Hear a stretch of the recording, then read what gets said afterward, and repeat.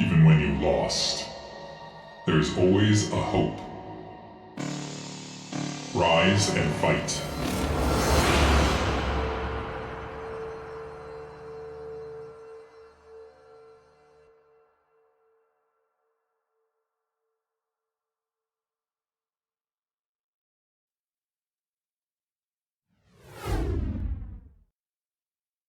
Hello and welcome back, everybody, to the BSL Season 22 here. I'm Machine. Again, joining me is the great, the wonderful, the Bacardi Terran himself, Mr. MadiNho. What's up, man? How you doing? It's good to be back in the casting seat. I played my group yesterday, and I was kind of hoping Zero would knock me out, so I didn't have to play anymore, so I can focus just on casting. But now I have to play both parts, so yeah, You're it's just too hard. good, man. Just too good, man. Yeah, I get the feeling, right? Once you're out of the tournament, the stress is off, but until then, it is like focus, grind, do the best you can. So, either way, man, I'm sure you're gonna do well. But yeah, other amazing Terrans we have today. Actually, our first match, up here is going to be, Sterling facing off against Azidaki. Two, wildly different Terrans here. Both from North America. And yeah, this is going to be an exciting one. I guess MadiNho, you probably have quite a bit of experience against these two in TVT. How do you see this one playing out? I don't think I have any games against Sterling, and for me, Sterling is kind of like the up and coming Terran. I don't think I saw him until a couple of seasons ago, and Ashidahaki is a known name in the foreign scene. He's casting a lot of his own tournaments and streaming and playing a lot of ladder. So I think these two players are even matched, and I just hope they can close out the game faster than I did yesterday. Yeah, let's hope so, man. Sterling, I gotta say, actually someone who's been around for a while since the StarCraft 2 days. He was a very competitive North American StarCraft 2 Terran. So that is a familiar name to me. I'm so excited to see him back into Broodwar here. And as you said, he's only been in for the last couple of seasons, but in those 2 seasons, he's really made a name for himself. I think he's particularly dominant Terran versus Terran here. So this should be a big advantage to him given his group. But yeah, obviously Ozzy as well. Wonderful, caster. I've had the pleasure of commentating with him as well, MadiNho, like quite a few times here, running his own league. Definitely someone who's very active in the Broodwar community at the moment, and really, looking to push through and have a very solid run this season for BSL. Yeah, absolutely. And our players are ready, so I will start Oh, the right on. game in 5 seconds. Sounds good, man. Yeah, let's jump right into it here.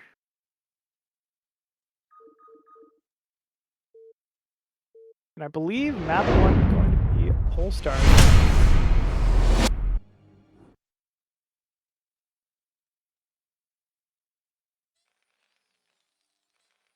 Ooh, alrighty. Spawning bottom left side of Polestar. As the red Terran, it is Sterling.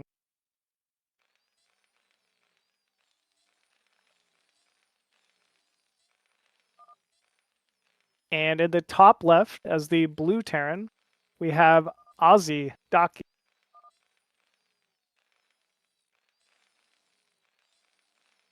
So given their positions here, they are vertical spawns from each other. I guess, Sterling's main might be considered a little more vulnerable to something like early drops or even Wraith play, just given the position. But at the same time, Ozzy's natural, slightly closer to Sterling's main as well. Sterling, I gotta say, is definitely a very patient player, more similar to, I guess, like a Cryok or like a Wolfix style of Terran.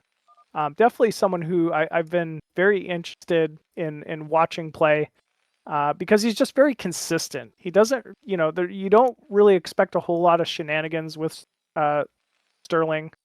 So yeah, I gotta say I'm quite interested to see what he has in store for us here. Looks like we have 14 CC from Ashi and a pretty standard opening from Sterling.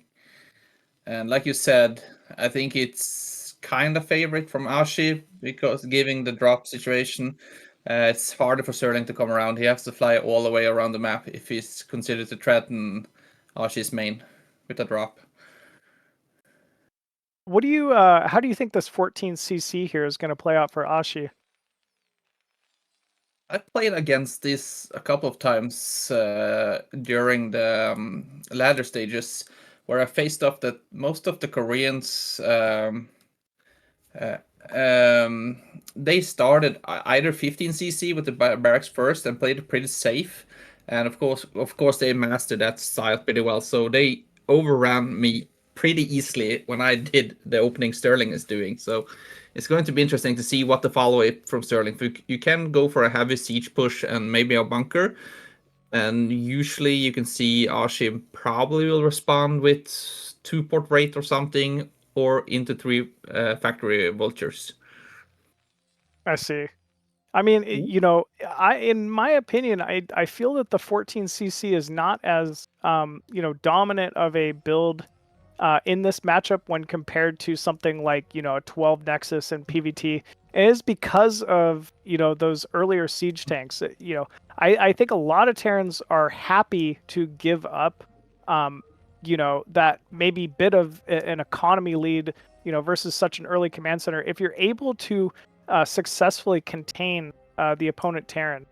So, yeah, we'll have to see how this one ends up playing out.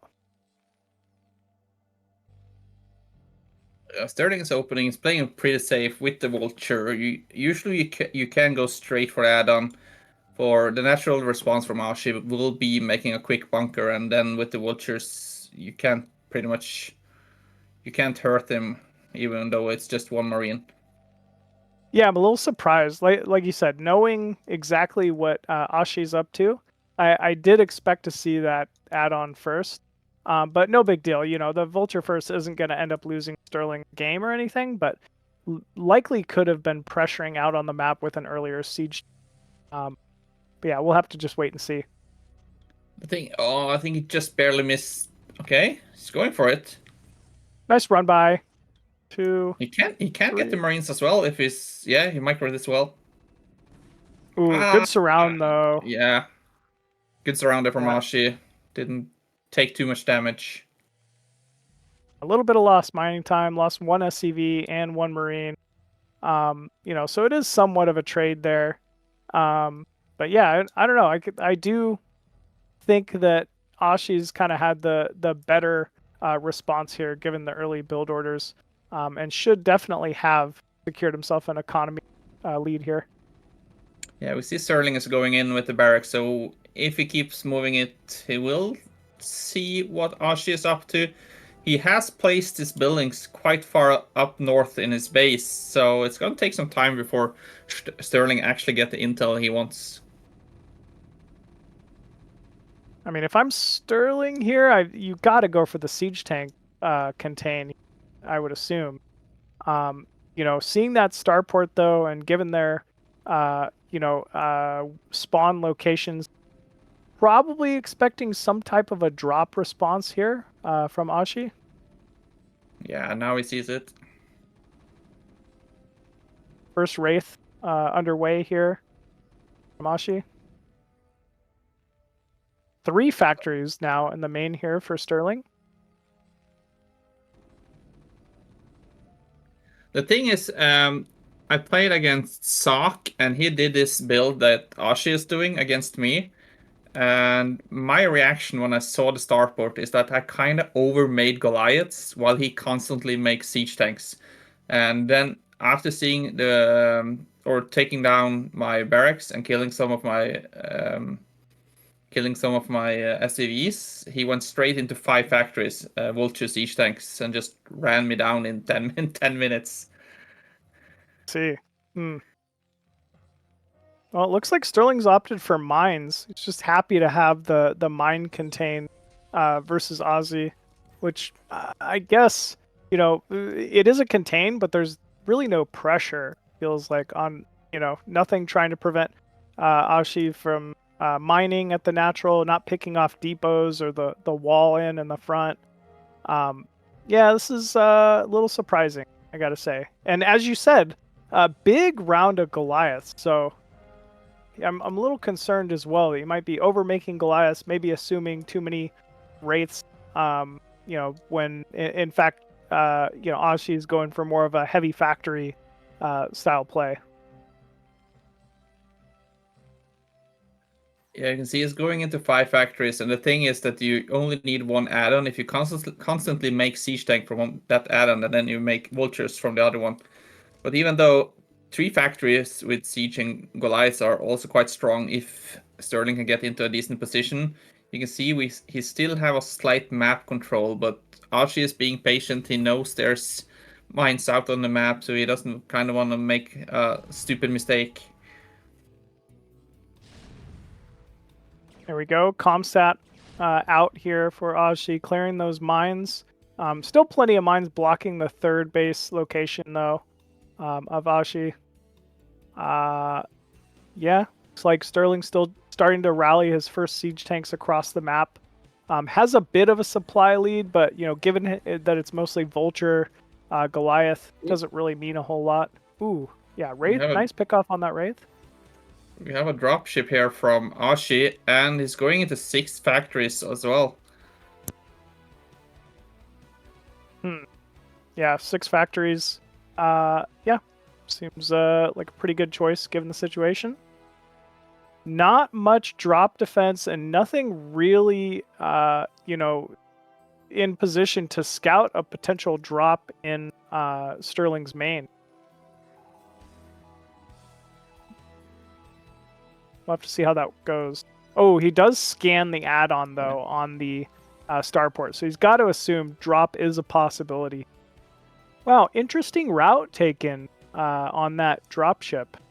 I would assume he would have gunned it straight for Sterling's main, but instead opting to go the long way around the map. And it might end up paying off for him here, MadiNho. Yeah, he could have gone straight to the main, and you can see Sterling have a slight setup here and there. He's trying just to get a decent map control by securing his 6 o'clock location. That will be scouted or denied by the dropship from Ashi when he gets down there. Ooh. Supply's pretty close between the two. Looks like Sterling making his own first starport at the natural. Sterling does have the faster 3rd command center at the 6 o'clock location. Yeah, all of Sterling's units are out on the map, so I'm curious to see what's inside this dropship. If it's vultures or some siege tanks. Would have assumed vultures, just getting some easy. Yep, 2 unload there. Canceling that 3rd command center now. 2 at the natural, and these are, I mean, in a prime location to do a lot of eco damage. But Sterling, great reaction with that initial siege tank. Does clear 1 of the first vultures. And then at the same time, Sterling just bringing his group of vultures back to clear the 6 o'clock. Yeah, and Sterling is in quite nice timing to start his +2 upgrade as well. He did get his +1 pretty fast. And his science facility is done. Let's see if he remembers to click the +2. Sometimes some Terrans have things that are never made. Yeah. Some Zergs too. I'm definitely one of them. Just because I have the tech for it doesn't mean I'm actually doing it. Wow. Okay, Ashi's had enough here. Yeah, he's busting through here. Wow, easy clear from Ashi. That was, I can't believe that. He just stomped it. Now Sterling's scrambling to get on the map here.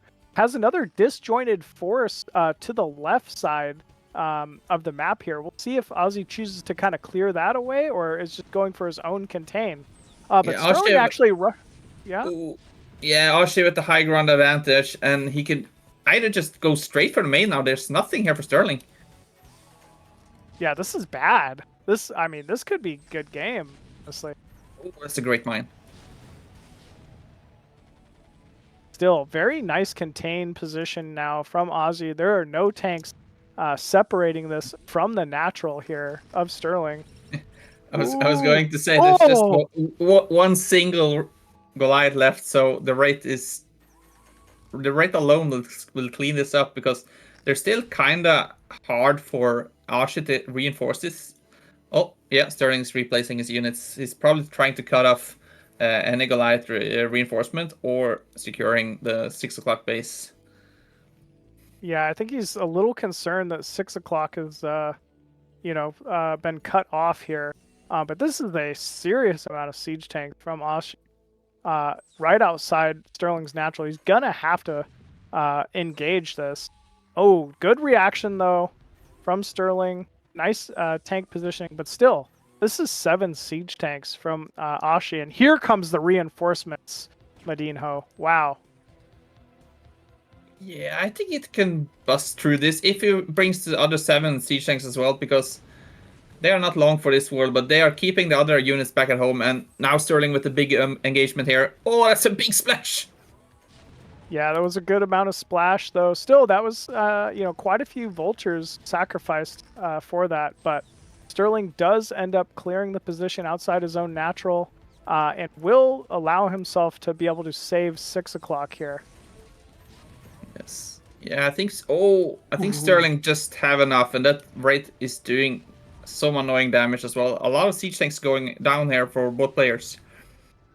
Yeah, good control by both players. Aussie really distributing that splash damage as best he can, but Sterling hanging on. And look how close the supplies are. I mean, this one is really neck and neck so far. The thing is that Sterling is going to have a huge spike in 30 seconds or so when the +2 kicks in.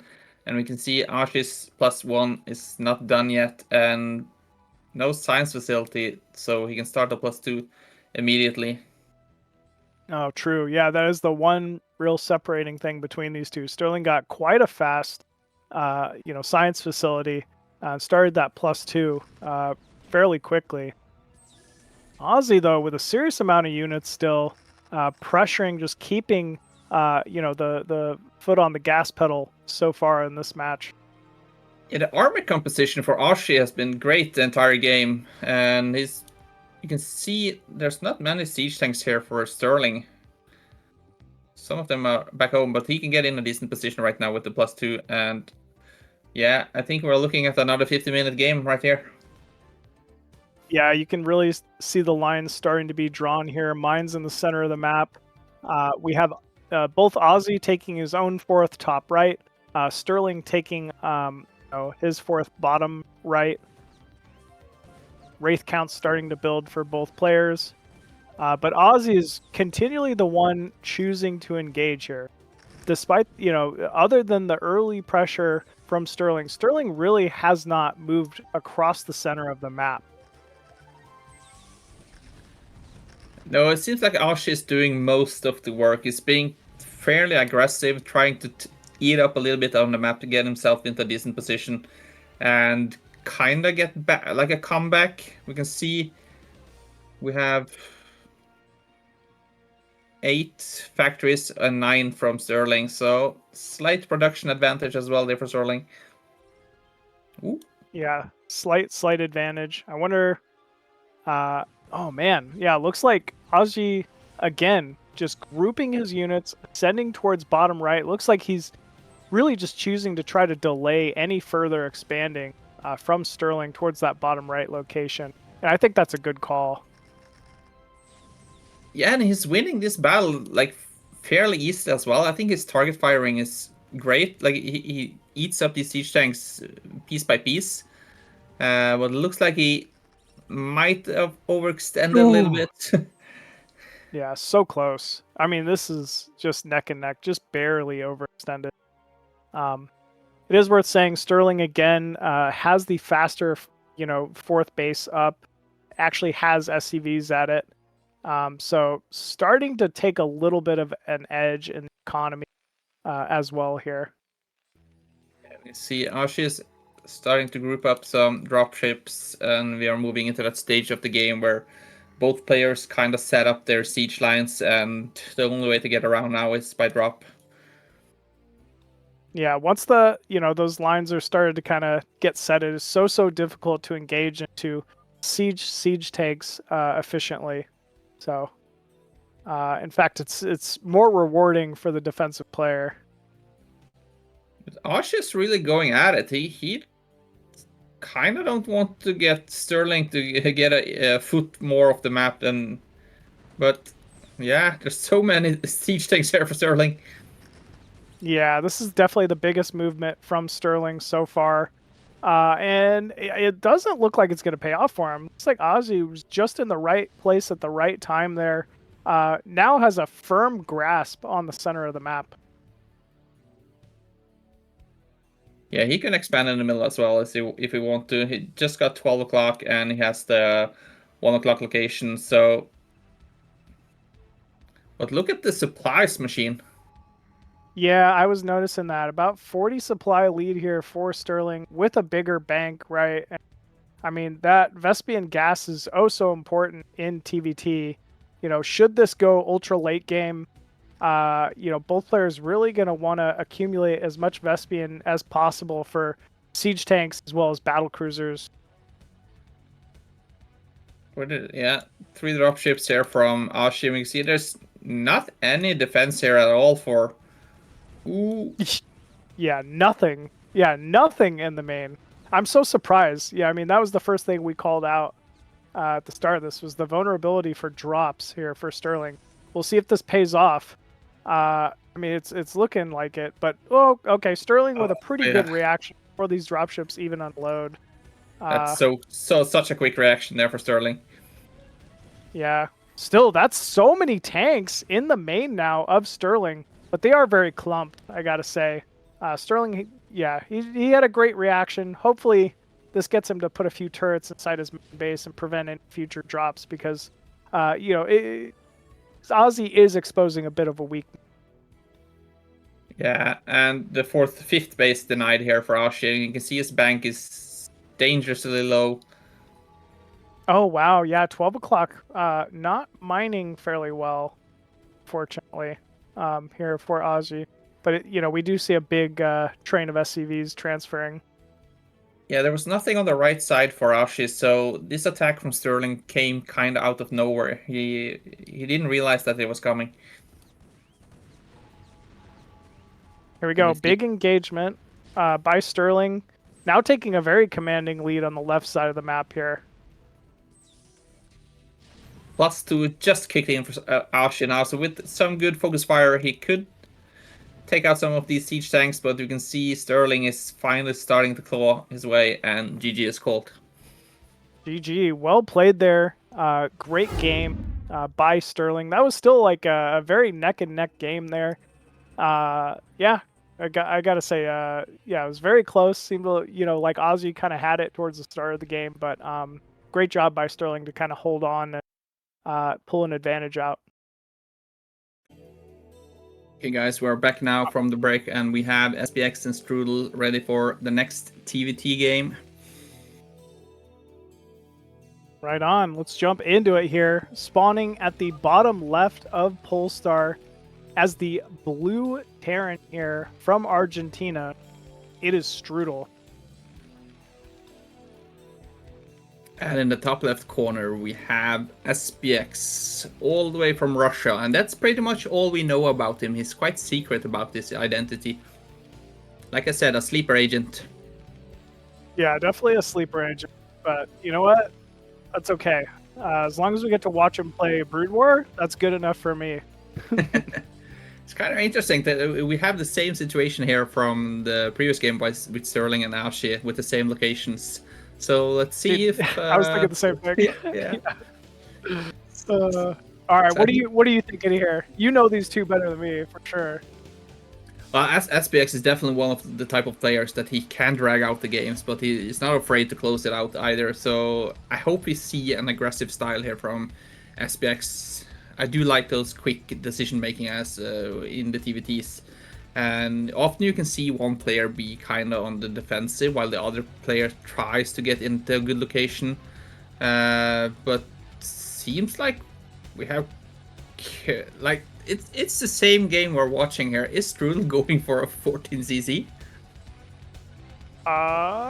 Yeah. Yeah, it does look like this is going to be a 14cc here, so little interesting.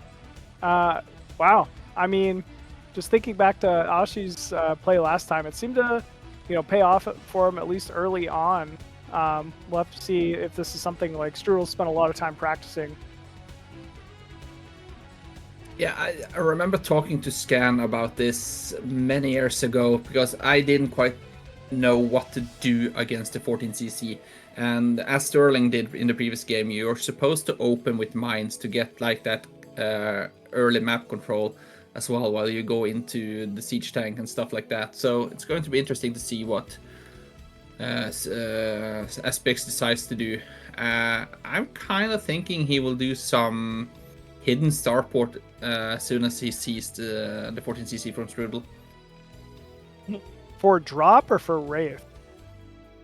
I think for a early Wraith play, kind of like what Wolfix did to me yesterday. I don't think I think we might see a starport in a 6 o'clock position. Okay. I guess we'll have to wait and see. I'm just interested because I always would assume like it would be some type of early siege tank pressure, like get the add-on before Vulture, as you said the previous game, and then just go directly into just siege tanks and siege, and then pressure the Nat, and then hold the contain with like turrets or whatever. But I guess that's not really how it's done anymore. Well, it's kind of hard. You can try to do it and just hold the position, but the thing is, if like in SPX position right now, he sees it's a 14cc and you're kind of still on just one factory play and trying to play catch up with the 40cc from one factory, it's kind of hard to keep up the numbers. So if Strudel goes straight into two factories, he will sooner or later outproduce SPX. So it's usually not that hard to break out. You kind of have to have a good control to do that. I see. I wasn't paying close attention to that SCV, but did SPX recognize that this is 14, or that this is 14cc? I think it saw the bunker and then just backed off. Just walked back. Okay. Guess you kind of have to. Seems like Strudel is planning something. Yeah, it's a very fast factory timing. Two port right here from Strudel. That seems like it could be pretty good off of 14cc. Oh! Ooh, he gets in! Oh, he's going to see the add-on with such a fast siege tank. He didn't see the starport, though. I mean, if he had a second factory, it would be right next to the first factory, right? Yeah, I think you assume it. But you could... I don't know, who knows? It's kind of the same build here, but SPX is slightly delayed.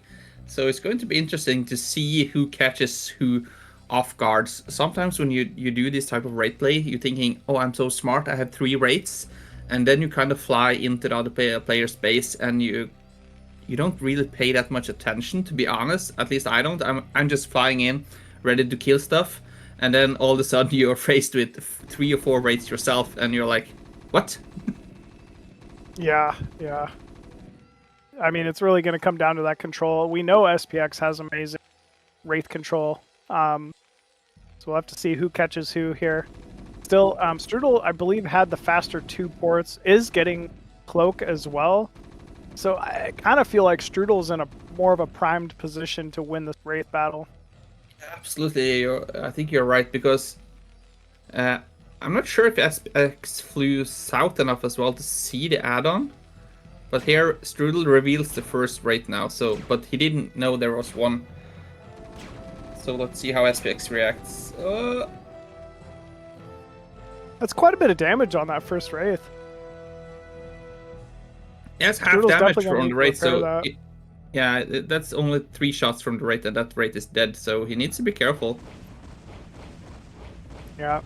No Cloak yet from SPX, no add-on either. So yeah, I don't know.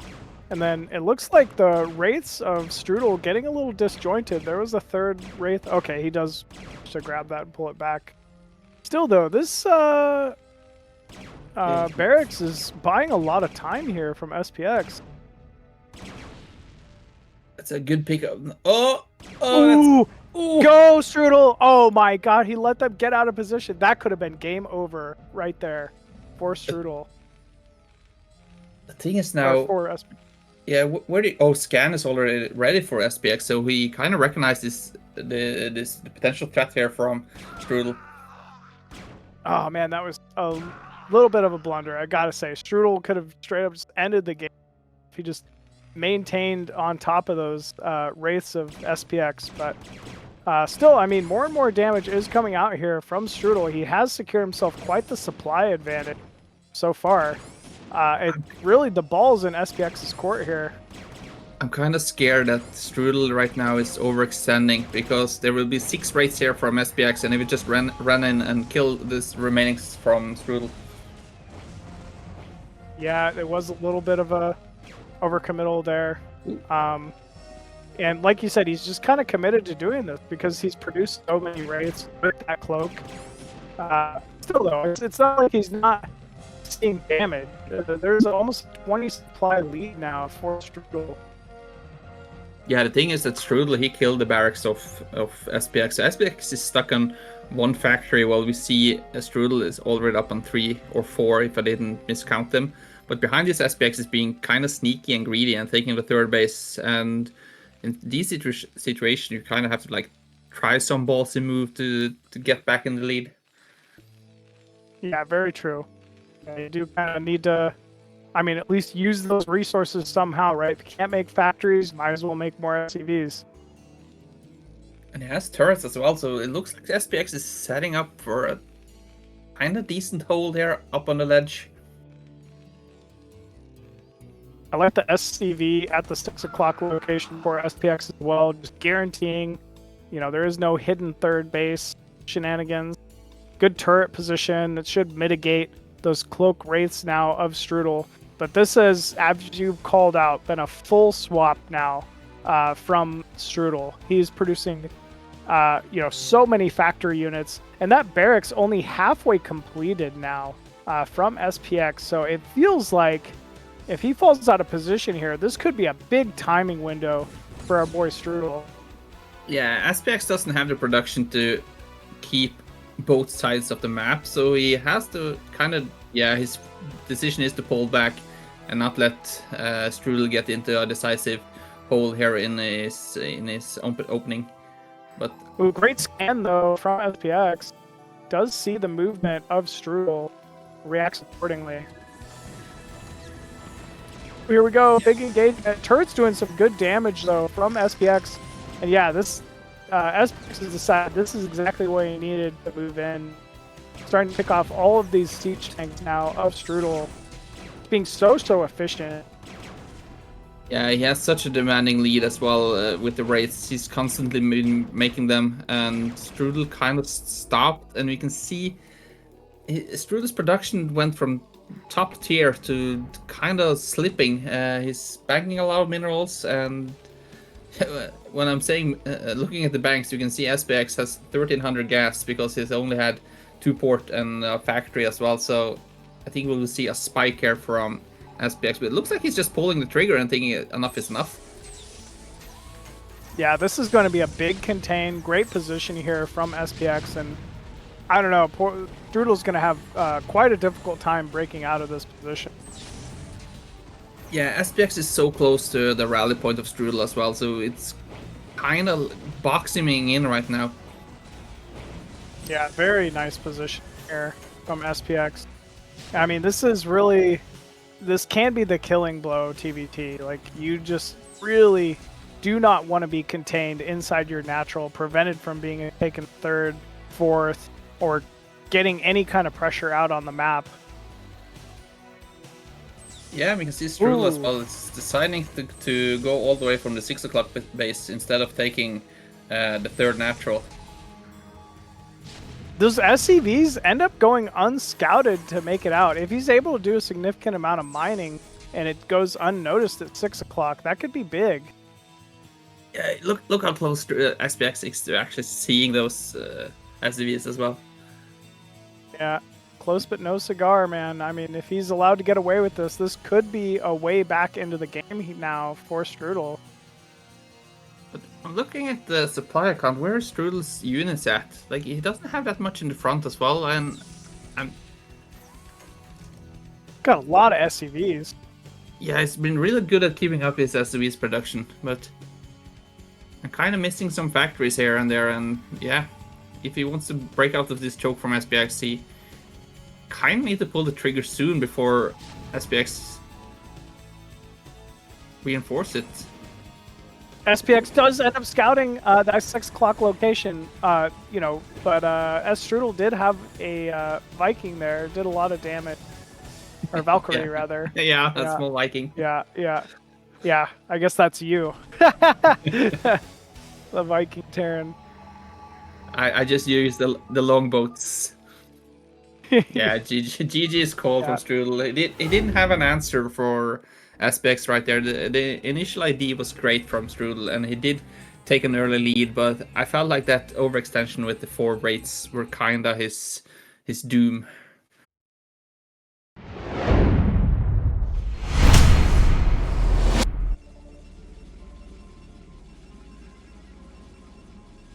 And spawning top right side of Polestar as the red Protoss, it is Mazur. And in the bottom right corner, we have all the way from Finland, Napoleon.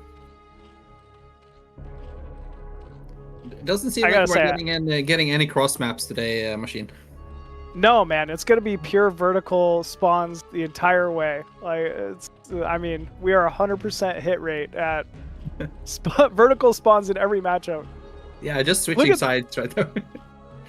Yeah. I was gonna say, look at this. Napoleon's scouting the wrong way with the first Overlord, but it ends up being the right way. Don't you love that when it just works out?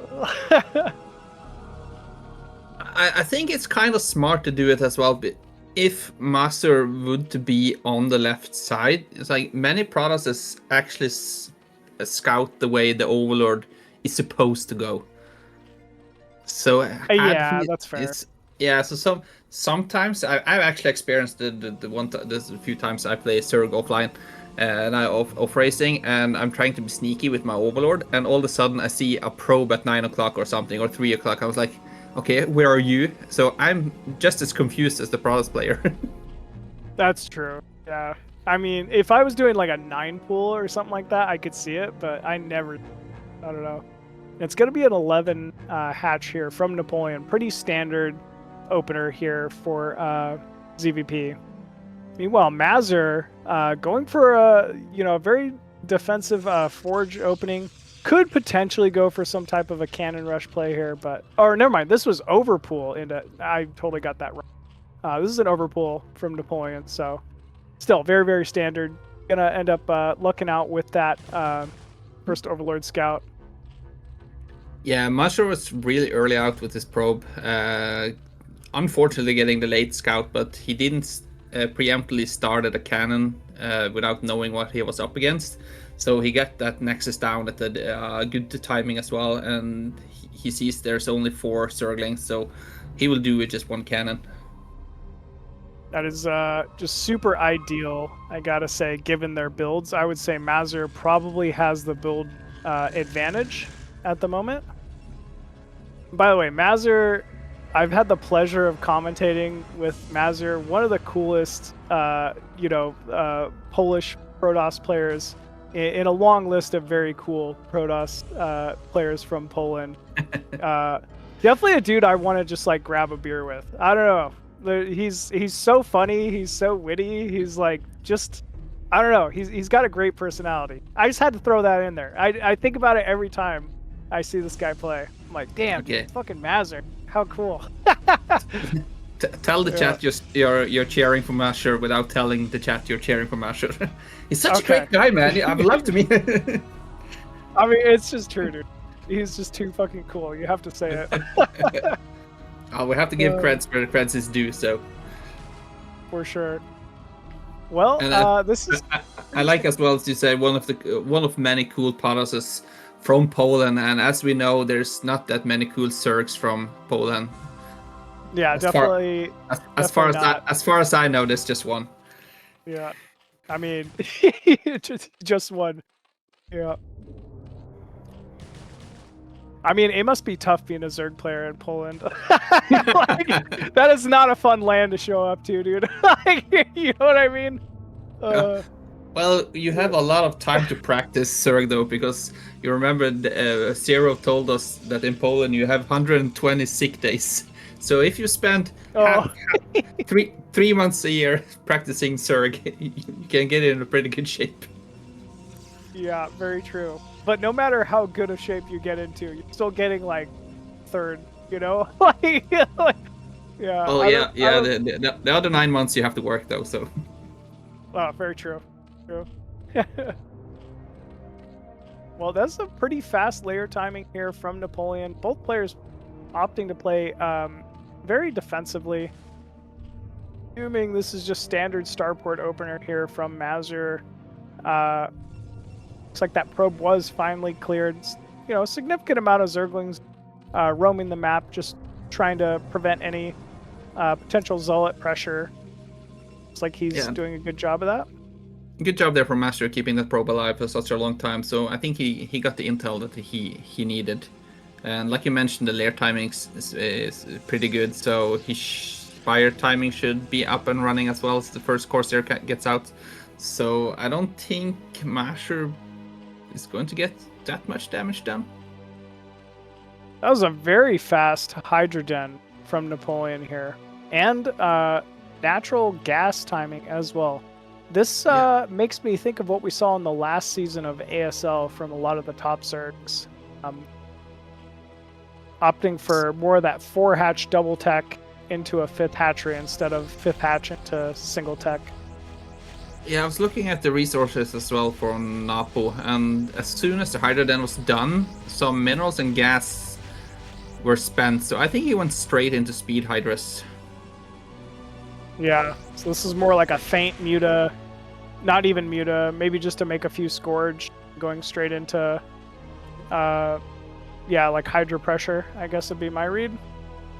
As a Zerg player here, can you put your 5th hatchery at the 6 o'clock position, or will that just be too greedy? Too greedy. You're spread too thin. Like, you need, in my opinion, you need it for the wall.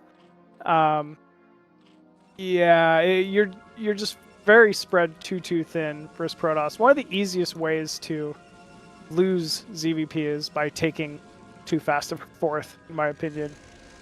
Really quick DT here from Mazur, and he's racking up a decent amount of Corsairs as well, and it looked like he was doing +1, so... But there's only 4 hatcheries here from Napoleon, so I think he's trying to do something sneaky. But he needs to be careful with that DT running down towards his expansion. Yeah, no Overlords in position. This is very not good here. He saw it. At least he got into a position where he could see the DT. If that ran into the natural, they would have done significantly more damage here. Ooh, and it gets out alive. Very nicely done here from Mazur. Such a big move as well from Mazur, because he saw what Napoleon's plan was. He saw so many blue units streaming down towards his main, but we see some High Templars already out, but he's not... One more cannon. I mean, there's no Overlord here. If he just had a second DT, stall all of this, but still, he's got High Templar. As long as he's got Storm here, he should be fine. There we go. First Storm goes down. Great spreading, though, from Napoleon. Very good spreading, but that second storm. Yeah, this is going to be so close. The second Storm is ready in a few seconds. It has to be. It has to be huge. It has to be huge. Oh no! Did Napoleon just do it? I think so. I think that DT has to do some massive damage, but Napoleon can just focus down on killing the Nexus at least, and then Mazur is just stuck at one base. But the DT Yeah, is going to there's- town. There's so many drones dying. Even if he gives up this entire third, Mazur loses the natural. I think, yeah, this is going to be a tough position for Mazur to fight out of. How many PVCs haven't we seen where one single DT is turning around the entire game? Look at this. Yeah, I feel like you've seen too many of my ZVPs. Yeah, I have a folder called machine replays. Yeah, it's just single DTs killing the whole entire bases. Yeah. Yeah, none of the replays are longer than 10 minutes. Forever. Yeah. Yep. Oh yeah. That's you're definitely on to me. It's like Mazur putting cannons in the main, just kind of try to create some kind of a stronghold here. Yeah, it's still a best of one, so you kind of have to treat it like a ladder game. You don't want to like GG too early, but I'm seeing like if Napoleon follows up with some lurkers after this, it's going to be so hard for Master to get out as well. And I think Napoleon just have the numbers. I think you're right. It's been great Hydra pressure here from Napoleon. Clearly thought through, this strategy. A big storm there from Masher, but I don't think he has a forge anymore as well. So it's just 4 cannons, but yeah, it's going to be interesting to see what Napoleon does. Like, he's remaking his drone. He has a lot of hatcheries, so it's easy for him. And looks like Napoleon is getting into a decent position here.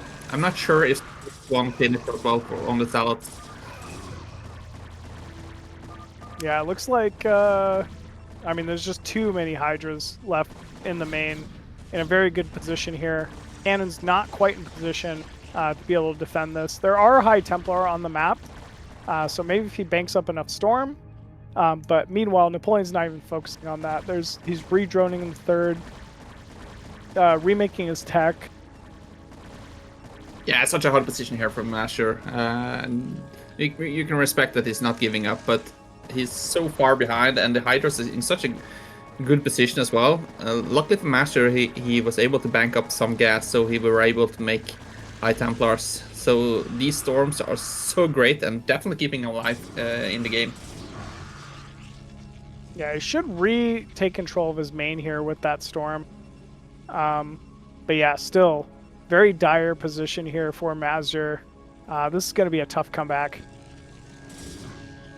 Yeah, tough comeback, but not impossible. It's still just 4 hatcheries from Napoleon, and he lost his Hydra then. So if he's making lurkers, I don't think that upgrade is done anytime soon. Yeah, probably not. But yeah, he still has so much, and the cells are just bleeding off here. But one storm ready.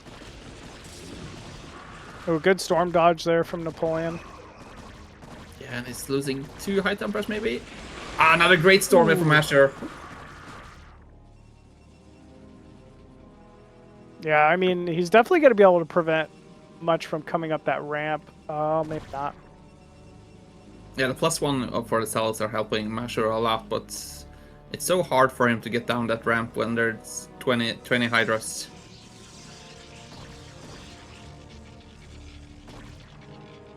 Mazur trying to lure just a couple Hydras in at a time to keep trading.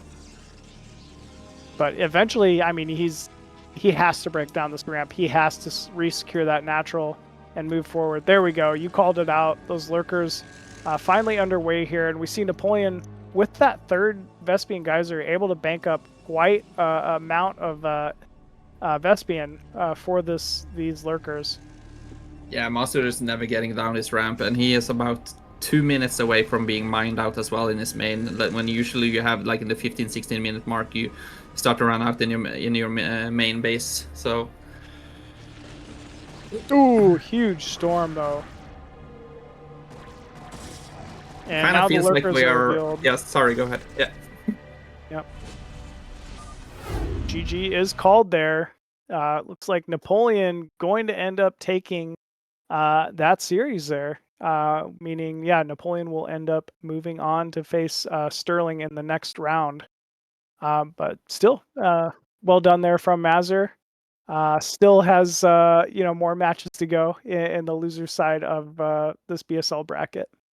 Yeah, I wouldn't call it surprising as well, because Napoleon has these timed out weird builds that kind of catch you off guard.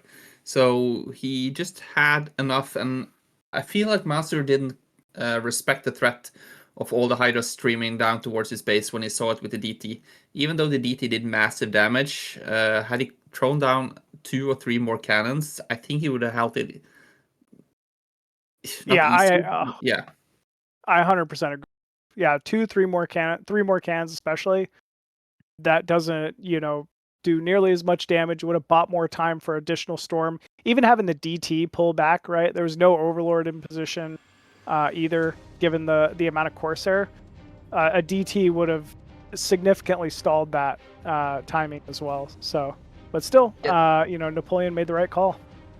Yeah, but the thing is that when Napoleon saw the DT, he pulled back every unit, so I think that would have been enough seconds for Mazur to throw down 2-3 more cannons. And yeah, but that's the thing. We can sit here and call it because it's so easy for us higher beings to know these things. Higher beings. Yeah, you're not wrong. I mean, we have perfect vision of the situation, right? It's one thing that's so easy to say, but when you're not actually in the game doing it, it's much harder than it. Yeah. Yeah, I went to the doctors, and the doctor told me I have 20/20 hindsight. So 20/20 hindsight. Okay. Yeah. Well, okay. With that, we do have one final match here remaining in the first round. It's going to be Nesh versus Jimin in a Zerg versus Terran. So again, we're going to be switching gears here, going to a completely new matchup for the day. And this is going to be an exciting one. I feel like we've already talked quite a bit about these two players. But yeah, I'm kind of interested to see how this one goes. Like I said, if I had to predict this one, from Jimin, it's got to be his, tried and true Hydra 2-hatch Muta into a 3-base Hydra Guardian timing. He does it anytime I've ever seen him in a tournament. It's just that build that he hides, and you don't see him in many tournaments at all. So when he is in a tournament, he's kind of the person who just hopes no one's really seen his play, and then it's his build. So, and I mean, don't get me. Yeah, sorry. Even though we are hyping up Nesh and Jimin every time we get the opportunity, I think we have Sterling versus Napoleon. So. Oh.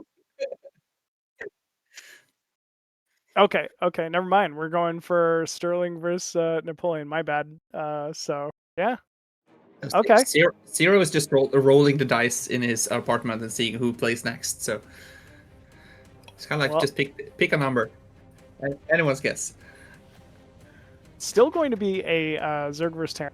So pretty excited about that one. I know Sterling has said it's not his best matchup in the past. I think he would say it's his worst matchup is TVZ. So might be a factor here. Napoleon, definitely known for some odd timing. But yeah, both players are ready to go, folks. Let's go ahead and jump into the game.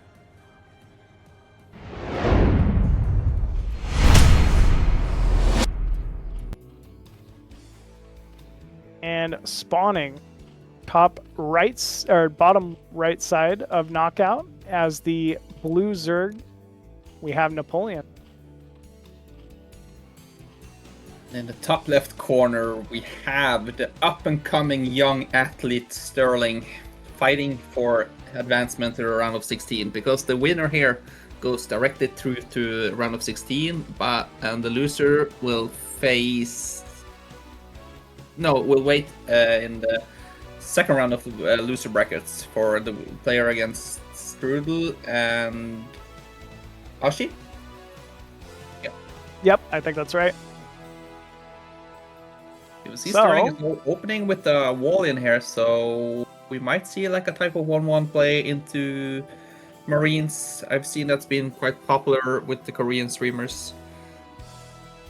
He tends to play a lot of mech actually. Not saying that that's what he's going to do this game, but I know he favors mech in all matchups. That's why his TVT is so good, his TVP is so good, but he's said he struggles in the versus Zerg matchup because he struggles controlling bio, and I know a lot of Terrans can relate to that. So yeah, I know one or two, one of them sitting here. Yeah. And yeah, in fact, we see an early refinery inside the main here of Sterling. So I guess we'll have to wait and see. Maybe Sterling has some intel on Napo here as well. So that's why he's making the wall, because you can see Napoleon's doing an overpull. Yeah, that's odd for this matchup. I am not a fan of overpool, to be honest with you, versus Terran. If I'm going to do a pool first build, it's usually 11 pool, which is something I've kind of just, I didn't, you know, it's not like something I came up with. I copy it because the Koreans do it. But yeah, this is an odd one. Overpool into 3 hatch. This is very bizarre. Scouting pattern here from Sterling. I think Napoleon is playing like he's playing against Protoss, and Sterling is just on a different level here. we don't know what he's doing. It's something smart. Very smart. Yeah, I mean, he got a perfect scout. He sees the early lings. He has a wall. He's gonna see the 3rd hatchery. What Napoleon recognizes as well. He's going across the map with his Zerglings. He's like, yeah, okay. This is really. Oh. Okay, yeah, he didn't see a wall in a natural, so he's thinking he's not there because it's so natural to make a wall in. But Sterling double tricked him. I mean, this is bizarre from both players. I don't know if I've ever seen a Vespian gas taken so late in Zerg vs Terran in a long time. So it's obviously 3 hatch after overpool, but these lings did nothing. He's got to be feeling really odd about this one. I don't know if he was just assuming this could be an 8 rack or something, but it did not pay off for Napoleon. I kind of feel like most Zerg players that open with either 9 pool or on overpool has been hurt one too many times and kind of don't want to get 8 racked. And mostly you kind of do it if you have some history with the player that you know he often does some 8 rack things, so you kind of want to have the Zerglings early. But... Yep. That's me every time I play Terror. I mean, Terror is just his 8 racks. Man, I just have nightmares about it. Well, Napoleon scouts the command center. That's one nice thing he's got going for him. But Sterling's Vulture going to make quick work of those initial Zerglings. This was a Hydra Den before lair from Napoleon, by the way. So, speaking of odd timings, this is about as odd as it gets. And if you're Sterling, there's no way to scout them. A pretty quick second gas there for Napoleon, so I wonder what his follow-up is. Like he's maybe trying to get into that late game. Mutas just have some few Hydras to keep off the Vultures and the Wraith, but the command center from Sterling was so fast because he delayed his first Vulture. So... I think you're spot on. I think he's just going to make a 2 to 4 Hydra just to defend early Vulture run bys as well as Wraith, and then likely going straight into Muta. Yeah. Oh, the speed is still us. Oh, the Hydra's just so unfortunate. The Hydra's was in a perfect position as well, and he pulled him. But yeah. Can end up seeing the lair. Sees the Hydra Den, sees the Hydra count, killed I think it was 2 drones, could have been a 3rd drone. Oh, a little too much going on there for Napoleon, and an Overlord with picked off as well. Yeah, that's big, that was a great Hydra's Yeah, it really was. This is also speed Vulture, by the way. So he could go for another run by with this third Vulture. He sees the initial Hydralisk running across the map, trying to do some additional damage, but again, Sterling is in the perfect position here. Oh, nice, actually wall off though this time from Napoleon, but not before losing more drones. This is more and more damage being done here to the economy. Yeah, it's bleeding off so many drones, and he recognizes that Hydras in small numbers as well are no match for Vultures, but you can see he's racking up a handful of Hydras here, but he doesn't have any vision, so he doesn't really know if there are mines on the map. Yeah, I guess he doesn't, but he's just gonna go for it anyway, which I totally understand, right? He's got to be he knows how far behind he is. He's got to get some kind of pressure moving across the map. Unfortunately, there's a bunker and a tank and a Goliath sitting in wait. Yeah, and the Muta switch is coming online right now, so he's depending to do some damage with those Mutas. Yeah, he's gonna need to get some damage done with it. I believe that's just an academy for scan. I don't really feel like Sterling is seriously considering switching to bio, so this will just be a mech opener here from Sterling. Yeah, I think the scan is a great addition just to be safe against potential lurker switch as well, so he doesn't get flooded by lurkers and Zerglings. I think he kind of knows Napoleon has the knife on his throat and has to kind of call a Hail Mary here to do some decent damage. There's no engineering bay for Sterling, so he could do some damage with the Mutas, but there's so much anti-air otherwise from Sterling because he has a lot of Goliaths and it's easier for him to just make like one Valkyrie as well, and the threat of the Mutas will be gone. He's got that magic 7 Muta count. Gonna allow him to one-shot a lot of these SCVs here. We'll see how fast Sterling reacts, and it's instant. Ooh, great job getting those SCV kills at the natural here from Napoleon, but yeah, he's already lost 3 Mutas. I was gonna say, if you're Napoleon, you know, and you're facing mech, you need to have base advantage versus mech. So he's taking 6 o'clock, but it is delayed. Like, you would ideally, knowing you're facing off against mech, already want to have had a third and possibly a fourth in production by this point. So this is going to be an uphill battle here for Napoleon. Meanwhile, no pressure for Sterling. Sterling, I mean, he can just sit back and defend all day and feel happy, you know, taking his third when he feels like it. There's really, so many opportunities here for Sterling. Yeah, Sterling has such a great production all the way up the game, so I would kind of like to see Napoleon actually taking his gasless base for his third base. I don't think he need more gas right off now, so he could be fighting in the high ground. But I feel like Napoleon's done a great job as well, repurging his drone count after losing so many in the early game.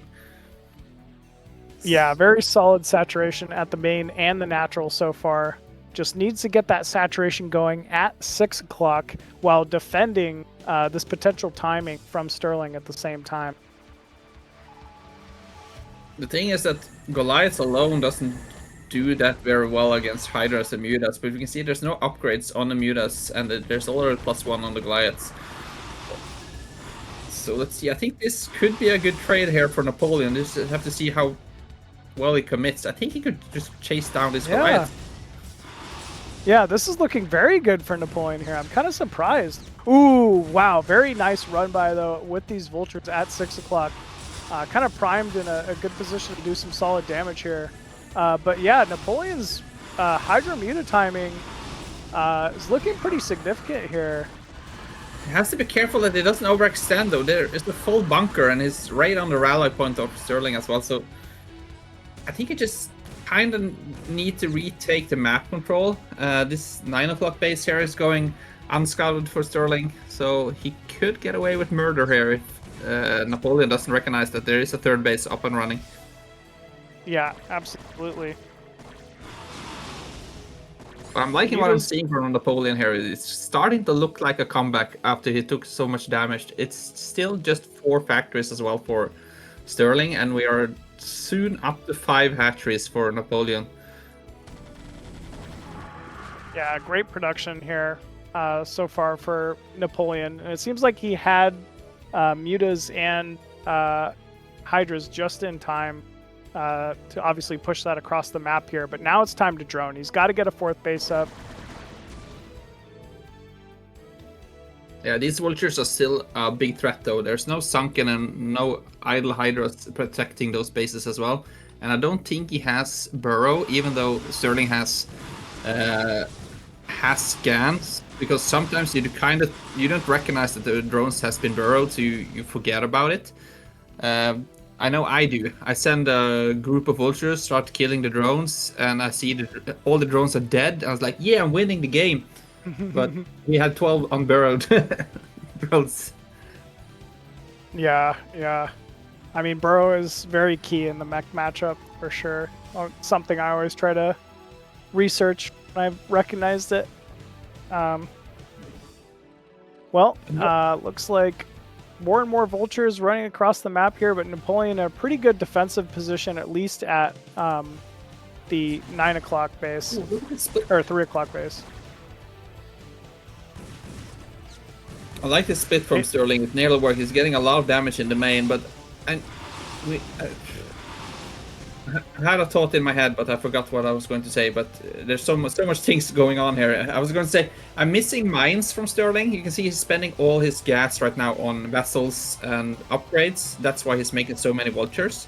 But I think when you're committing so hard to vultures, you kind of have to have mines as well, not just the killing units, but also for the map control. Yeah, for map control, for scouting, right? I don't know how many times I've had a base denied by just a mine sitting in position, you know? Very, very good versus Zerg. We can see Sterling is going pretty heavy on his upgrade, and I'm hoping Napoleon as well is keeping up. And Sterling heard us. He as soon as we talk about mines, here they come. Yeah, good timing from him. Still, though, with that Overlord speed, Napoleon should be able to clear these fairly quickly.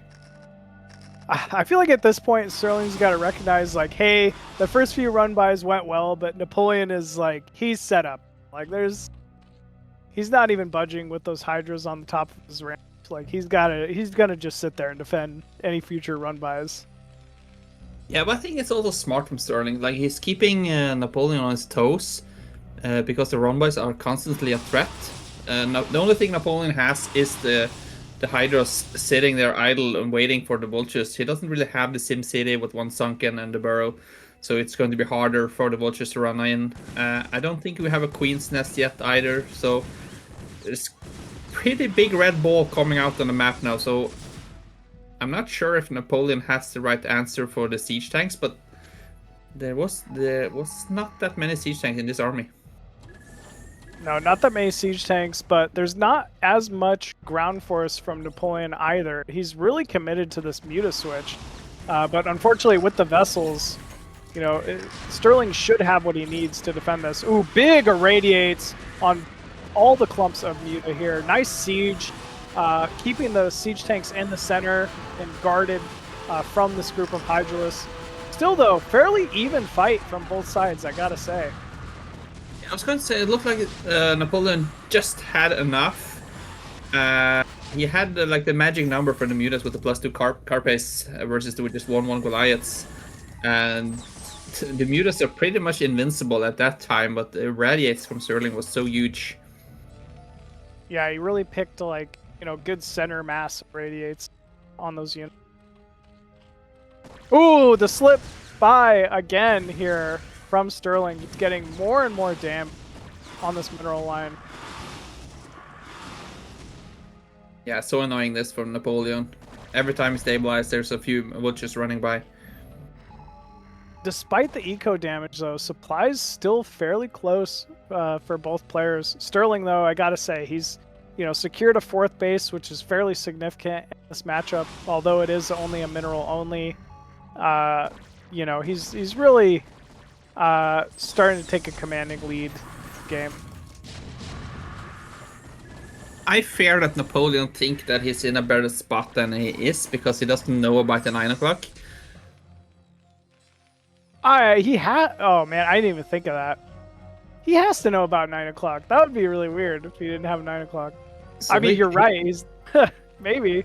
Yeah, he can kind of underestimate his position because he's seeing so many vultures. So he's thinking he only has 2 gas incomes. Yeah, you could be right. I didn't even think of that. But here we go. Another huge engagement. Tons of Muta again. How good is the split? Split was pretty good. And it's a lot of tank and a lot of ultra and not a lot of Goliath left. Now look at that. Oh, he needs to run down the vessels. That's the biggest threat of this Muta comp. And that's fast split there. Okay, can he get it? Nice. One more? 2 more? Click on it. He's Click gonna on it. get him. Yeah. No way. All right, Sterling, you got to get off this tank tech, bro. Man. Yeah, he went from 2 tanks to too many tanks. Yeah, way too many tanks. He's like I said, he's definitely someone who's more confident in TVP, TVT. So a little bit of that kind of showing at the moment. Napoleon securing the gas bottom left. That's big. Yeah, look how much blue there is on the map, and oh! Wow, another huge run by again from Sterling. You know, I guess he, although he is making only like vulture tank, he's really getting a lot done with those vultures. It's time to just press the Goliath key though, man. Like when you're facing this many Muta and you're still moving out with 3 Goliaths, you're definitely doing something wrong. Oh, he's just closing his eye and hope it's working.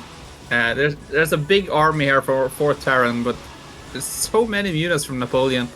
And after losing those 3 vessels, the army or the air army for Napoleon is such a big threat. So Sterling is doing what he can with the vultures. There's still no kind of answer from Napoleon. He's still bleeding up so many drones. He's got so many Muta though. I mean, if he stays on top of those tanks and gets and trades those tanks, I think that's really his win condition here. Yeah. Plus 2 carapace is so strong. Yeah, it really is. I played this style that Sterling is doing, for instance, against Zeke. And the thing is that Zeke, he isn't vulnerable for this type of vulture harassment because he always has those sunken walls. Yeah. He spent those additional minerals to make sunkens instead of have to reproducing 10 drones. So in the long run, when you're playing against this type of harassment Sterling's doing, I think that's a better investment than actually have to rebuilding your drones every time. Yo, absolutely. Yeah, you want to really secure, a bunch of sunkens and wall off. Even if you just had like a hatchery wall with a sunken to prevent run-bys, where hydras could still slip out, that would be worthwhile too. Really, the best thing that Napoleon's had going for him there was that Muta mech switch and Muta switch rather. And I don't think that's something you can really get caught off guard with twice. Oh man, though, this being undefended is just not acceptable though. Sterling. This has been such a free base for Sterling for like 10 minutes or something. You can see a few more minutes and 9 o'clock would have been mined out as well. So I don't think it hurts Sterling that much, but more than a shock for Napoleon to actually see that this base has been up and running for so long. Yeah, I guess so. And right now, I think Sterling has too much. Look at the supply machine. Yeah, supplies just plummeted there for Napoleon. And finally, with the correct amount of Goliaths, that force of Napoleon just evaporated. The thing is that Napoleon's eco has been taking so much damage the entire game. And as soon as he rebuilds those drones, another flock of vultures just runs in and kills them again. Very true.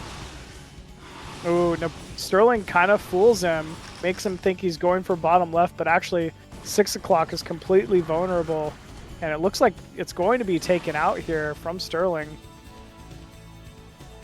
Yeah, I think Sterling has done it right now. It looked like Napoleon was doing such a great comeback. He was even in the driving seat for such a long time as well.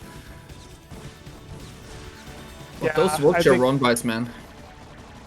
Yeah, they're infuriating to say the least, man. It's always a very painful way to lose the game. Now Sterling with 80 supply advantage, still running by. Oh, those mines coming into play. Ooh. Yeah, I think this is it from Sterling. Just gonna continually rally in here to the main. Yeah, looks like Sterling is the first one making out to a round of 16. Well deserved. Unfortunately for Napoleon, he put up a great show, and luckily for us, we get to see him later tonight. Yep, absolutely. GG is called. Right on. Yeah, well done there from Sterling. Some pretty solid play, I gotta say. Nice shot though from Napoleon. I like the Muta tech switch. Definitely wasn't just a one-sided game by any means there. So Napoleon still, like you said, he's gonna get to redeem himself later on tonight. But Sterling will be our first into the round of 16 for today. Yeah, and I think next up now it's maybe the most hyped up game in this century. Nesh versus Jimin. Yes. Nesh versus Jimin. Best of one. Anything can happen. Yeah, could be. I don't know. We'll have to see how this one goes. I'm definitely expecting Hydra Guardian, as I've been saying, from Jimin. So we'll have to see how that plays out. But either way, super excited to see, my buddy Nesh play. This should be pretty hype. I hope we get to see that strategy, because every time I try to do it myself, I seem to lack all the minerals I need to actually produce Hydras and Guardians. Yeah. I think it's a good map for it too, with it being Polestar as well. So, plenty of neutral ground to fight with those Guardians over top of. Good map for Muta as well. So. What type of player? What type of player is Nash? Is he the kind of all-round player that do mech and the marine builds, or? All around, but I would say leans bio for sure. Like he can kind of do it all, and it's annoying because you never really know exactly what you're gonna face. Like he'll open 8 racks, he'll open standard, he'll open CC first. He likes to really change it up, so that he's unreadable. But I would say deep down, if he's aiming for his strengths, it's gonna be just bio SK Terran drops. Yeah. Yeah, so we'll have to see. Maybe he has like a jar of strategies or something, so he just puts his hand in the jar and just pulls out a strategy from the Koget playbook. Yeah, could be. Well, could be 8 racks. Like he's got a very solid 8 racks opener that I don't like facing. So yeah. Polestar, big 4-player map. Could be an 8 racks opener, but I guess typically you'd kind of save that for like a 2-player map. So maybe I don't know. Could just be a fairly standard rack CC opener as well. I guess that would be my bet. Yeah. The thing is, on Polestar, you could open like an 8-rack, put 8-rack on your expansion and just float it back on the ramp, because every position on Polestar can make a link tight wall as well if you just set it up ready with the supply depots waiting, just for a floating barrack back if you are transitioning into mech behind it. Okay. Kind of like the terror style. I think that's the best type of 8 racks opener in my opinion. It feels like the least all in. You can very easily transition out of it if you go into like a 1-1-1 or mech. Yeah. Yeah, you could wall behind or on below the ramp as well, because it's not 100% link tight, so you could get off guard and relying on defending on with more marines and maybe some SCVs instead of just sitting back home in a tight wall with just a few marines. See? I don't really like 8-rack that well, as every time I 8-rack, my opponent is cross spawn. Oh, every time? I mean, that's every time. So if I decide to go A-track, I can just scout cross spawn immediately. and you'll find them. Yeah. It's kind of like my wall hack or map hack. If I'm doing it, I just know where the opponent is. Just like what I did to Zero yesterday. I did 8-rack the first game, and he was cross spawn. Oh, I see. Yeah. Yeah. That's kind of funny. That's some bad luck given a 4-player map, right? Like it should be 1/3 of the time they're cross map, but well.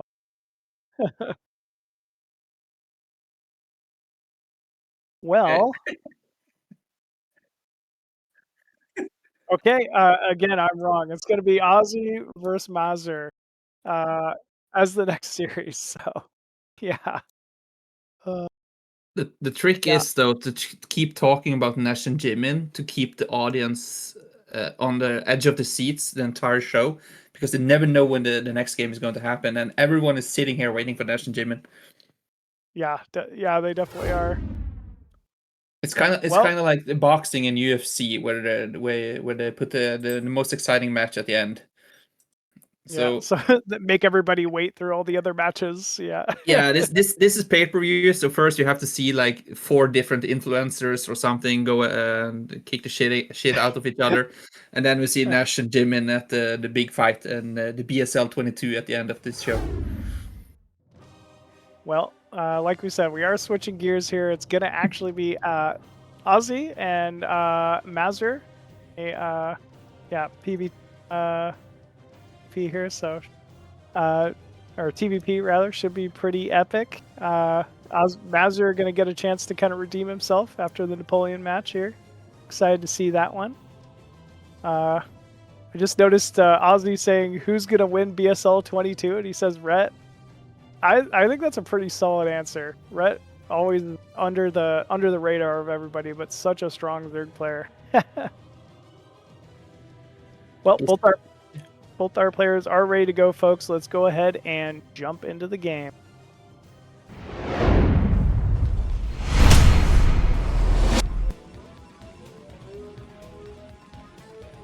Alrighty, spawning top left side. As the blue Protoss, once again, we have Mazur. And in the bottom left, we have the sheep herder, Ashi, back as the red Terran. Do you think he saved that sheep out of the fence? I hope so. The sheep's just hanging out. Hey, Ozzy, get back here, man! What are you doing? You played StarCraft? Like, I'm stuck here. Like, depending on what game Ashi is in as well, he could have been stuck for a long time. If he was sitting in a TVT, that life might not be for this world anymore. Yeah. Might be losing a leg or something, you know? Again, this is also a best of 3, and we are back at our orthodox setup where the players are on the left side of the map. We tried one game with mixing it up a little bit with the cross-spawn position, and we did a poll in the chat, and the audience didn't like it, so we are now back to red versus blue. Yeah, finally. I don't know why we keep getting so many vertical spawns today. Just our luck, I guess. It's easier for us casters as well when you just have to focus on one side of the map, so we don't lose what's going on the rest of the map. Well, this looks like pretty standard opener so far from both players. Gate tech here for Mazur. Rax gas here for Ozzy. Ozzy actually gonna get first scout off. That's always good. We'll see exactly what Mazur is up to here fairly quickly. Yeah, Mazur again with a quick scout here, but again at the last game we saw he finds him last. Some players have that curse as well, that even though you scout fast, you always find them late. Yeah, I'm like Mazur here. I have that curse on 3-player maps when it's 50-50 where your opponent is. I always guess the wrong position. Just 100% of the time, huh? Yeah. That's too 60% of the time, it works every time. Man. Is this 2-fact? Kind of looking like it, yeah. No way. Well, you know I'm not a fan of 2-fact. So, we'll see how this one goes here for Mazur, for Ozzy. I don't know, man. Like, I've just seen so many good players run 2-fact over like 1-fact. Feels very committed too. Are you? You don't tend to 2-fact very often, do you? Depending on the map, on this map, I don't like it that much because of the kind of like that ditch you have in the middle there. So sometimes the siege tank, the vultures will misfire because of the high ground. But he's taking a lot of damage on the shield here from the dragon, but they're also applying some damage on the marines. Yeah, he's doing pretty good damage here with that. Still, though, you never want to be taking so much HP, you know, lost with your Dragoon, especially when you're facing a early 2-fact. But this is exactly what Mazur needs. Like he recognized that there's no command center here, there's no bunker, and Marines keeps popping out. I mean, still though, this Nexus at the natural, you think you'll get like a shield battery or something? Yeah. Oh, he is. He knows. He knows. Wow. Okay. You were not wrong. No, you were not wrong. Dude. I don't know. I'm not very good at this matchup, obviously. So, like, I think not seeing the command center yet wouldn't have tipped me off. I think I would have assumed he's making the command center in the main or something. But yeah, second take pops out here. There are two Dragoons here that could help in Archie's favor. That they're so bruised up, but with the batter shield, yeah, he should be able to heal those up with the shield battery pretty quickly, and then they're, you know, mostly functional. Yeah, I think with a good execution here, Archie can actually apply some damage here, but there's 5 Dragoons and I only think it's 3 maybe. 3 siege tanks, yeah. First we killed that vulture before any mines were placed. Oh, the pincer maneuver here from. Yeah, but I think now with 2 siege. Oh, body block there with that civi. Yeah, at least he split that dragon off, so he mitigated the splash damage. Still, great hold from Mazur. Great, you know, recognizing it. I think Mazur definitely in you know, the stronger position. Yeah, unfortunately, as a perspective, this is over. Mazur did such a great job picking off those 2 initial siege tanks, and with just 1 siege tank, this threat of this doing anything other than causing an itch. Yeah, it's but definitely been reduced here. I guess Mazur going to need to get Observer. Oh, whoa, that's really fast Observer. I was going to say, like, he's going to need Observer to break out of this, but he's already got one. Yeah, Mazur is not skipping a beat right now. He's like a switch watch, just doing all the right things. 2 pylons going down. If he loses this pylon out front, that could be significant. This could continue the supply block here for Ozzy. Still, no command center yet from Ozzy. Like, this is a full committal here. If you're Mazur, you really need the shuttle. You need to get some zealots in it. I think this is the moment for Mazur. He sees that the bunker is being made, so he needs to be careful, though. If actually get more siege tanks up here. Oh, yeah, I think this is the right moment for 3 tanks right now. It's doing a lot of damage. The shuttle is empty. Oh, another tank coming in here. I don't think he's broke out. Oh, I think he's doing a big job, though. But he's banking up a lot of minerals right now, Mazur. So he needs to keep up with the production so he doesn't fall behind here, because Actually, he's put rally points straight to Mazur's base right now. Yeah, it just seems like the unit production isn't really there. We're not seeing even probes being produced at, you know, the command center at the natural either. Good mind drag though, does end up killing that tank off, and that might be what he needed to break out here. Still though, 2 siege tank, or yeah, on that ramp. He's got the shuttle still, so he can continue to pressure with those zealots and drop on top of those tanks, but he's got to go now. Yeah, I was going to say, I think Mazur is waiting for another round of zealots, so I think he just needs 2-3 zealots and just drop on top of this. Go! Clear out the mounts. Like I think he could have just dropped on those. Yeah, the window is open, but every time Mazur is trying to pull the trigger, it's closed. Yeah, it was open right there, I thought. Right now, it's looking like Mazur is like a flyer. You open up the window, but you can't just like fly out. He just really realize where the window is. But this, yeah. Very nice mind drag there, and it looks like, come on, please, this has to be it. I think he's broke out. Yeah. GG is called, and well done there from Mazur. You know, good recognizing that was a 2-fact like so early. I did not myself, you know, so quickly, or I would not have. But well done. I think still the though, initial, it initially helped when he took the 2 first siege tanks so quickly there. But it's so hard for Ashi as well to move in and get in the right position, because Mazur had some dragoons on the high ground and on the bottom as well, so he got to pinch most of the siege so quickly just before Ashi was getting into a decent position. So great hold there from Mazur, and also a great second attempt from Ashi. He nearly pulled it back though, but Mazur had just slightly too much. Yeah, it was very close. If that bunker got up, that might have changed, you know, changed the match a little bit there for Ashi.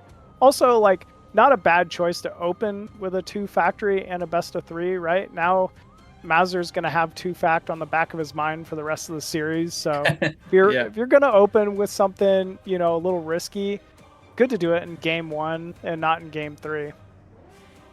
It's going to be BBS now in game number 2. Yeah, yeah, a little bit of, you know, payback, I guess, for taking game 1. Yeah, could be. I don't know. Man, BBS. Yeah. It would be fun though. It's supposed to be Mazur bans a map now, and Ashi picks. I saw yesterday that Dragon Slayer, the new map, were banned several times. I think a lot of players are scared for it, so I hope to get to see some other players. I hope to see someone play that map, so I don't have to learn it. Just see other people do it. Yeah, definitely. and as I said it, Mazur, he banned Dragon Lair. Oh shoot! Okay, good to see it. I always like seeing the unique stuff. Like, I don't know, we see so many of the same maps, especially the recurring maps from, you know, previous seasons and stuff. Like, if it's me, I'm picking Jane Doe like all day, you know, like just to do something unique and different and come up with something new. But yeah, we'll have to see. I guess if your tournament life is on the line, you want to go with what works. So, got to respect it.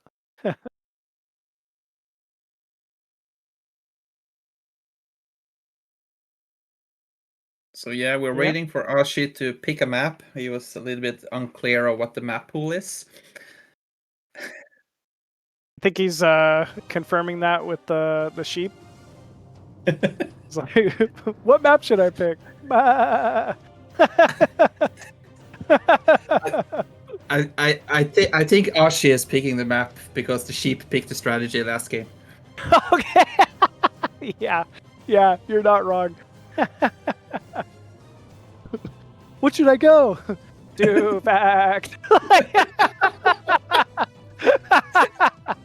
It's just, I'm waking up my family here. I'm in tears. Oh boy. Yeah. Playstyle in one word: mediocre. I love it. Don't worry, guys. We can do this. We are professionals. So don't try this at home though.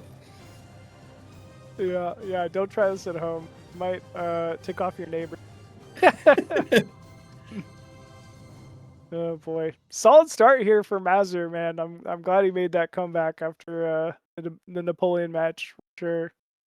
But still, he's got a strong opponent in front of him in Ozzy. You know, I'm guessing we're gonna see more of a standard Ozzy in game, so still got plenty of time to display more of his actual play here. So yeah, excited to see how this one could go. All right, looks like we are good to go, folks. Let's go ahead and jump into game number 2.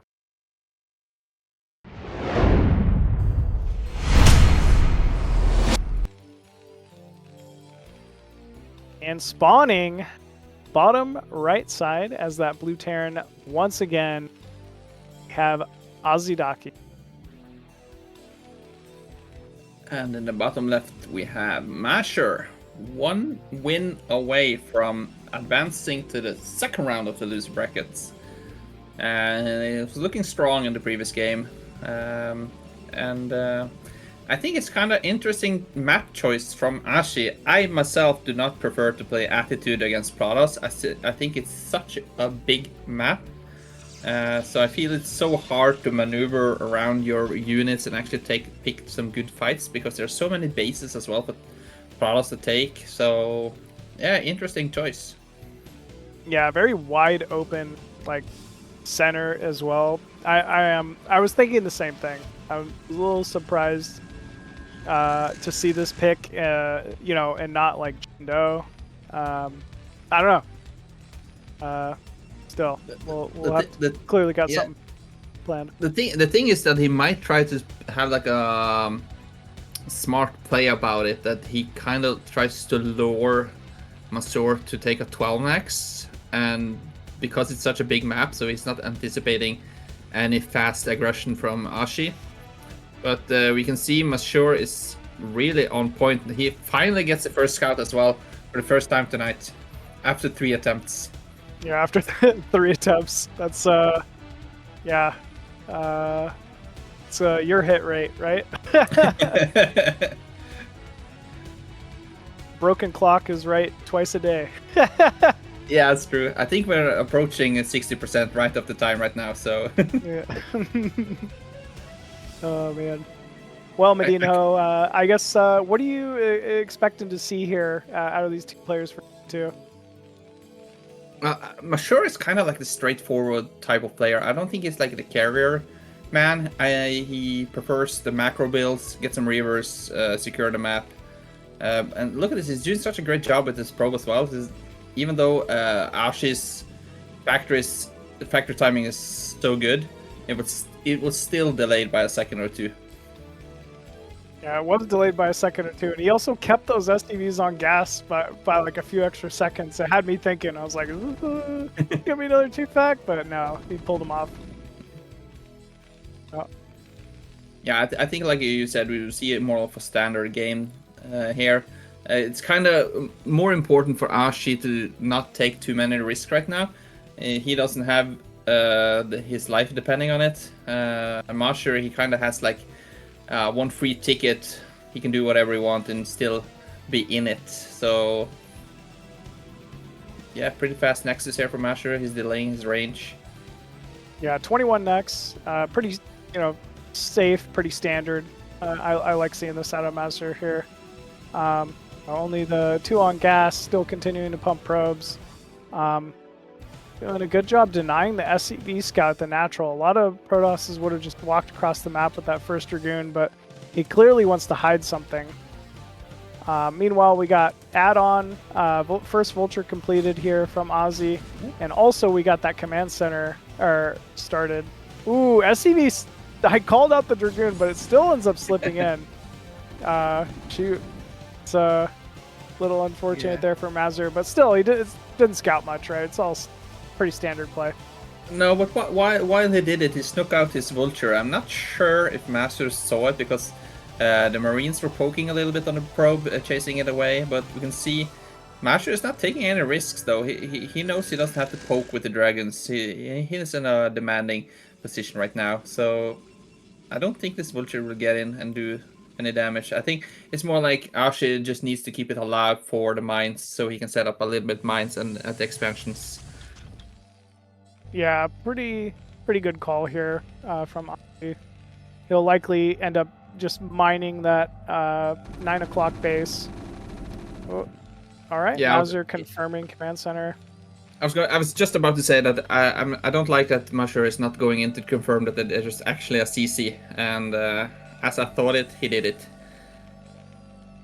Yeah. Maybe we should start talking about mind control and something. Talk about things we want them to do. We want him to do? Oh, that's a good call. Yeah. Yeah. Oh man, Ozzy really should try to open quick battle cruiser here TVP. I bet it would catch Mazur off guard. You know? you only need 6 Yamato guns to kill an Nexus. Oh my gosh, could you imagine? That'd be so funny. Fly across the map and just kill the main Nexus immediately. Oh man. The fast battle cruiser strategy. After 40 minutes, you're ready. Yeah. After 40 minutes, your opponent has the entire map. Right. Here it comes. I think we might see a 3 siege push here from Ashi though. There's some That's pretty mines standard, right? out on the map. Yeah, I think 3 siege and then maybe add some vultures. Yeah. Get some probes here. Yeah, this is big. I'm surprised this was allowed to slip by. Still, yeah, good amount of damage there from Ozzy.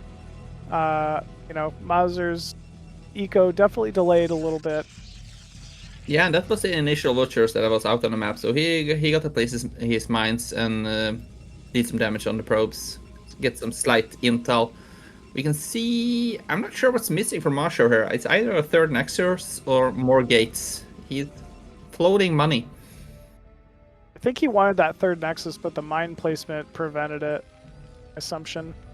I also don't like expanding towards Terran if you're Protoss, so you know the fact that he might just go to the mineral only, probably not the right call, but we'll have to wait and see.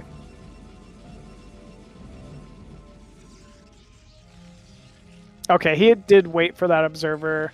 It looks like 9 o'clock's going to be cleared here with the Dragoon. And then, yeah, Nexus should go down here from Mazur. Yeah, I think that Mazur just needs to keep it... Ooh. That's a lot of money. there, you think, from the Vulture run by? I wonder. I'm not sure, because he pulled most of the probes back to the main base. Ooh. Well, Ozzy getting lured in here from an eBay, but actually, good pullback. Yes, starting to look like Ashi kind of wants to do the push Flash was doing. When he came back, like he was starting to send his eBay and his barracks across the map to start pushing. But Ashi doesn't have like the factory count for that right now. So looks like he's just getting set up for a third base himself. Probably, I mean, the safer call, right? This is Ozzy's tournament life on the line here, so really needs to get this victory. Don't do anything reckless. Don't do anything silly. Mazur's kind of proven so far he's got good defense. You know, not taking any significant risk, so you can't really assume that you're just going to be able to walk across the map and get a successful timing. Yeah, Mazur is just securing his base while he's transitioning into Arbiter tech right now. So I think as soon as he starts Stargate, we can see an explosion of gateways. He should be up on 3 base right now, so I think we need to get up to 8 barracks as soon as possible. Not a lot of probes in the main base of Mazur, I gotta say. Probe count seems a little low, and I think that's kind of reflected in the supply here. You know, a lot of Dragoon, but at this point in the game, you don't really need a massive ground force as Protoss once you've recognized Terrans just securing their own third base. So, yeah, right. But I think it's kind of comes down to that Vulture pusher as well, because The Nexus is constantly blinking on the expansions, but like you said, the main base is not that well saturated. Could have So just been like too big of a transfer from the main to the third. I was But I don't looking. I was looking at my game. I was trying to prepare a little bit yesterday when I was going to play against Dragon. So I was looking at my previous games from the last season, and the game I won, I took an early third base, but in my natural, I had five SCVs mining for 20 minutes. No, really? Yeah. What? And I never realized it. Like I was like, oh, I have so much money. I'm never drying out, and I was like 5 SCVs because I did too big of a transfer. I see. So obviously you replicated in your next match, right? You're like, this worked. Like, Yeah, only 5 SCVs in a natural. Yeah. I was thinking about the long run, like save some money. It's going to be harder times. Probably as soon as the war in Iran breaks out, the prices are going up. Yeah, and then you'll have, you know, a surplus of minerals to pull back from. Man, every time we look at that, man, like, how many SC or probes are in there? It is scarce. It is scarce in that main base. I saw 2 DTs and I was thinking, he's doing it. He's doing the Dark Archon. Oh, the mind control? Yeah, he had Yeah, 2 and he picked up one of them in the shuttle. So, but yeah, I'm starting to worry a little bit about Mazur here because Ashi is securing his third base and it's not much Mazur can do to threaten it. But there's not enough gateways for Mazur. That's what I'm worried about. Yeah, not enough gateways. That wall up at the natural is fairly light. I don't know, it looks like a vulture run by could potentially happen. I guess he's maybe not. And I mean, we're seeing that reflected in the supply. The supply is very close between these two where, you know, nothing really has happened outside of the early game.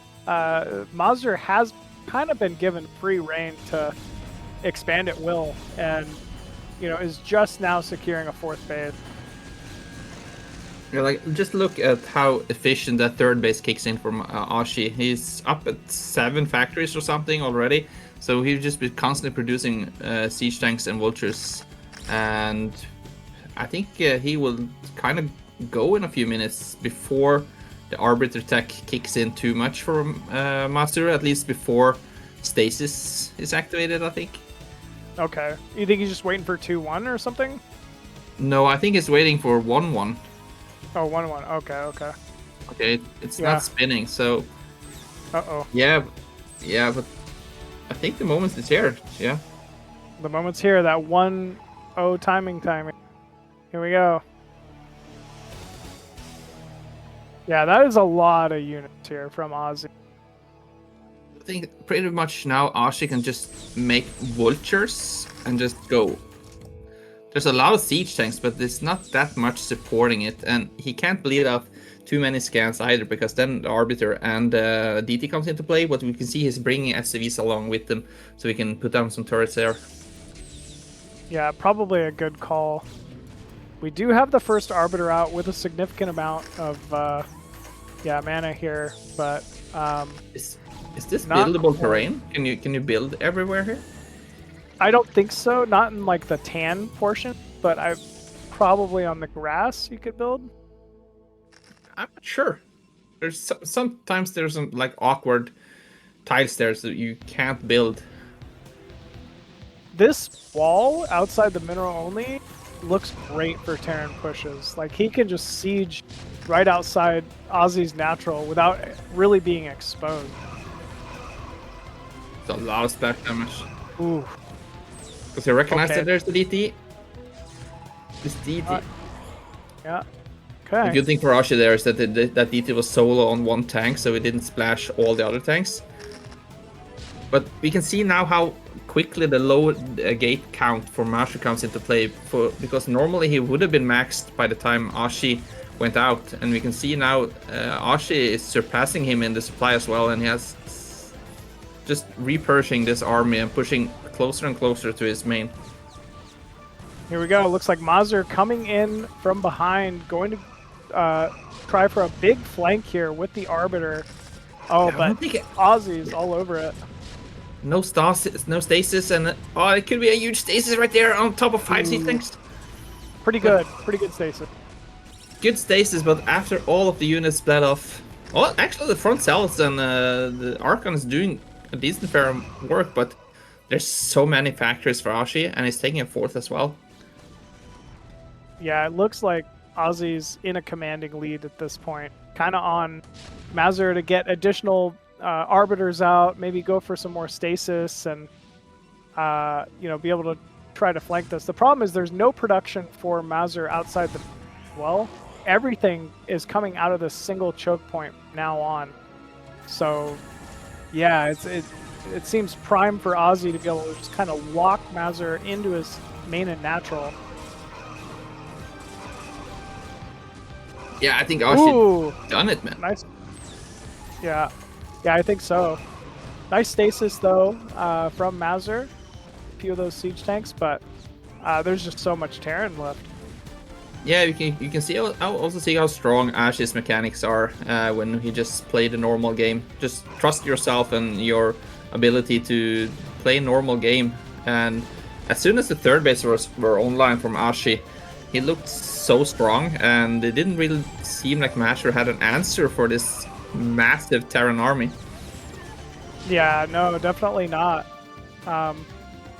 I don't know. Again, it just seemed like the probe count being low inside the main really had a lot to do with this. Maybe if the eco was a little stronger, you know, he could have built production top left and, you know, been able to flank around or at least counter. But Aussie is taking complete control of this game.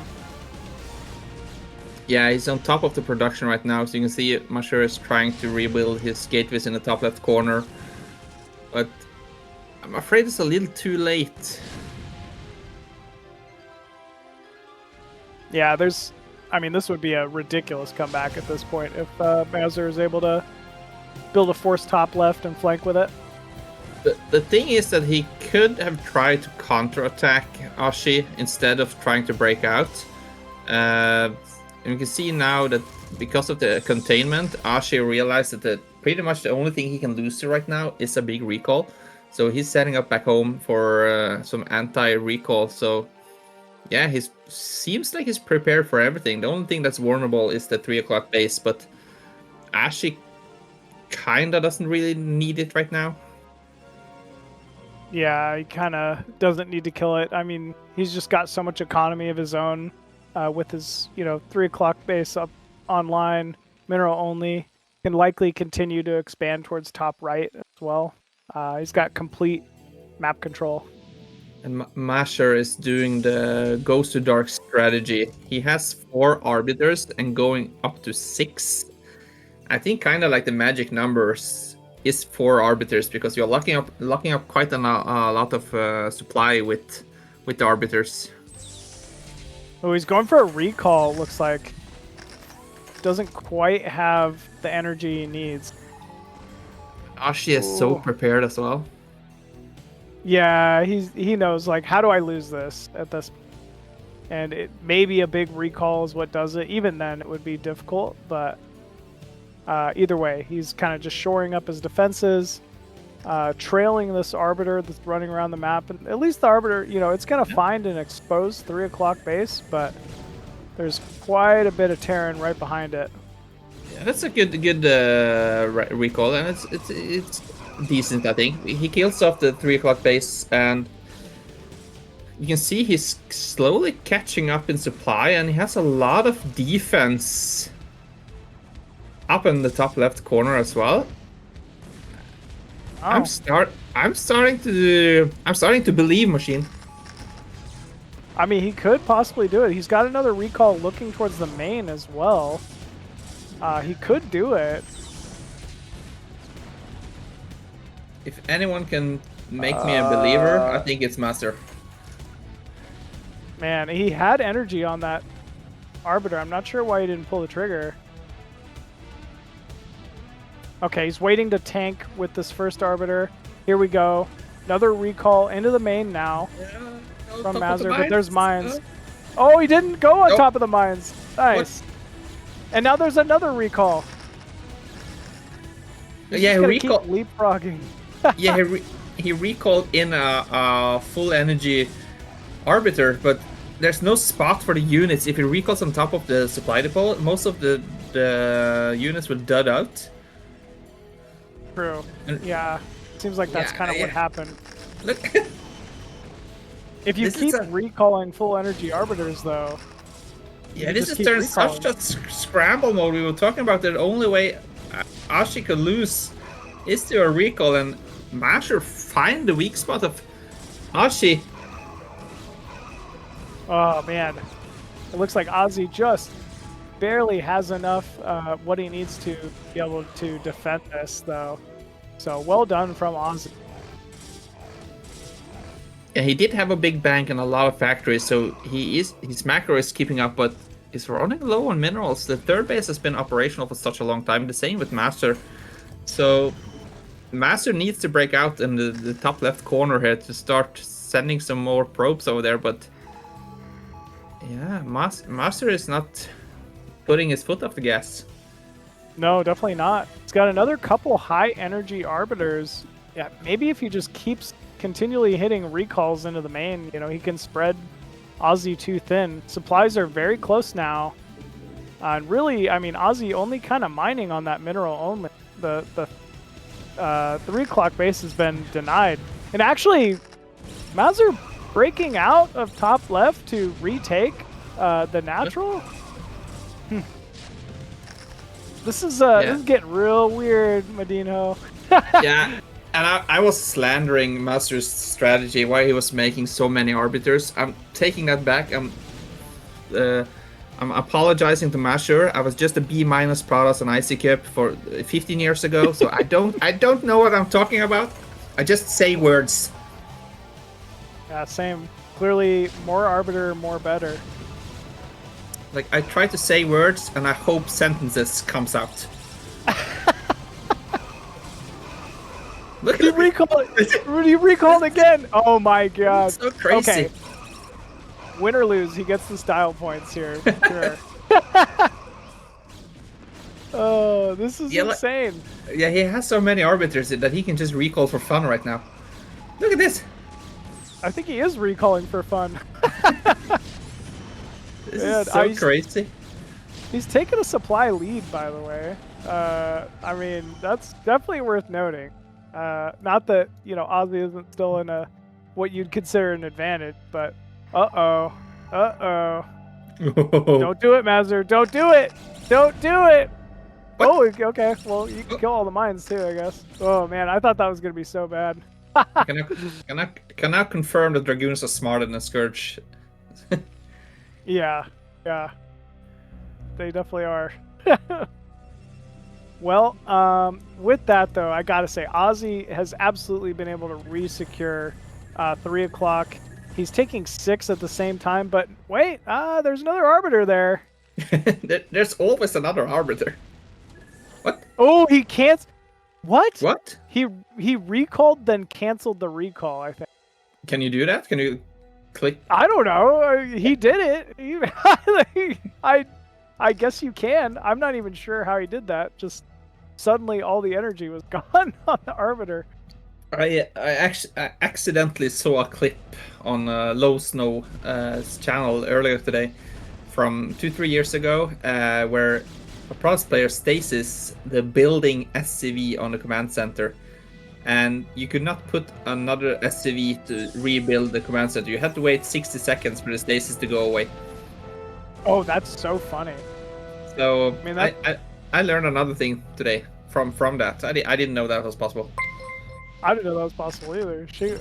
So and the frustrating thing is, for me watching this, that Mazur is running around causing this damage with 0 upgrade units. Oh my gosh. Yeah, I just realized. He has that forge mid left the entire time too. I That way think Mazur attacking 3 o'clock here is a bad idea. Okay? He needs to go back and clear the natural. This is not gonna. Oh no. Oh, no. I feel like at this stage of the game, he either have to deny 6 o'clock base or start. Like he had 2 Stargates. Get the fleet bacon, upgrade carriers, and start switching into carrier mode. So when you lose the next big battle, you can just switch over to 5 or 6 carriers immediately. Yeah, pretty good call. I'm obviously like a huge fan. Late game carrier versus Terran. I think it is the way to go. I've just seen too many Bonus games. Like I mean, I'm kind of the player that if I see something that just looks like I wouldn't want to deal with that, I just do that. Yeah. And that's late game carrier PvT. Like, oh.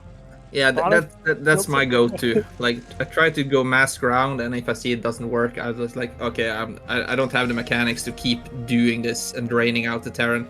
Just switch to carriers and get over with it. Yeah, absolutely. It seems like the game is kind of stabilizing. Like you said, he should not attack 9 o'clock or 6 o'clock right now because Ashi has set up such a good defense there with turrets and siege tanks right now. But I'm not sure what Ozzy's next move is. Where do you go He from needs this? the max. He just needs the max. I think the pressure is off now. He's fully defended. There is no recall that's going to happen. Going to catch Ozzy off guard. He's just got to max. Mazur needs to retake his own natural, and for God's sakes, he's got to get some upgrades, man. Like, ever since you pointed that out, like, it's the only thing I can think of. Oh, okay, I see a spinning forge. He listened. All right, what else can you tell him? I see 2 spinning forges. No core. Oh, yeah, no core, no carrier yet, but hopefully soon. He did upgrade the crystal booster or the Charizard booster, what the name is for the Templar. So he have made 1 upgrade at least this game, and speed observer and range on the dragoons. Okay, start. He's also researched recall and stasis, I guess. So obviously, oh man. We just have to start calling Mazur the professor from now. And like his units are so academic, they're all upgraded and smart. Yeah. Well, I'm surprised Mazur's not retaking that natural. There's still so many minerals left at the natural and at the mineral only. Ozzy though, yeah, he's getting very near max. Well, I say that, and then about 10 vulture. Yeah, but he's so gas starved, so he's kind of struggling as well with keeping up the composition with siege tanks and Goliaths, and he can't even afford vessels. I saw his science facility was floating, so I don't think he have EMP either. So he doesn't really have the correct answer towards Templars and Arbiters. You will get stasis. That's the reality. Yeah. Yeah, you're definitely right. You need to have those vessels with EMP, especially against Arbiter, especially against the High Templar we've seen so far. We are seeing a massive unsiege from Ozzy, though. No way! Is this like Pimpus Plays 2006? What's going on here? I think he wants He more got hallucination as well. Yeah, I think he wants more style points. He's so greedy. He's so greedy. He's taking all the style. This is not even fair. Look, Ashi is taking the bait. He's taking the bait, and then his big recall here in 6 o'clock position. No way, dude. How cool, dude. No way, Mazur. I don't even know what to say right now. It's a good recall. Cool. It's just slightly zealots empty. There was not that many zealots here. So. No. Yeah, you're right. But, oh, man. Still though, I mean, this is damage. This is delaying Ozzy, and Ozzy is still petrified of, getting recalled. You could just kind of tell with the unit. I'm just trying to look to see where's the flood of Stargates. I'm just crossing my fingers and hoping we see carriers at this moment, because I still feel like that is the way to go. There's still some chance that Ozzy gets back to this game. There are you know how I was complaining about the probe count before? Now there's way too many probes. Look at the supply. Like Mazur is maxed, with a huge bank finally, but there's not a big.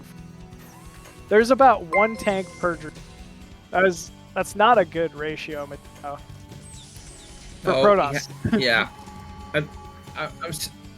I'm curious to see where Ashi goes from this. If he attacks to the north where the minerals are fresh, or if he tries to go across the map, because like we said initially in the beginning, this map is so huge, so it's so hard to engage a good battle in the middle of the map. Yeah, it really is. That is definitely a big advantage here. Protoss is Mazur should be able to get a huge concave. He's moving around again, looking for yet another recall, and he's just got Ozzy dancing after him. This is yeah, and exactly what's happening right now is why I don't like to play TVP on this map, because it's so big. Like, Ashi had such a great containment in his natural, but because Mazur had the north side, or left north side of the map, he can just rebuild his gate, and it's so far for the Terran army to actually go there and kill it. And I mean, it looks like Ozzy's finally recognized. He's like, okay. Oh, there's the carriers, by the way. That's such a cool thing to do. Like, if Ashi scans his main to see if the core is spinning, it's like, no, it's still just arbiters. And then he remade 2 cores in the top right corner, so he doesn't see the upgrades. Yeah, that is kind of a very cute play, actually. I'm throwing away my Koget playbook, and I'm starting to write down Mazur tactics. Yeah, absolutely, man. I'm switching to Protoss today. Today, this is the day. This was the sign we needed to see. Well, good reaction here from Mazur. He's pulled his entire force up to this top right in order to defend this base. A recall to defend. That's so cool, seeing defensive recalls.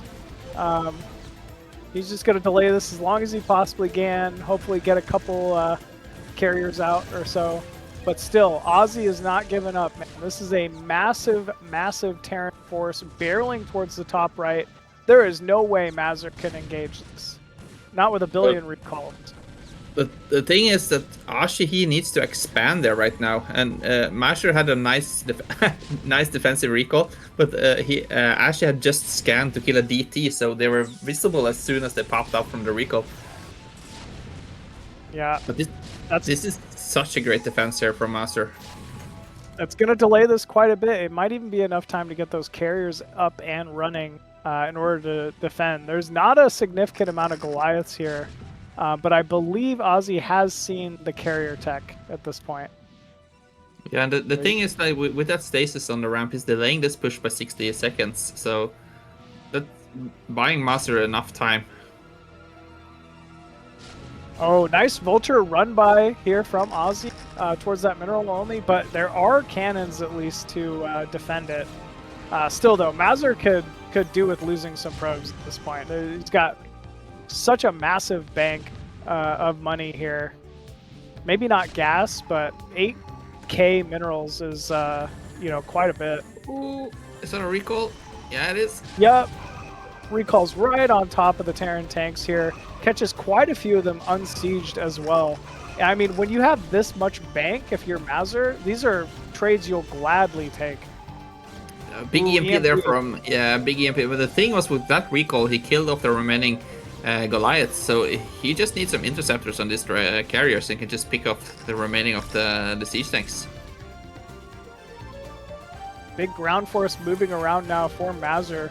Maybe trying to catch a unaware Ozzy at that 3 o'clock location, but there's still plenty of tanks at 3 o'clock. It looks like there's no way he's really going to be able to get any kind of a counter timing. Yeah, I think we're getting close to the GG moment here, but of course, like, it's the tournament life on the line for Ashi, so you don't want the GG. And the Terran GG timing is well known as awful. We don't GG when we have buildings. We don't GG. Yeah, true. You lift them off. It's still a hope that the Mazur lags out or something, and Zero says we have to play the game over. I mean, Ozzy, I think there's if he secures 6 and top right, I mean, he's just got to start splitting forces, and 6 o'clock should already be mining, right? Like he's desperately needs to get a mineral income going for himself. Yeah, it feels like he kind of. Ooh. Feels like he kind of just gave it up after Mazur broke it the second time. Yeah, it kind of does seem like that. I mean, just got to keep pressuring. Instead, he's going to take top right, but there's so many carriers here. This is not going to be an easy take here for Ozzy.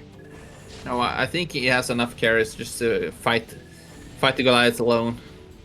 I'm not sure if he... with Arbiter, too. Did he get the plus... I think he forgot the +4 interceptors, so that's not that many I think interceptors he did. there. Yeah, I think he did forget the +4 interceptors. So this is a huge pick here from Ashi. He's killing off. There's only 4 carriers. I don't think he will get any more out, and he is securing the top right corner here. Yeah, that's pretty big. Still, though, look at the bank for Mazur. I mean, he should be able to get additional Stargates up fairly quickly. As I was saying, you need to get mining immediately, and that's exactly what he's doing. Top right natural expansion is already mining, with another command center floating towards the top right. Yeah, he's I mean, he's looking like he's in a better and better spot the longer this game goes. Yeah, as I was going to say, he needs to secure the gas, but it looks like it's just too much from Mazur here. It's coming out with 3 arbiters and stasis. Wow. This is a massive force here for Mazur, breaking into this natural, huge stasis going down. All the Goliaths just completely stuck on the top of the ramp. And they're kind of focusing individual interceptors, but okay. Yeah, So the carriers have a free little reign. bit scared here. Yeah, I think he's just being wise with his units here. The carriers can't really take any damage over that cliff with the the blocked ramp. Mazur getting on top of a big group of these siege tanks before retreating. This is just additional damage for free going down, and still that with that lack of interceptor upgrade, these carriers don't really have that punch that you're used to seeing. And the thing is, even though Mazur has a big bank, it's the first time we see Mazur is actually on more bases right now than Mazur. Mazur just has 1 mining base. Yeah, he can retake his natural, though. Keep saying that. He should be. Wow. Okay, we need Huge a massive trade. storm. Yeah. I don't think really 9 o'clock is the place to attack right now. We just need to focus at taking down the top right corner. And that's a big storm there. Yeah, that was a huge storm. Neither player wanting to give up here. But like you said, that money from Mazur is starting to go very quickly. I wonder, if there's a world here where Ozzy just continually hangs on, given that Mazur's unable to produce more carriers at the moment, and he can actually secure the victory. Yeah, this is like the longer the game drags out, you start to make more mistakes. Like, it's tough to stay focused for 40 minutes straight as well. Like, you kind of lose track where are my units, what are my upgrades. But I think it's still a long way from Ashi to claw his way back from this game, even though he's stabilizing very nicely in the top right corner. Yeah, he's sitting at 100 supply here, to Mazur's 179. Mazur really needs to take the free expansions he has available to him. But yeah, we'll have to wait and see. 2 more carriers look like they're rallying up to group up with the 4 up top right. Ozzy is reinforcing top right bases as well as he can. Yeah, and the thing is, it's hard for Ashi to repurpose, get more units up there as well, because nicely pick off, because Mazur is actually blocking the way. Yeah, he is. He just now recognized, no upgrade for the carriers. kind of funny. Why are my carriers so weak? Bonnet usually have more interceptors than me. Yeah. How does he do it with so little interceptors? How does he do it, man? How does Bonnet do it? Well, he is rebuilding that fleet beacon, so Yeah. we can tell Mazur does want to continue with, additional carriers being made.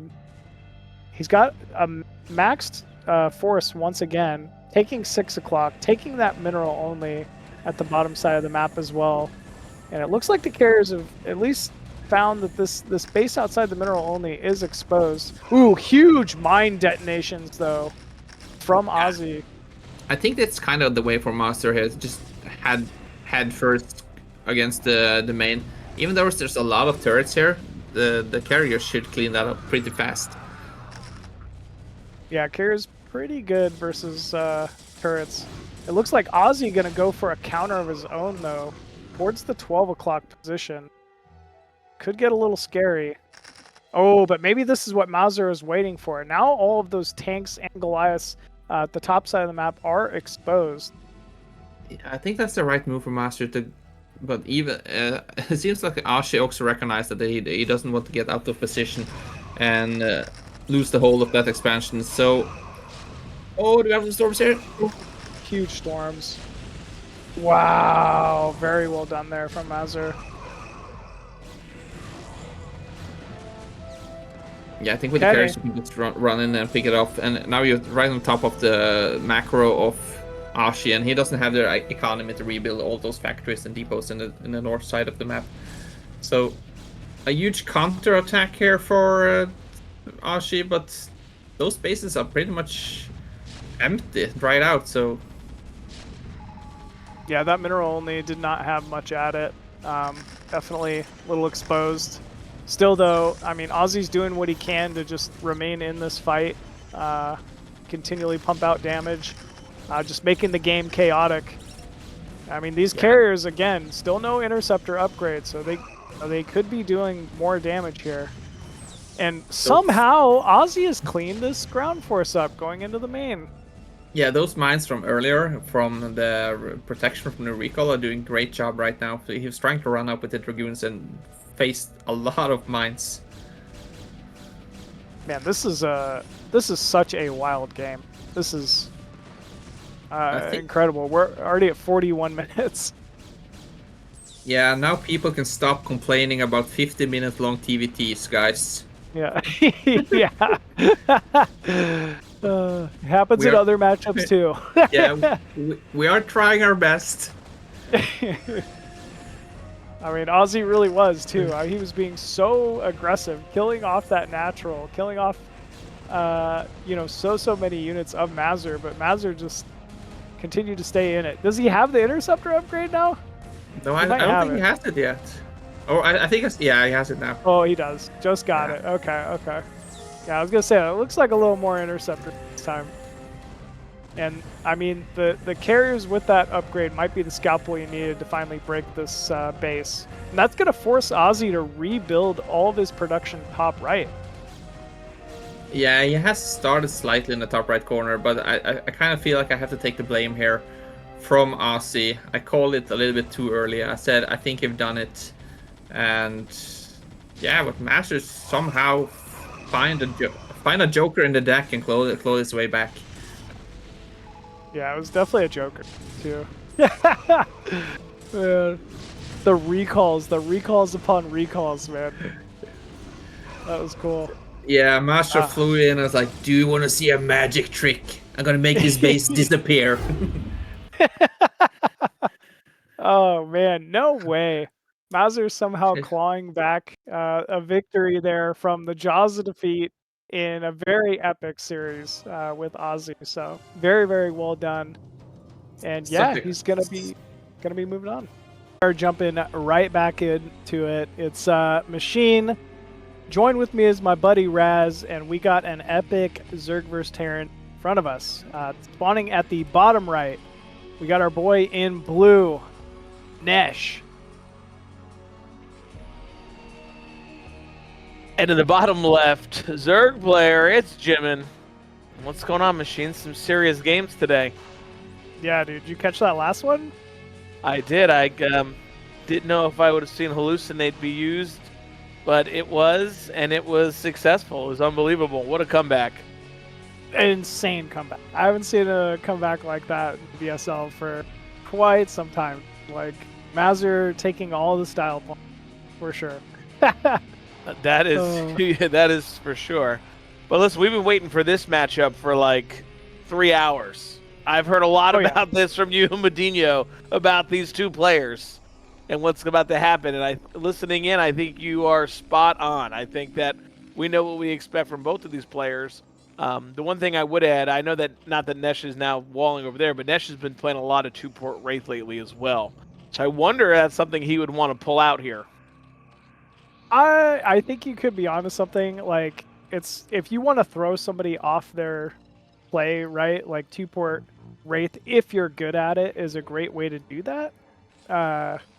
And I mean, he's got exceptional Wraith.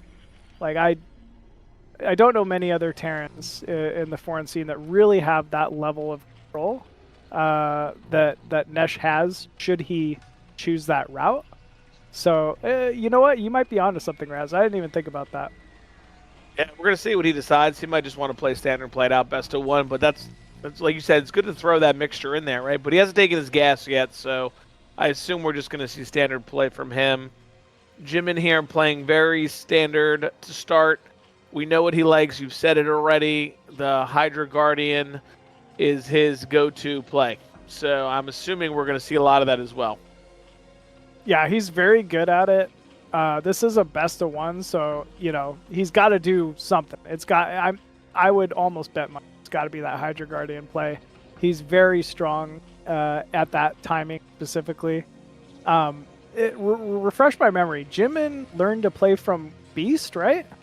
Yeah, I think he did some coaching with Beast and picked up a lot of his tendencies. And we know Beast as a pro player is very aggressive, so that's exactly where he gets it from.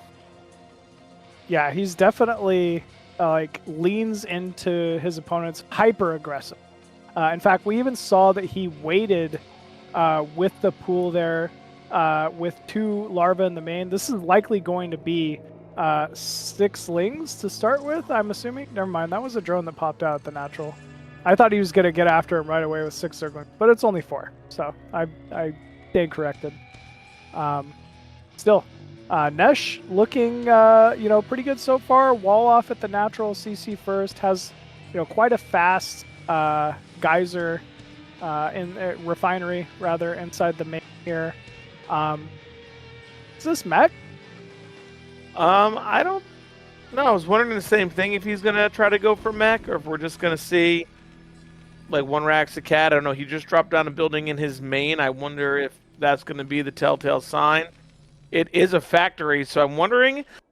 Now, I wonder if he's going to go mech or if he's going to go 1-1-1 here to a quick science vessel to try to counteract the muta harass by just getting irradiated as quick as possible. It could be a good choice here if he gets those that eBay down and those turrets in time.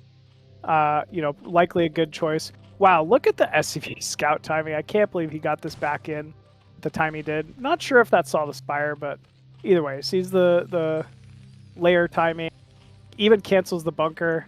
It looks like Nesh is feeling very comfortable with this. Yeah. And we just saw Jim put down a sunken because he's unsure of what Nesh is doing.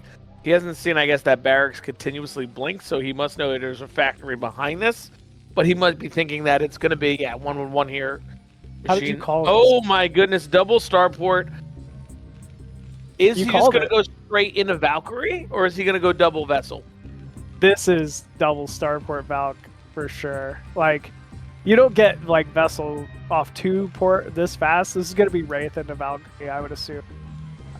With turrets, he's going to need the turrets to withstand the initial, mutas that are going to pressure. Now we see that bunker going down at the natural just to help kind of sustain a little bit. Ooh, that was a risky liftoff. Never mind, it wasn't. I didn't see the vulture. But yeah, I don't know. I think this is going to get real freaky naughty. Ooh, I hope so. I hope so. And we see the lings going down. Sunken is up, but The 6 meter already in production. We have a Wraith. We're going. What are we doing here? We're going Wraith? Is this a variation of 2-port Wraith? Yeah, this looks like it's going to be Cloak Wraith. Okay. So this is a standard way to open it. He's just got to get enough turrets to, again, like withstand this initial timing. Jimin needs to scout these 2 ports. I don't believe he he's saw it. No. him yet, but he will. He's gonna go back here to the spot, right? He's gonna try to kill this SCV and get on these turrets and try to get on production because he doesn't know what he's up against. And really interesting. Okay, he sees the 2 port. That's pretty big. He's gonna dive on that first Wraith. Ooh, Nesh doing a good job keeping the Wraith alive. That's nice. But he is gonna force a pull with these SCVs. Still though, eventually, these mutas are gonna take enough turret shots that they're definitely gonna be softened up. Kind of on Nesh to just survive here. I mean, you really just do that with a comparable amount of turrets. Jimin hasn't committed to any turret. Good spot, but once that cloak goes on, his muta will be dead, right? Like he has nothing over here to see these wraiths. So I think pretty good job there from Nesh pulling SCVs and kind of putting him in a spot. And there's the Hydra Den. No drones at the 3rd. Yeah, a lot of stacked larvae too. Seems like Jimin is maybe focusing a little too hard on the control, and the macro's slipping slightly. Yeah, for sure. I mean, that 3rd's been up for a little bit to have no drones, nothing at it, unless he was using it for overlords or something like that. But Nesh, I think, must feel pretty good about his position. We don't see Cloak though. That's one thing I'll say, is that he did not start researching Cloak. So I hope that Cloak is not a part of the plan. Oh, maybe I saw blinking. Yeah, I thought I saw blinking. Oh, you could. Okay, I must not have been paying. No, I could be wrong also. I thought I saw blinking. Nesh in a very good spot, in my opinion here, Machine. I don't know. I don't play the matchup from the other side. If you're a Zerg here, are you a little bit concerned? Yeah, I mean, these Wraiths are very scary. I don't know if you've been watching this season of ASL, but yeah, Letta just kind of wrecking folks with this exact build, this Cloak Wraith play. He got a very big win, same map, same position versus Queen. So yeah, I'm real interested if he's just trying to copy that, honestly. Hey, what works, got to keep doing it. Yeah, for sure. Yeah, if it ain't broke, don't fix it. Still, Overlord speed's completed. This is a lot of muta, and here we go. Jimin just tearing down these first 2 turrets immediately. That's big, actually. This is big damage here for Jimin. Not overextending either. He's happy to just go ahead and back up. And actually, Nesh looking like he just wants to counter, man. Yeah, I don't know. I don't know if this is the play, but we'll have to see. Maybe if he just stacks enough turrets and he can just survive the 11 muta, could be big. But with so many Hydralisks inside the main, I don't know. I think he needed to... Yeah, this doesn't look like it's maybe going to do the damage that Nesh was hoping for. Yeah, Nesh kind of getting stuck there now, too, with those Wraiths. Can't lose them. Losing these other 2 that he built up. Jimin's Mutamicro right now, a little bit too much for Nesh to handle.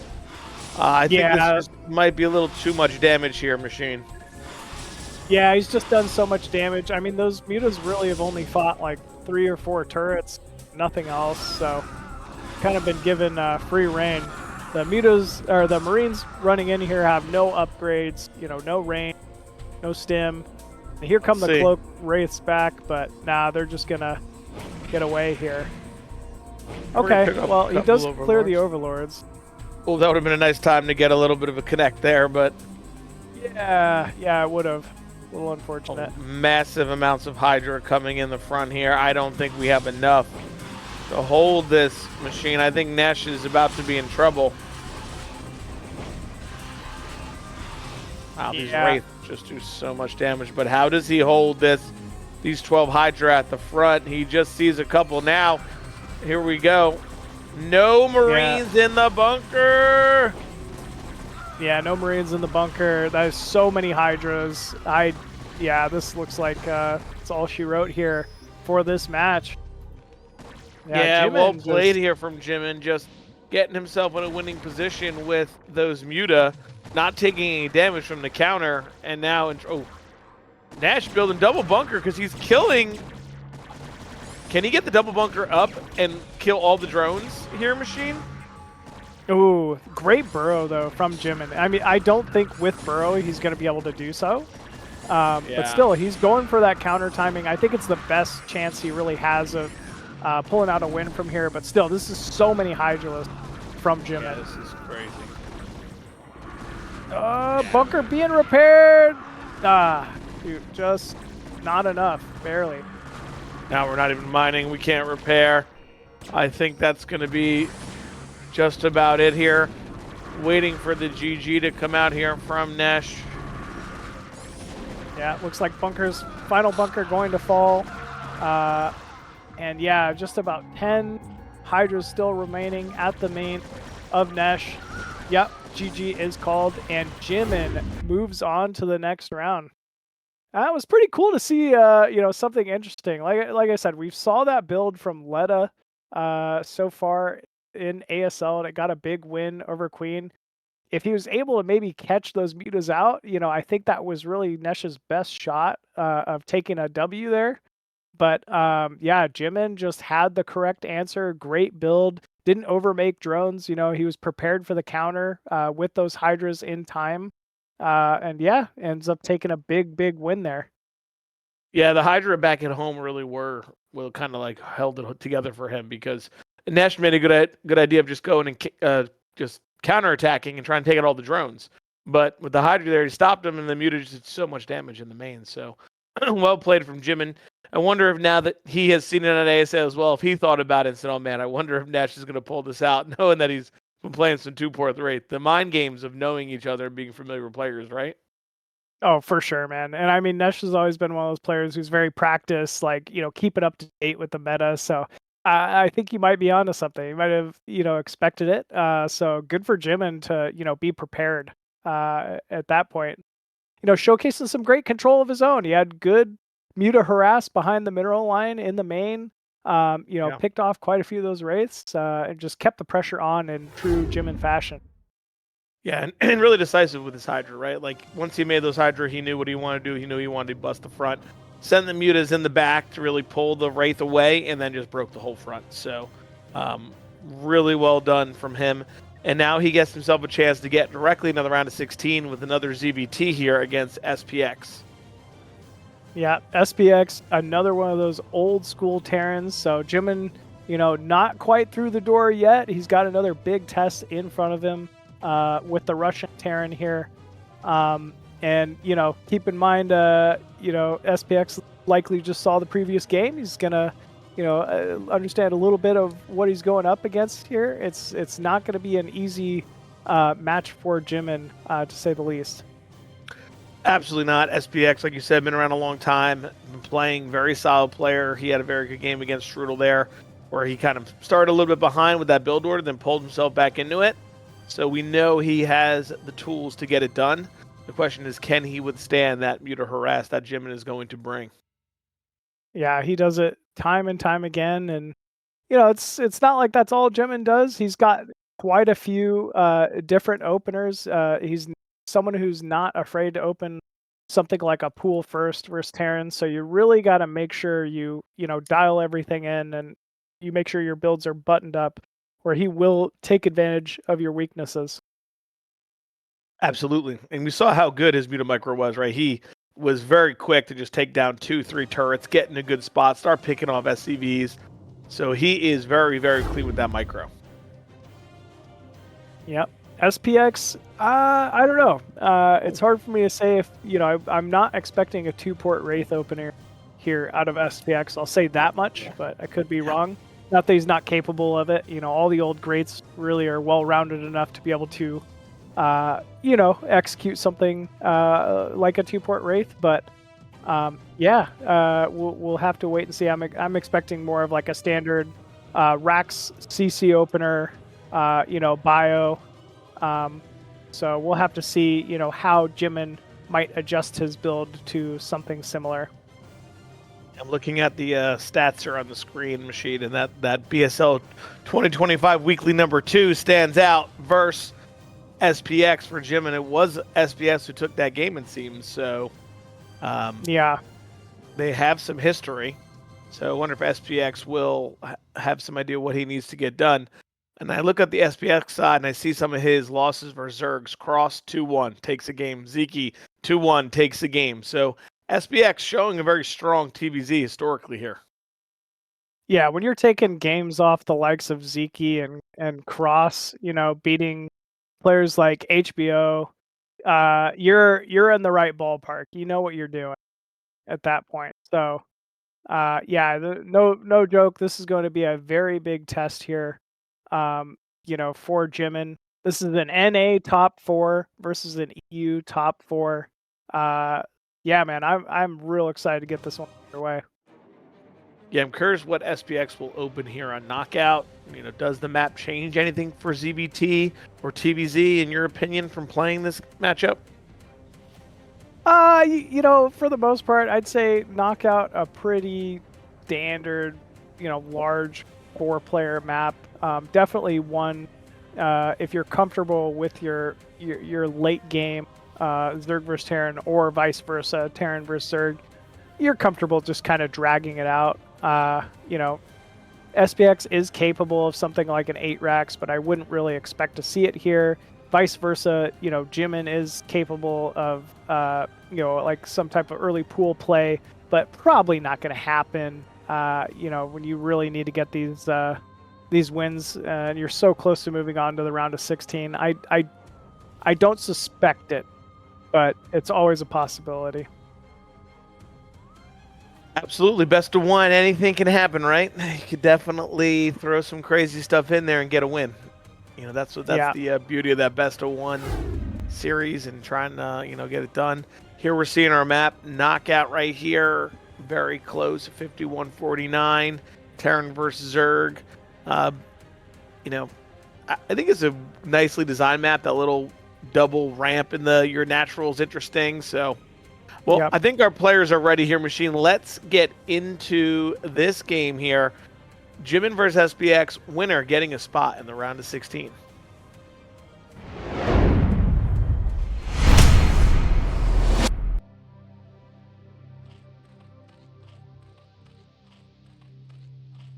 Right. And spawning top left side of Knockout as the red Zerg from America, it is Jimin.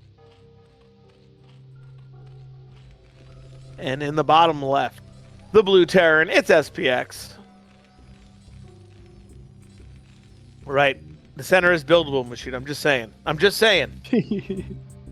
think we'd already have to see the SCV going out there. Nah, he's going to wall it, I think. Am I wrong? This is an 8 rack. Okay. 8 rack. Okay. Oh. Okay. The fake out. Happened. The fake out. Yeah, now, he's walling off. Not a bad call. Is that a wrong way scout for Jimin, or an opposite scout there? With Jimin, I can never. I mean, for me, yes, that's an opposite wrong way scout. But I've stopped calling these Zergs out on which way they should scout with their first Overlord, because it seems to work out. I don't know why. But yeah, I would normally scout north to south in these positions. Always wanting to scout the natural first. But I guess if you think about it, the north to south is a protected lane for that Overlord. Even now that second Overlord will be able to get there in good timing, whereas the first one, it'll get there, but it would die to something like an 8 racks if the opponent was top right. So yeah, I think this is fine, actually. Okay. All right. Very standard. Same opening here from Jimin. Probably looking to get into that 2-hatch Muta and just do what he does best, man. SPX, no funny business. Just going to be racks expand again. Yeah, now, because you send your Overlord the opposite way and don't get the scout, do you need to make 6 lings, or is 4 always okay? 4 is always okay. Yeah, 4 is always okay, especially if you have a drone scout. I would just do the drone scout a little earlier. This is kind of a later drone scout from Jimin, and just the direction it's going, it's almost like it's just there in case there's a proxy, racks in the center of the map. But yeah, I'm not sure. To be honest with you. Okay. So he does go for the 2. Going to? Are there SCVs and Marines going to? We have 2 Marines. Oh, and they're drones. They're not Lings. They're no way. Machine. There's Epic no call. Lings. We cut here, and now we have a bunker. 2 Marines. Jimin only pulling 2 drones. 1 drone almost going down. We have 2 Lings. Good body block from the SCV. Yeah, how did he call this? That's wild. Still, though, great response from Jimin. I mean, these are so many drones in position, in time. That Marine can't be allowed to get to that bunker, and there's even a second Marine heading down. This is at least a significant amount of mining time lost here for Jimin here. Like, right, even though it's looks like it's gonna be. Oh my God, he's gonna get in. He's got one in there. Yeah. At this point, he's just trying to get some efficiency out of that bunker, right? This is definitely a dead bunker. But think of how long these drones have not been mining and are still not allowed to mine. We're going for it. We got that. Uh-oh, we're targeting a drone. Okay. Okay. It's hard to say if that paid for itself or not. I think it's right there, though. Either way, not the worst move from SPX. Now he just needs to, be prepared for this Muta timing. Yeah, I mean, if anything. Oh, wow, sunken too. He has to. He doesn't know what SPX is doing. Look, his Overlord stopped in the center. He's not scouting with his Overlord, so he doesn't know if this is mech. He doesn't know if SPX is taking a natural. That 2 Marine, 1 SCV move out has completely thrown Jimin off. Yeah, I was going to say his build has definitely been thrown way off. I mean, his economy hurt from pulling those drones, having to get this sunken now, and SPX just kind of in stride with his build going 2 racks with an eBay. I don't even know if it's going to be 2 racks pressure. I think it's going to be 2 racks eBay, and he's just going to try to hold on here. Does he have a stim timing is the question, though. I don't know. The Spire looked like it was almost down already. I don't think so because of that eBay timing. I could be wrong, but I don't think he has to. He has no pressure on him. That has done enough damage, especially with the sunken, where he can kind of just feel free to sit back and defend the Muta.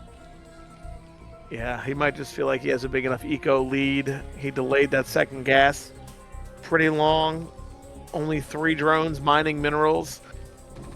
Great timing on these turrets and great timing on this bunker.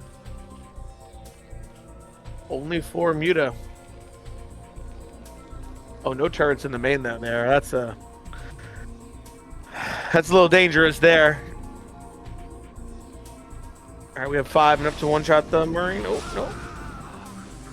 Okay, here we go. The dance begins here, Machine. The dance begins. Yeah, getting 2, 3 Marines. I mean, great, given this is only 5 delayed Muta to come out with that kind of a trade. I mean, clearly Jimin has put some practice into this. Like you said, the main is exposed, but when SPX starts pressuring out with these Marines, Jimin has to respect them. It is the easiest thing in the world to lose a game, ZVT, by just not seeing a group of Marine medic walk across the map. Yeah, and if he can at least dwindle down the bio ball, he can secure his 3rd and hold on, right? Like, if he doesn't dive to anything crazy, SPX can't get across the map, he's okay. We hear more Marines are going down here. Jimin just slowly picking away here. That's 10 Muta, but you know what I don't see, Razz? I don't see a 3rd base from Zerg here. Yeah, we're all in, I believe, here, Machine. We're all in. I think we're going to go 2 Ash Muta, and we're going to try to secure the game. Yeah, obviously if SPX knew, he would just sit back, which he kind of is, so he's really kind of making the right decision here. But Muta Micro. Absolutely crushing this ball here. Machine. Yeah, this got wrecked. I wonder if that's going to be a hint, like a telltale sign to SPX, like, hey, cancel everything, spam turrets, live. Well, here we go. If he gets on the production machine, that would pretty much be the game. Yeah, it very easily could be. You know, 2 more barracks in production here. It is 8 Muta still for Jimin, and he's right on top of that barracks called out. Still though, SPX crawling to those barracks with the turrets he's producing. I think he's recognized how committed Jimin is with this. I mean, this has to kill. Yeah, I agree with you. I think he recognizes the situation he's in. He realizes if I hold on and live, I'm going to win this game. Getting a Marine in that bunker because here come the Lings. Muta about to try to dive in here. This is the moment here, Machine. If he can hold on, Muta's now dropping. Yeah, this is going to be close, especially with the Zerglings. Jimin's going to want to run those Lings in. Yeah, I was gonna say, he's going to want to run those Lings in here, Machine. Just got to keep Marines in those bunkers. Ooh, good focus firing from SPX. Oh. All right, supplies are. Muta. Oh no, yeah. Only 2 drones for a natural. He's going for a third now? He has to. I mean, he might have done enough damage where he feels comfortable enough trying to, you know, transition. Here we go. Ling's running by. Bunker under fire here, but look at the bio reinforcement now from SPX. Yeah, he's got those 3 barracks online. Well, 4 barracks online here, trying to hold on. I mean, is there a transitional point here for Jimin now that he's taken his third at 9 minutes?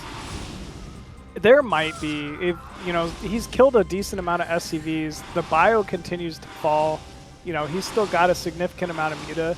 As long as he's continually plucking away at this Terran force, I want to say yes. Like, this game is not completely over. All right, well, if he can continue to dwindle down, because we have not added any drones in the natural, right? Like, we've been on 3 mining minerals here. We're diving in on these 4 turrets.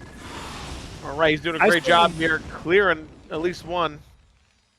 Yeah, I assume he has to. Oh no, he's on the rally. Sneaks that one out. Ooh, killing some slow Zerglings too. SPX trying to put the pressure on of his own. Muta's starting to get a little bruised. Ooh, great control though. Yeah, still SPX cannot move out yet. This was pretty big here for Jimin. These Mutas have attack upgrade, I wonder, or armor? Do we have anything? Nope. We're just raw Muta. Oh, they're getting low though. Oh. Okay, now we're seeing supply start to drop here for Jimin. That's what I was going to say. He needs to be careful. I know those Mutas are weak. If he needs to keep them alive, let them regen. All right. Oh, he's got the Hydrogen up and the Evo chamber, which is great. But we can't keep taking damage because soon we're not going to be able to dive in anymore with these Muta. Our eco at this point, so SPX, yeah, Ecos is building. Like, he is making drones now. Third base has a couple drones at it. At this point, SPX almost wants Jimin to keep committing because every time he's engaging these turrets, those Muta get more and more bruised. And look at that. First vessel already out here for SPX. You know, given it is delayed because of the significant amount of damage he's taken, but I mean, once that vessel comes online and he gets a radiate, this is not going to be a good position here for Jimin. I think XPX is reading this as a now 2-hatch all in. I don't know if he really knows about that third base here, Machine.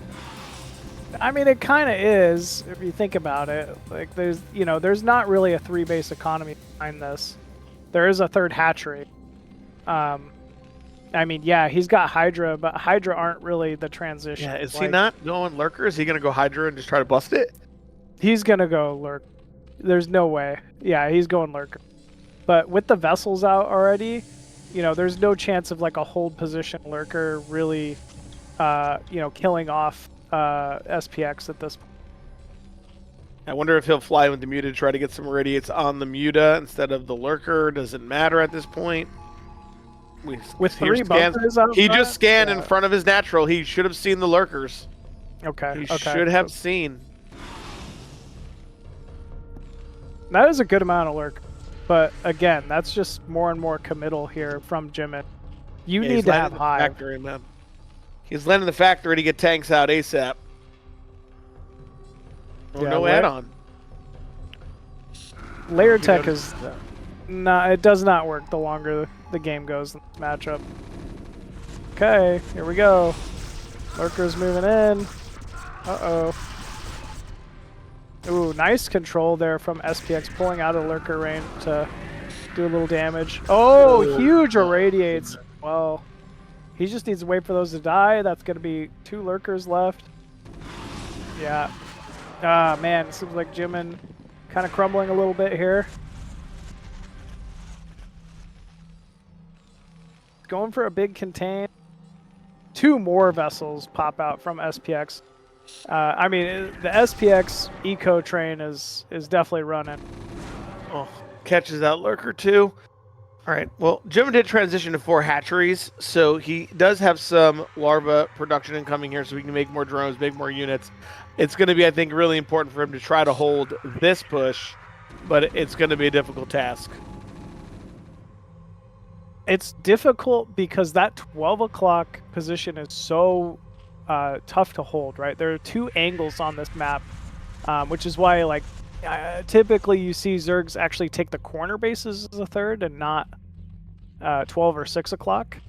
But I mean, yeah, this is completely undefended. So.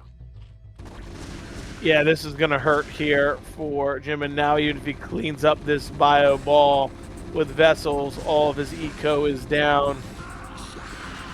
Jimin wants to get these vessels here. That is a good amount of lurkers once again, but wow, good movement from SPX, just barely getting out of position, running away in time to sustain. Oh, D-Matrix on the Marine. Okay. There's so many vessels. I feel like you got to run them home at this point. Yeah, I was thinking the same thing. We don't really want to stay and fight, do we? No, probably not. Still though, that was huge damage, SPX. Now Jimin forced to kind of counter. Ooh, we got dropships as well. GG is called. Wow. Yep. SPX taking the game and going into the round of 16. But I will say, man, really impressive control there from Jimin in that game, right? Unfortunately, he kind of misread a little bit, didn't get the information, but the Immunomicro was very, very strong from him. Going to be dangerous falling into the other side of the bracket, but SPX played it well, man. He played it well. He played strong, held on, recognized it was 2 base, pretty much all in, and he held it. So congrats to him. Yeah, it was very fortunate to do the 2 Marine, 1 SCV move out versus what he thought he scouted was, 2 drones being produced in the main, which could have been Zerglings given the timing at which they started hatching. So yeah, that was just a sick read there for sure from SPX, and he kind of carried that forward. But still, yeah, as you said, Jimin again, great control.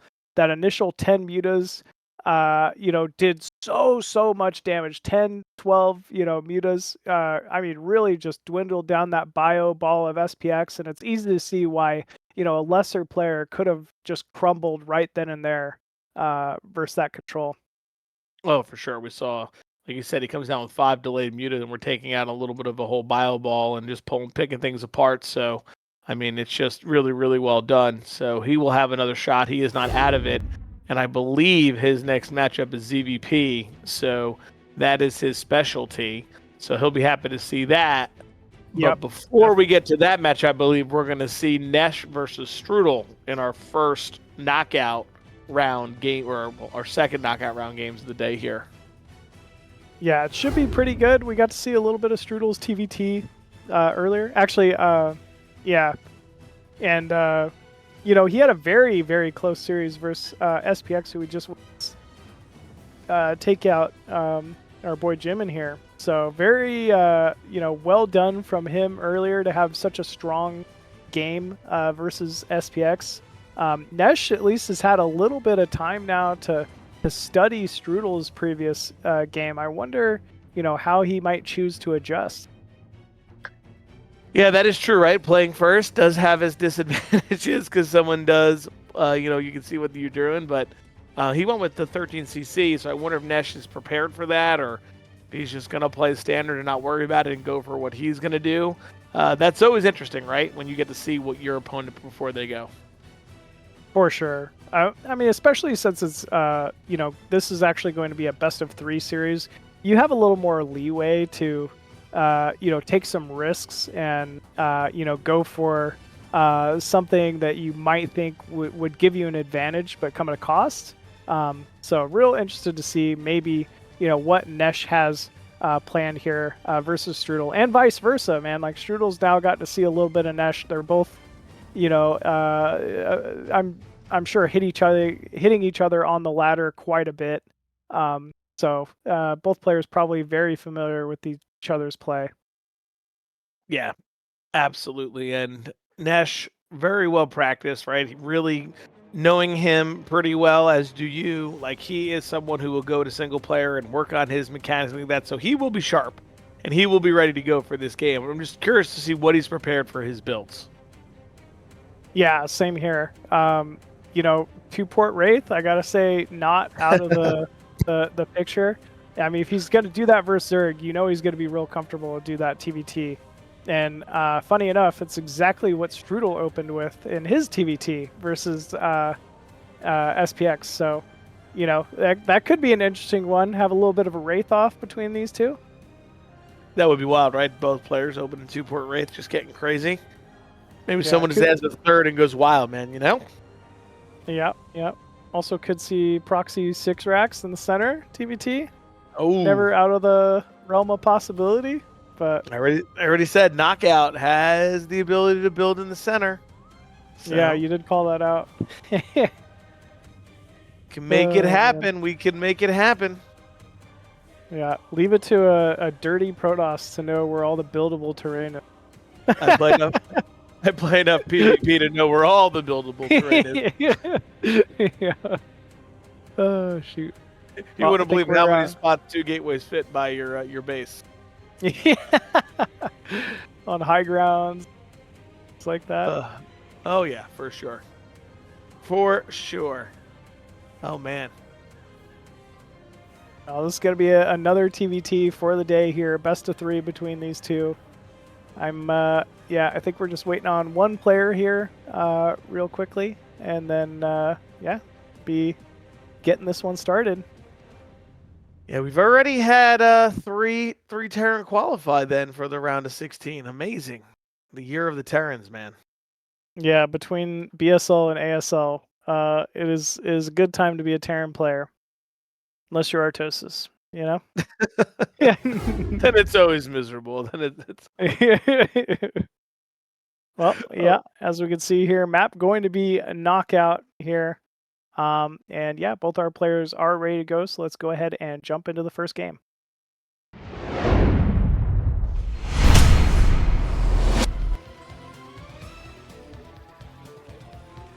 And spawning top left side as the blue Terran, we have Strudel. And in the top right, it's Nesh. Look at that, man. We get to see the Strudel cam finally. You already knew he was going to be in his general suit and tie. Yeah, dude, no one brings swagger to the BSL like Strudel. I don't know, man. Nesh, are those like Pokemon headset? Like what's going on over there? I see some ears that like look at that. Whoa. Does a general beat a Pokemon? I don't know, man. I don't know. Yeah, he might be a Pokemon, man. Gotta catch them all. Gotta catch them all. Only in the BSL. Only in BSL. Shoot. I love that. Yeah, I need a pair of those. I'm gonna text him, ask him where he got those. Yeah, dude, he'll probably just send them to you. He'll give you his Pokemon headset. There it is. That's what I need. That's Well, what I need. Nesh must have heard you at the start of this cast because he is building, the barracks in the center. What could this Man of possibly my own mean? heart. Man of my own heart there. Well, I think we're going to see him just build probably 2-3 Marines and try to put some real serious pressure. Just transition to a factory. I love it. I love it from Nesh, getting crazy. Yeah, sometimes the best defense, good offense. You know, like just throw your opponent off their build. It's something I wish I was better at and did a little more. But yeah, man, like Nesh, despite, dropping that first series to Jimin, not deterred, man. He's going to get right after it here. Yeah. I mean, I like it. I think aggression, I say that, but that's my play style. So of course I like the aggression here. I think, from Nesh, it being really just strong, throws off your opponent, can make more mistakes. I think that's really good here. It's definitely a Nesh style as well, man. I gotta say, like, I don't know if I've faced more annoying drops from almost any Terran than from Nesh. He's definitely someone who likes to get after it, wants to be the aggressor, wants to, really take it to the opponent and utilizes mechanic. It's going the wrong way here. It's going the wrong way. Yeah, I mean, he'll find him eventually. It'll just be with 2 Marines or 3 Marines next time. So yeah, he does end up scouting the wrong way, fortunately. Well, 2 fact in base. 2 fact TVT. Yeah, vultures are strong early, man. Oh, but he's going to see. Oh, he'll probably transition directly into Goliath now because he'll see that it's fact port. It was also add-on without a vulture first. I was wondering if that was going to change anything, but I guess not. Should be tank wraith move outs here. Since I'm such a TBT expert. Yeah. If you're Nesh, why are you not like trying to deny vision of the natural? Like, why would you not want to send the Marines out and maybe fake like you're expanding first? I don't know. That one's kind of throwing me off a little bit. Yeah, I don't know. It's interesting. Maybe he's more worried about just giving it away or whatever. Yeah, like it's showing the double fact, like he's not playing the same. He's not doing a mirror build. We have a add-on already from Strudel, and Nesh no armory. Didn't he see the starport? He did. Okay, there it is. Okay. I was a little worried for him. It's like, you can see things in this game, but did you really see it? That's another question. Ooh, it's cloaked from Strudel. Unfortunately, Nesh not going to run over the starport to confirm it. Yeah, he is. I lied. Nope. No. Nope. He hears me. He's like, Sheen's telling me to scout something? No. I will not. Won't do it. Won't do it. Not happening. This is going to be odd. Well, I will say the Goliaths do well against the tanks, right? Like especially in small numbers. Once the numbers start getting bigger and the siege kicks in, life's definitely a lot more difficult. But just Goliaths versus tanks, you could definitely take some good fights. Yeah, and low numbers before that siege pops in, like Goliaths really not bad. Versus in these early TVT skirmishes. Vultures aren't the best at fighting up ramps versus siege tanks, though. That's one thing I gotta say. I think Strudel is doing a great job of, just being in a very good defensive posture, and he should trade well here. Yeah, I think he's just looking at the game, man. I don't even think he's considering expanding right now. Ooh, nice job by Strudel to clear that mine. I like that from Nesh, that he went out and he took out those Marines. Not just going to allow him to send them Marines over the spider mines. He's actually going to make him slowly move out. Yeah, not too bad. Yeah. How many shots from a wraith to kill a Goliath? 200? Yeah, quite a bit, for sure. Still Oh, though, my I mean, goodness. Strudel is delaying this command center quite a bit. Might even kill the Goliath as well. I'm surprised there's no like repair attempt here from Nesh. It looks like I think he thought that was a 2-fact. He may have. He definitely would have got the turrets faster if he thought that was 2-fact. We're about to be out of cloak. Yikes. Oh, get out. Still, very well done from Strudel, utilizing all the energy on those 2 wraiths. Strudel now clearing that expansion. Definitely in a pretty good spot here, I gotta say. Still though, once you go 1-port Cloak Wraith TVT, the cat's out of the bag. It's gonna be tough for Strudel to, at least for the moment, continue to get value out of these 2 wraiths. Yeah, definitely hard now. Like you said, the game plan has been shown. You know the deal, so you just kind of get yourself set up. The question is now, what is Nesh going to transition to here? Is he going to go into 4-fact, 5-fact, and try to hold pressure at the mines? Will he try to take a quick third base and just take map control? It'll be interesting to see what he does.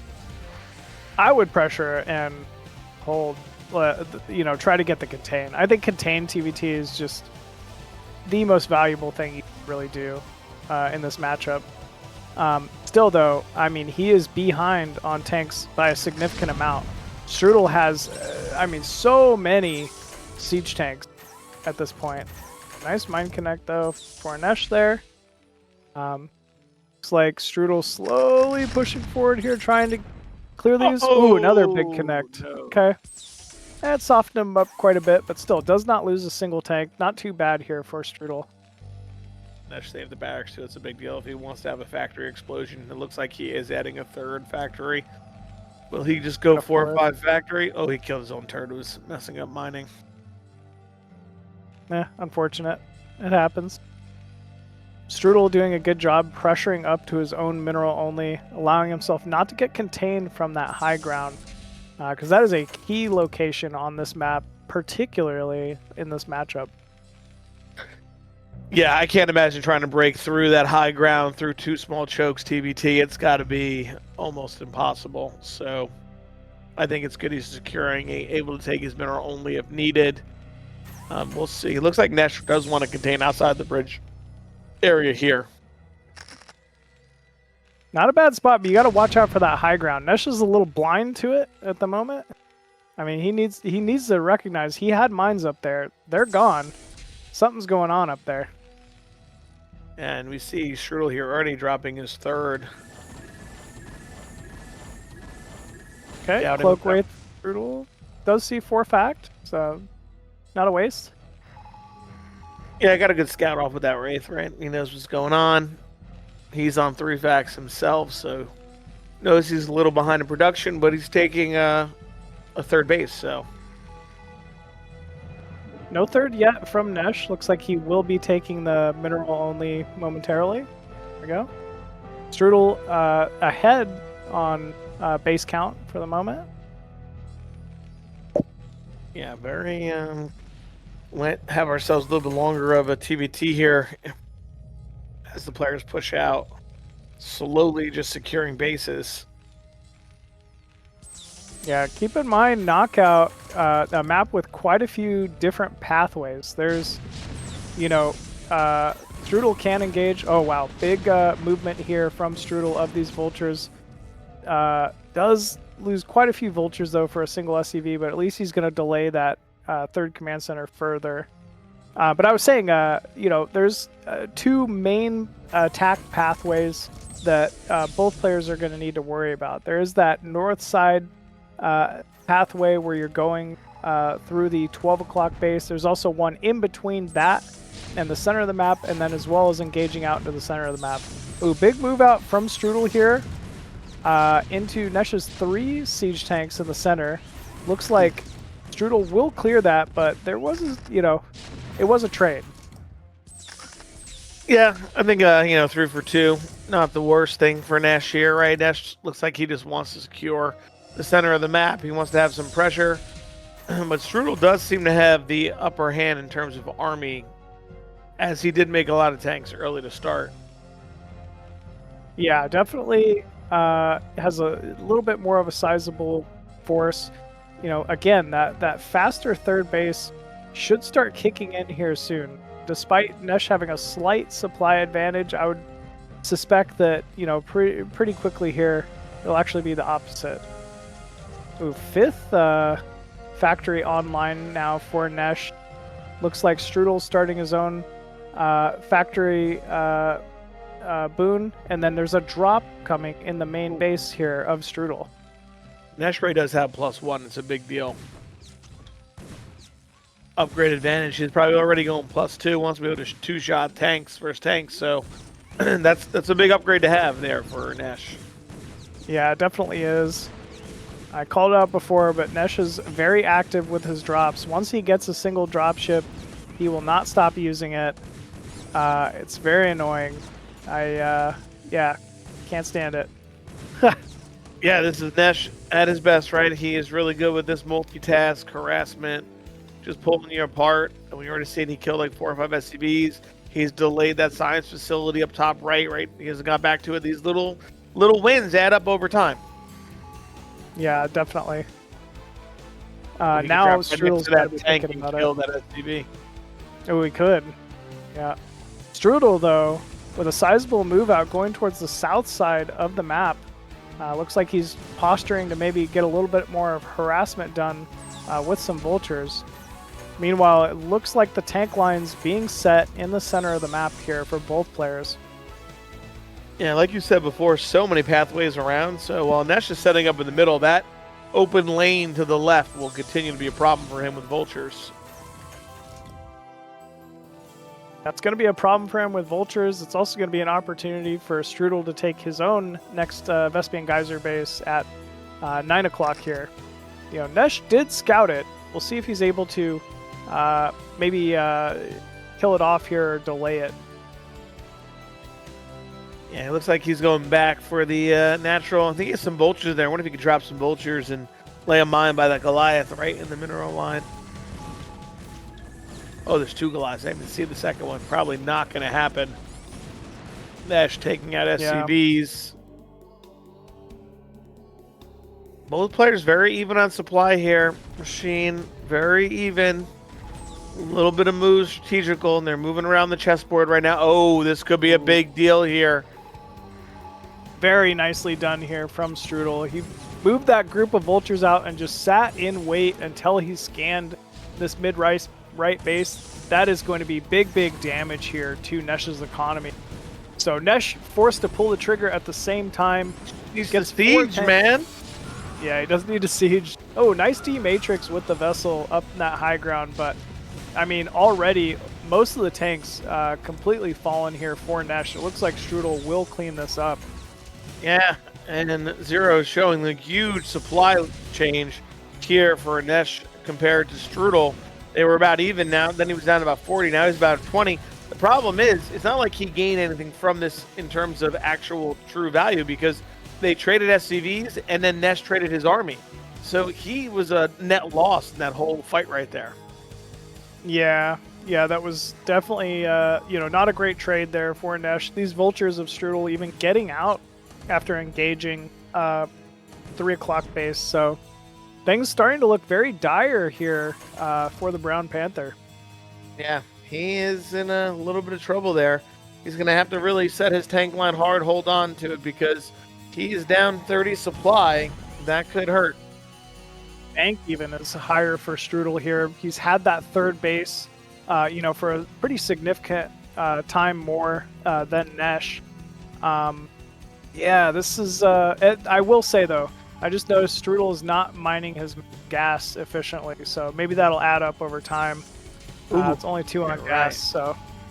Who does that, Machine? Who does that? Yeah, I don't know any Protosses that do that regularly. You don't know anyone, right? Me neither. Weird.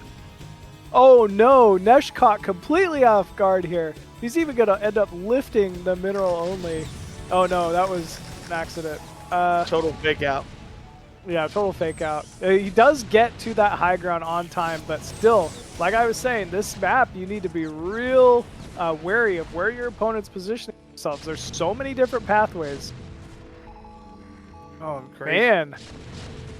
Strudel playing very well here. Yeah, it's interesting how much high ground there is too, right? For these bases, like, looks like a good path, but you know, Strudel doesn't need to push in there. I think what he's doing, I see some, I don't know if it's a Wraith transition from Nesh or what, but he just wants to be able to secure 12 o'clock, which I think is a really, really good move here, right? Because those become the bases that are, if you split map, that are going to be the ones that are contested in their positions. Definitely. Yeah, the most contested bases are going to be that 12 o'clock and that 6 o'clock. Big engagement, though, from Nesh. He's got a lot of tanks in the center here. He might be able to clear this. Yeah, Nesh knows you saw like 6, 7, 8, 10 tanks up there, right? So they can't be in the middle of the map. So let's push. So I really like this move here from Nesh. Can he get the first shot off? Oh, he's got a target with his tanks on the other tanks, though. Not the vultures. Ooh. So many tanks from Strudel rallying in to meet this engagement as well, though. And this is completely shut down now by Strudel. Yeah, this is... I thought he was going to do more. And look at the supply gap now. 40 or so supply here, lead for Strudel. Yep. Strudel securing 12 o'clock so quickly, too, by the way. Got to be called out. I mean, at this point, Nesh needs to just sit the tank lines and then look to start securing bottom right completely. There is still a group of vultures bottom right from Strudel that's going to do more and more damage here. I mean, those are the same ones that wiped out 3 o'clock. Yeah, it's interesting though. That means about 20 supply is down bottom right, so the supply gap is not as big here in these fights.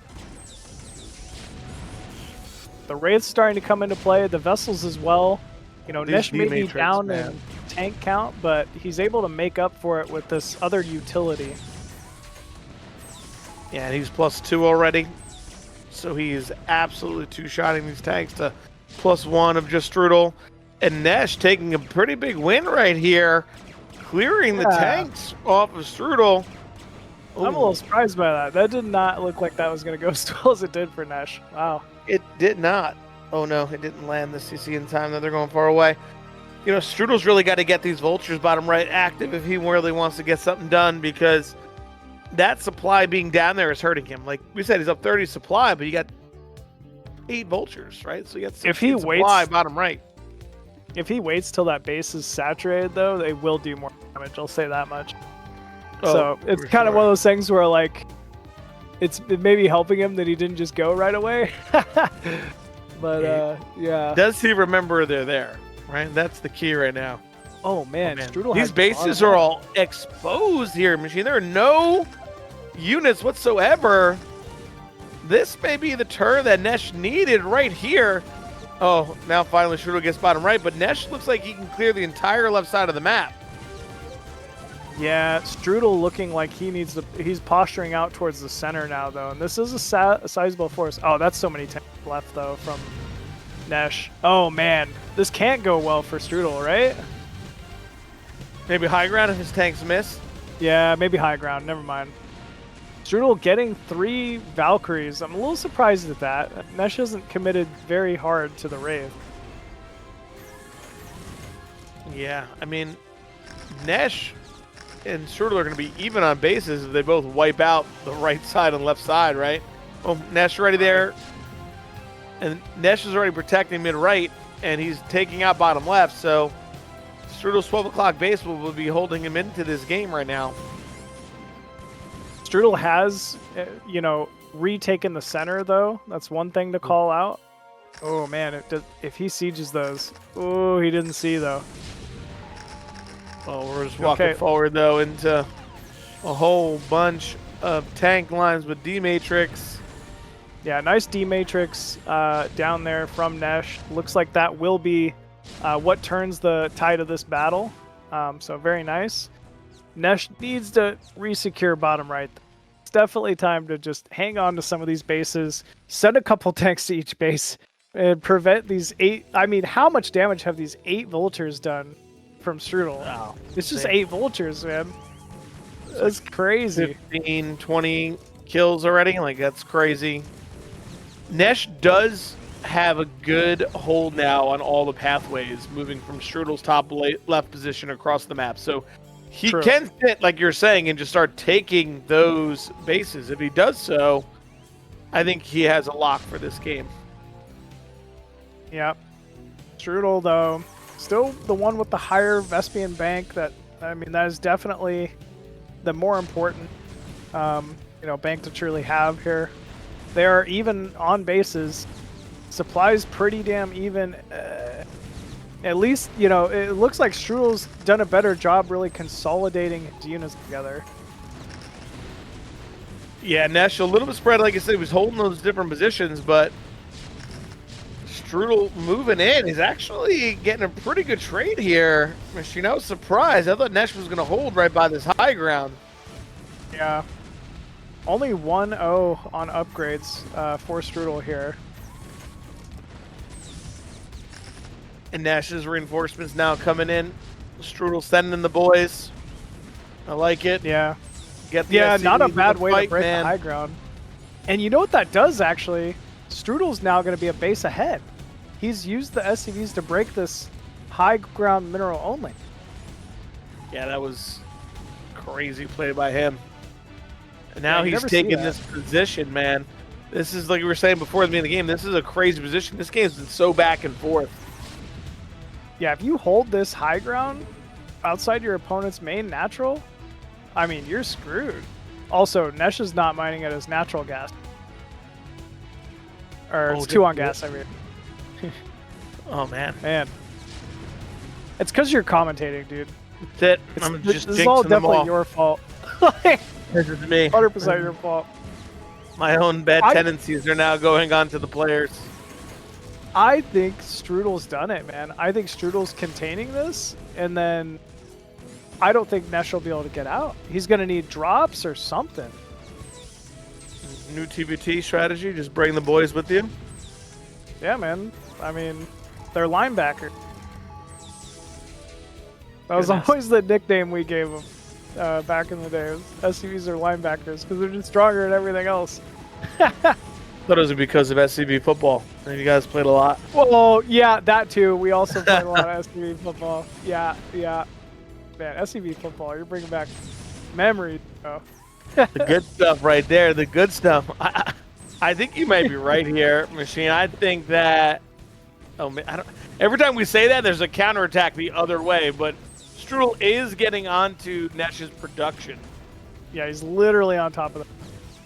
He's got a sizable force at home to be able to, prevent this counter from Nesh, especially once the boys, the linebackers, get pulled. They're coming in. Here they go. Man, has Strudel done it? I don't know. Nesh does have 2 bases mining. He does. You're right. But the production is the problem now. How does he get units out of his factories? I don't think he can. This game. This aim. Oh, this aim? That was Same. definitely a game. Oh, man. This is too much lag. Lag. Okay. Pulling the lag card. Bold strategy, Cotton. All right. Man. Woo. Well, Yeah. unfortunate there for Nesh in a very tight, close game. Really, it kept going back and forth in my mind. Like, oh, he's got it. Nesh has got it. Strudel's got it. Someone's taking position. There's a counterattack. Just all over the place. A lot of chaos happening. Yeah, a lot of chaos happening, a lot of back and forth. At multiple times that I think either player had a significant advantage, but yeah, in the end, it's General Strudel that wins out in that first game of this best of 3. So we'll have to see what Nesh chooses to do a little differently. I'm still convinced that he thought that was a 2-fact from the start, if I'm being honest with you, and I think the race kind of caught him a little off guard. So maybe with a little more refined scouting, he could find himself in a better position there. But still, I mean, you definitely can't knock Strudel, man. Like he really just kept pressuring, did a great job of overexpanding, won out that high ground base position right outside Nesh's main and natural, and that ended up being the linchpin to kind of set the game. Yeah, that and those damn vultures bottom right, man. Those 8 vultures cleared 2 bases. That was crazy. Yeah, I mean, he was able to get so much value from them just being able to kill SCV line after SCV line. And like you said, that map's weird. Like you're trying to set up a contain and trying to hold on, but there's so many pathways. I thought Nesh did it after that one fight in the middle where he was able to kill mid-left, push him back to his high ground. I thought he was just going to hold there and his own high ground, but somehow Strudel goes from the top with SCVs and pushes up the high ground himself. Yeah, the SCV pull was pretty legendary, not gonna lie. I love seeing that TVT. It is exactly what he needed to do in order to be able to take that base. Yeah, that was pretty darn cool there from Strudel. Still though, series is not over yet. Plenty of time for Nesh to make a comeback here, and especially given how close that game 1 was. This series is not over by any means. No, for sure it's not. The question is, what map does Nesh pick now? Yeah, I mean, it's TVT, right? You're not TVT, yeah. What do you like? Unbalanced. Dude, you know me. I'd be picking Jane Doe all the way. And, well, that was just banned by Strudel. Strudel? Okay. Yeah. Well, psych. Yeah, I don't know.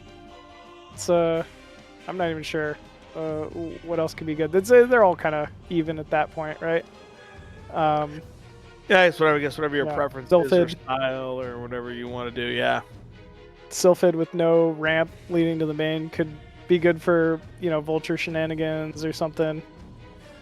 Yeah, we'll have to see.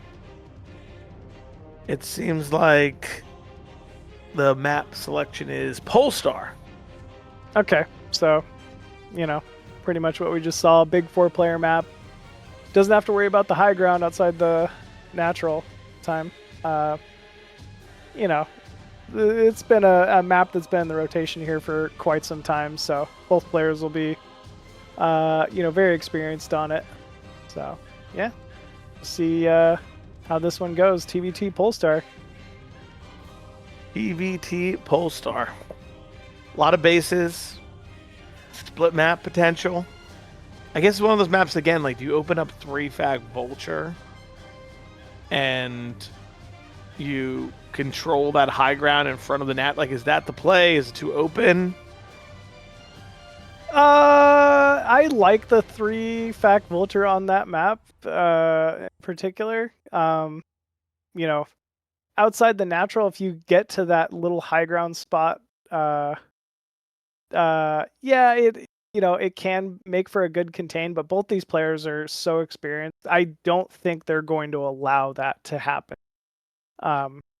Because you're always constantly posturing outside the natural to prevent just such a contain from happening, unless you're going for something like a 14cc TVT, where you're just kind of giving up that early map control. This might be time for Nesh to break out the two port Wraith. You know what I'm saying? Yeah, why not? Get crazy. Yeah, get wild with it. Get crazy. Could be good. We'll have to wait and see, obviously, what he chooses. But I know that's something that Nesh has really been working on for quite some time. It seems to be more of his safe standard style of play, is just opening 2-port and then transitioning out with that control. That being said, again, the first TVT we saw Strudel today was a 14cc into 2-port Wraith, and I mean, it ended up being very strong play versus XPX, who's already in the round of 16 now. So could be a good call from Strudel as well here. Absolutely. Yep. Well, I think Right. both players just still getting ready for this game 2 here of this best of 3. Yeah.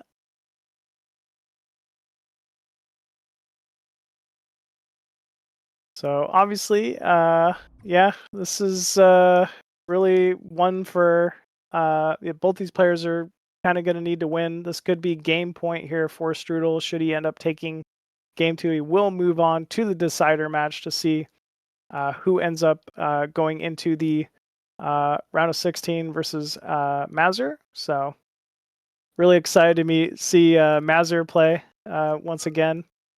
You caught the mass recall from Mazur, right? Like the recall into recall into recall. I thought that was I did. cool. Recalling arbiters on top of recalling arbiters.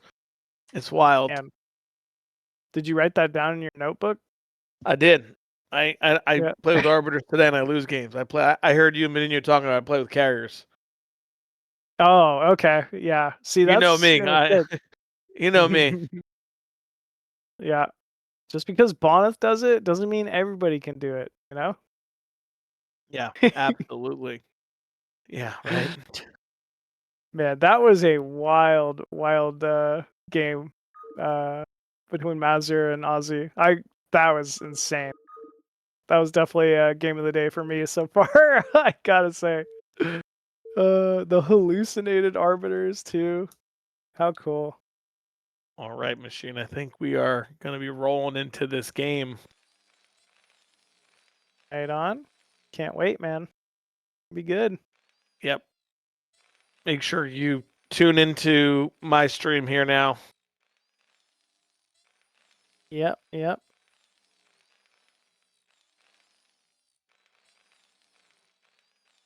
All right. And spawning in the top right, we have the Terran player of 1-0. It's Strudel.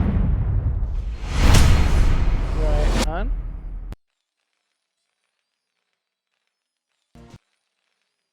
And in the top left, we have our red Terran. It's Nesh. All right. Turn that music on, bro. You got it. Control M. Control M me. I control M to not turn it on. Does it work? Oh, maybe you gotta. I can bring an options screen up in the middle of the. Oh, there we go. Options, sound.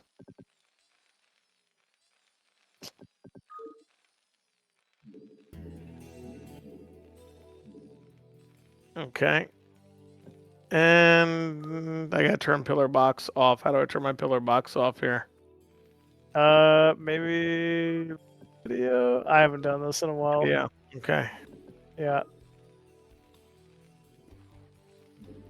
All right. There we go. We're all set up. All right. So yeah.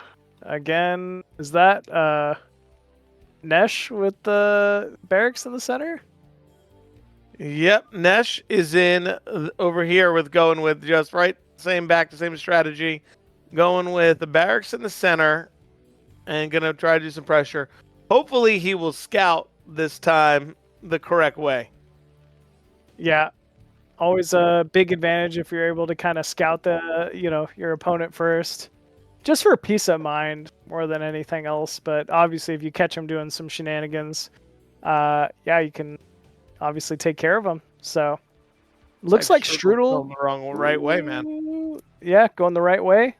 Always nice to see.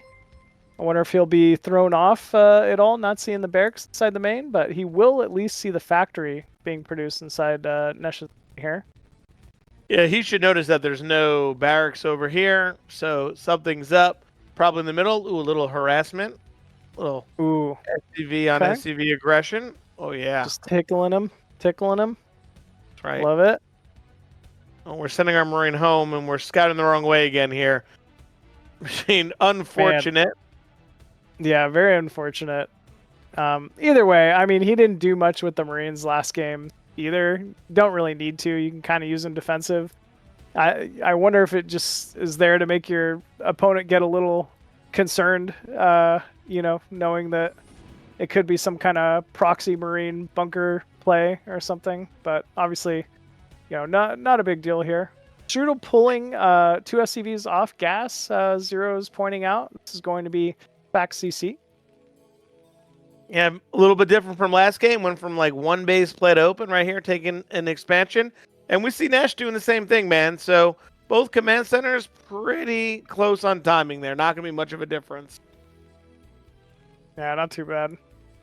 Have you ever seen someone so laid back while they play?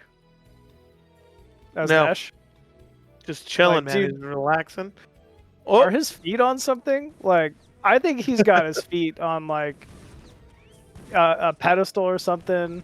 His wife's probably giving him a foot massage. Oh, lucky guy. Like, are you winning on?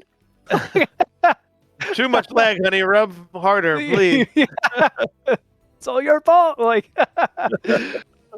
oh man, I was just noticing that he's like horizontal. I could not play like that. No. All right, 2 factories here from Nesh. Are we going to go see a 3rd fac? Ooh, 3 factories from Nesh. Strudel just going with 2 right now. Vulture production from the both of them. Yeah, a lot of vultures being produced from both players. Always a good sign. I love to see a lot of vulture. TVT could make for a quick timing here. We'll have to wait and see. Plies pretty much even. Looks like Nesh being the one who's a little more committed with the 3rd factory, even pulling 1 SCV off gas here. Yeah, it looks like he's going to go for the though. standard 3 fac, just vulture pressure. Strudel now adding a 3rd factor of his own. I've been seeing in ASL a lot. Many Terrans adding like their 4th fac. Oh, here, never mind. Here comes in Nesh poking in. I would say a lot of Terrans in ASL are building their extra factories like in their natural to try to trick the other Terran. Like, oh, I'm on 3, but then there's like a 4th over here. Oh, shoot. Okay, that's kind of smart. Actually preventing the scouting by hiding it. Well, it looks like Strudel is going to push out that barracks, and it's going to fall here. Oh, no. This dreaded 44-44 supply block. Yep, That's the grades. And that's a big deal when it's 3 fac vulture versus 3 fac vulture. If you're going to be missing supply depots, you're missing production, you're going to be behind. So, got to stay on top of it.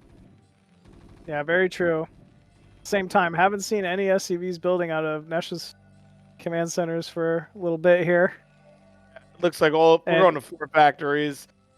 He's also at the dreaded 52-52 and just started a depot as well. So the supply blocks run both ways. Right. We're set up here on the high ground.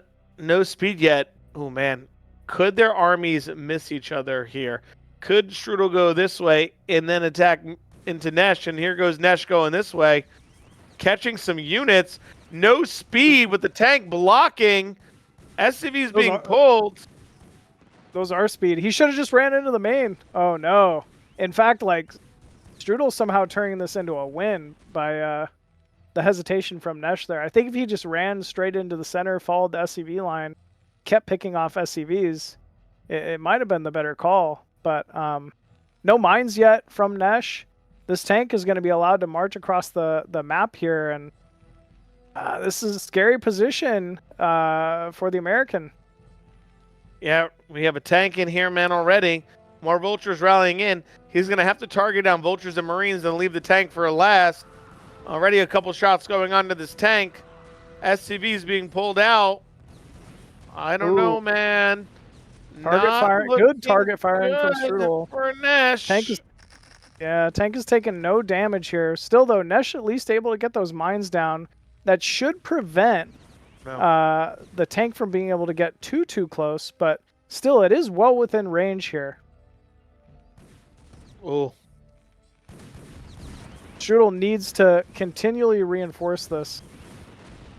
That tank is not shooting. It is not in range yet. There we go. But more reinforcements coming out here from Strudel.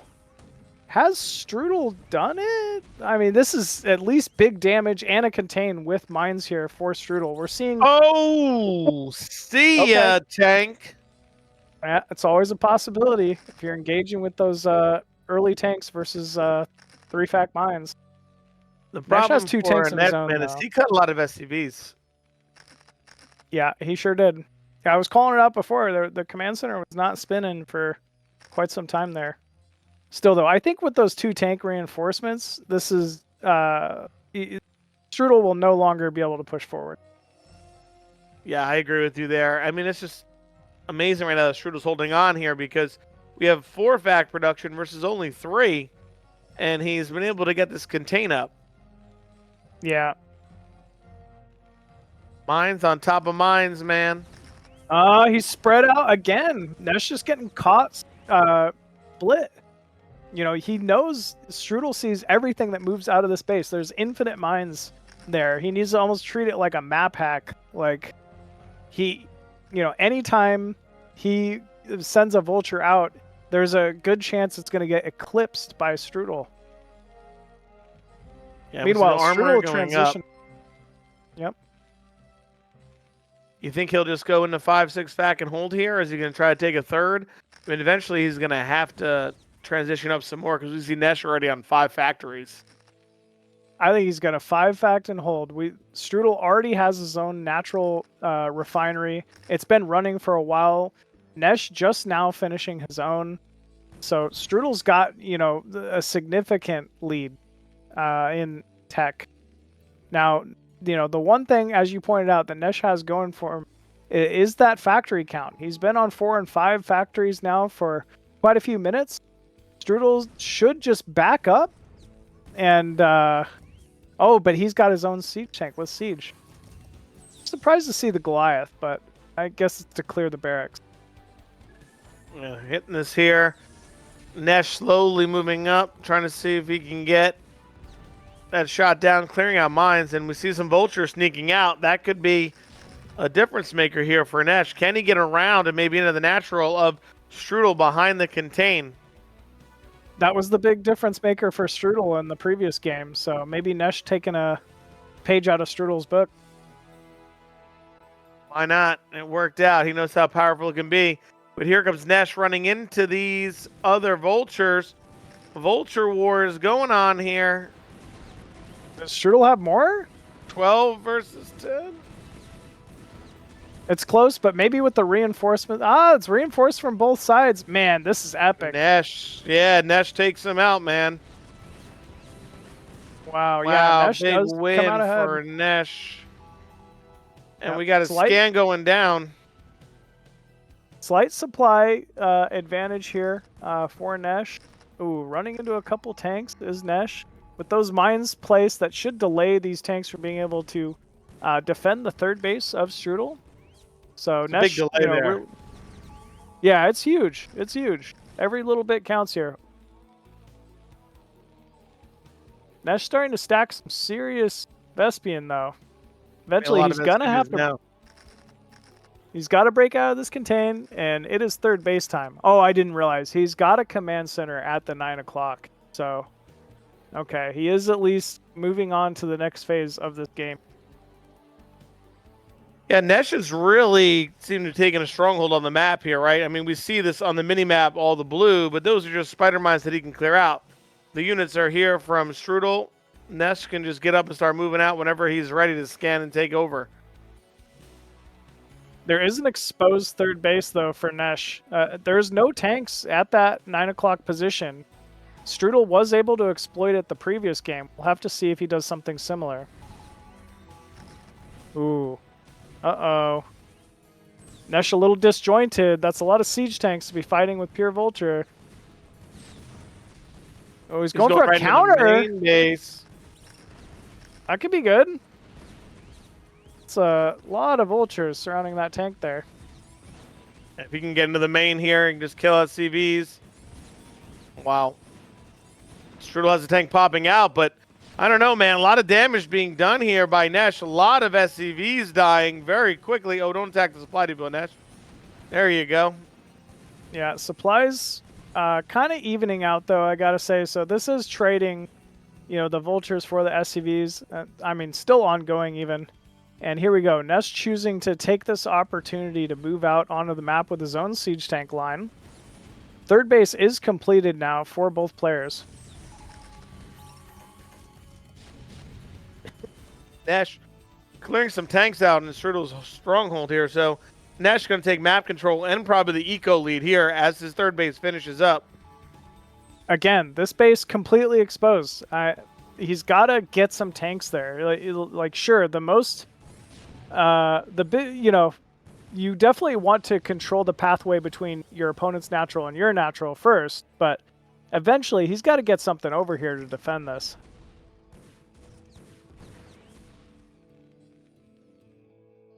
Strudel has his own third base. If he can start to take over this area as well, he probably can hold Strudel to the right side of the map and start containing him on those three bases. Nesh has got to get that macro going a little bit more. Right, we're floating a little bit there. We just did a nice macro around. This is, been really a slugfest already for a game 2, especially given how crazy game 1 was between these two. Oh, Zero pointing out 2 on gas again here for Strudel. That always adds up, man.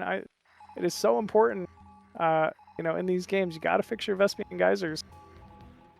So we'll have to see here. Nesh starting to take us.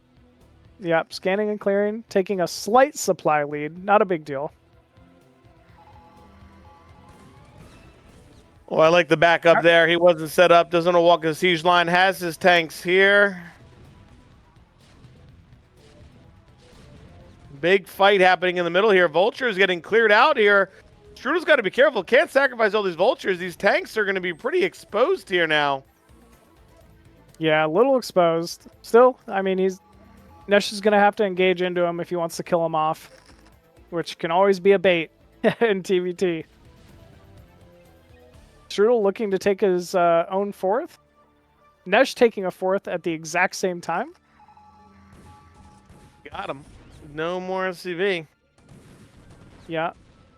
I like where Nesh is taking this fourth here, though, Machine, because at least he's protected by his tank line here, and he can secure the fourth. Strudel kind of still open with this fourth base, right, to vulture rays and other things. True.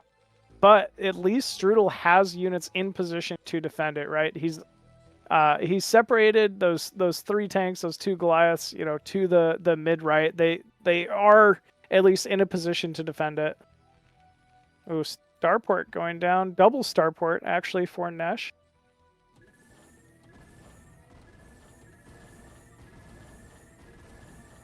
Nesh slowly eking out more and more of a supply lead.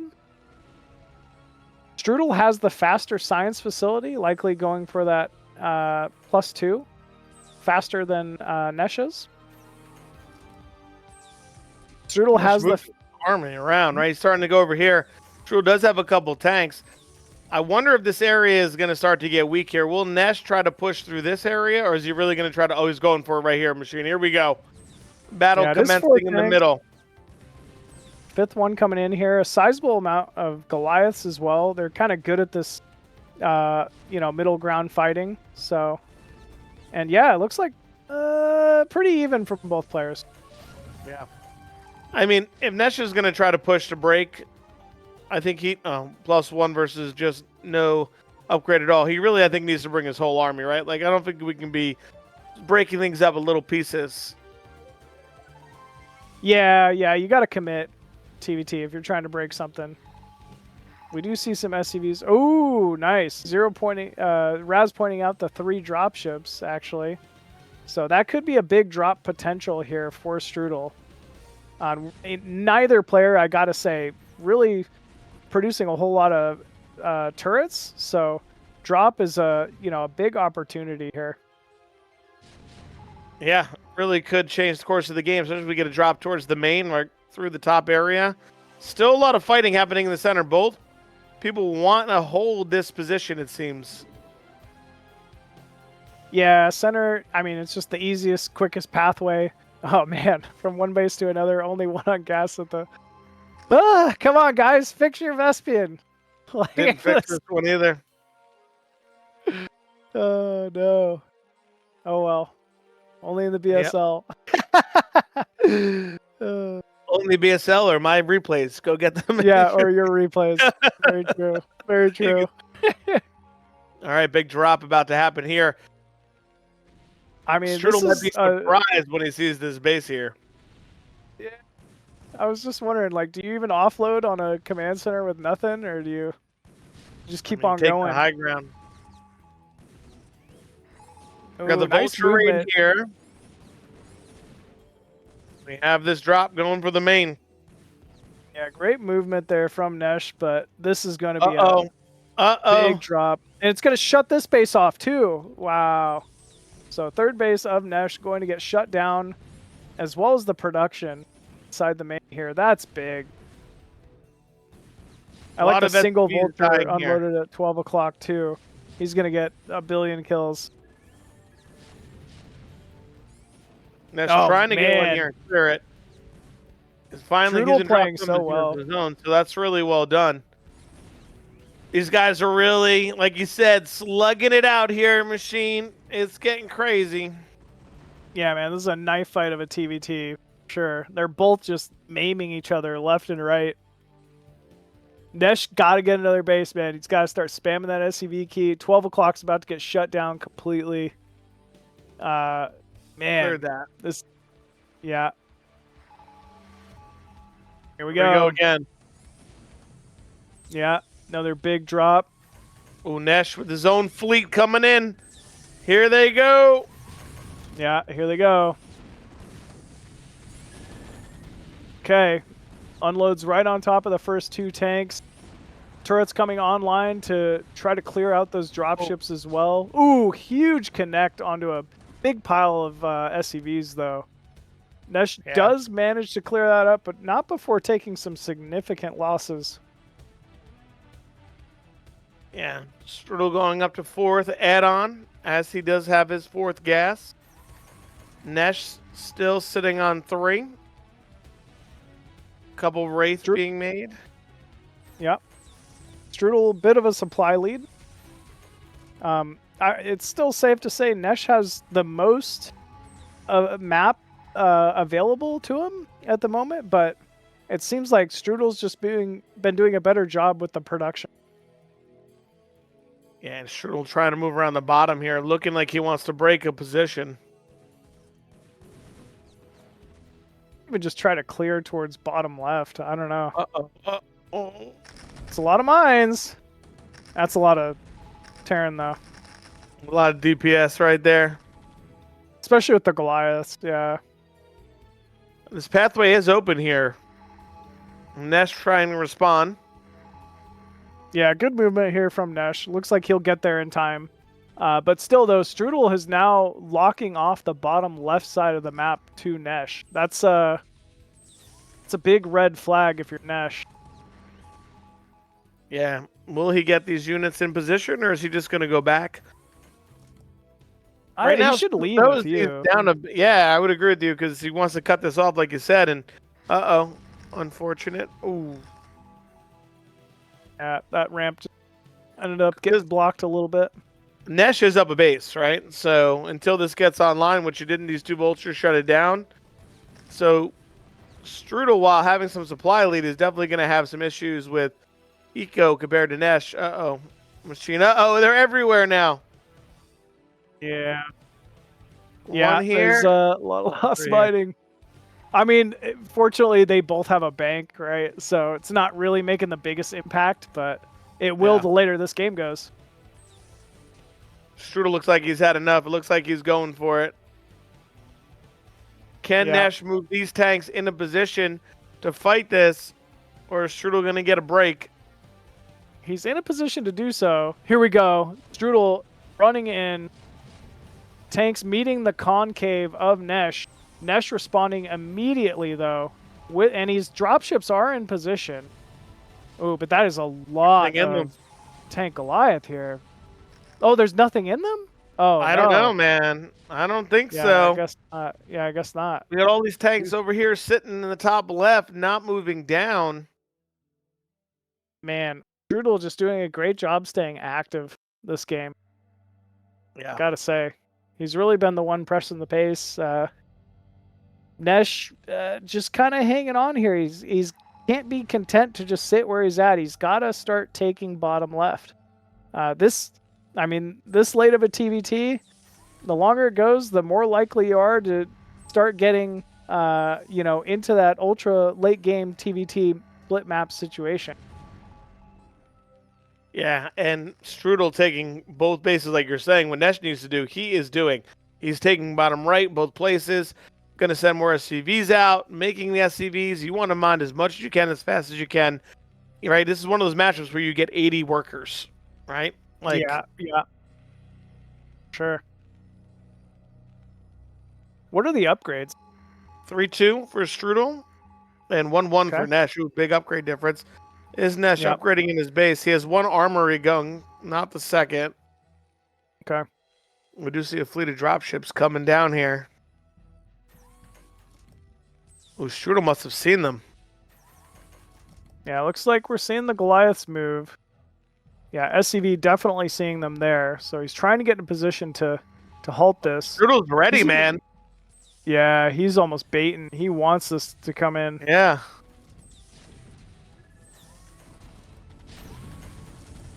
Nice connects there from Strudel. Doing a good job targeting and focusing down some of these tanks.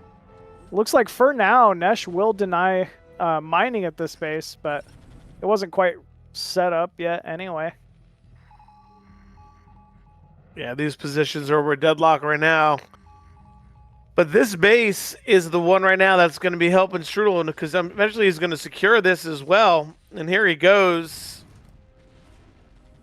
Nesh definitely a player who has great mechanics, right? He's not going to be one who's deterred the longer this game goes.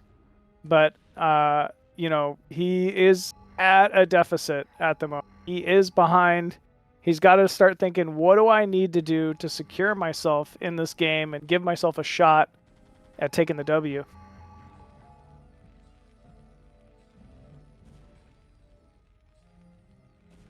Eight factories versus 8 factories. Strudel just taking out little pieces of units, man. If he can just get some siege tanks here, he could shut off this base as well with those dropships. Yeah, you're not wrong. Nesh did. There were some siege tanks there. Nesh did clear those eventually. So it looks like Nesh has recognized. Yeah, I do need. Oh, Strudel. Nice drop. Yeah, Strudel, man, he is on it today.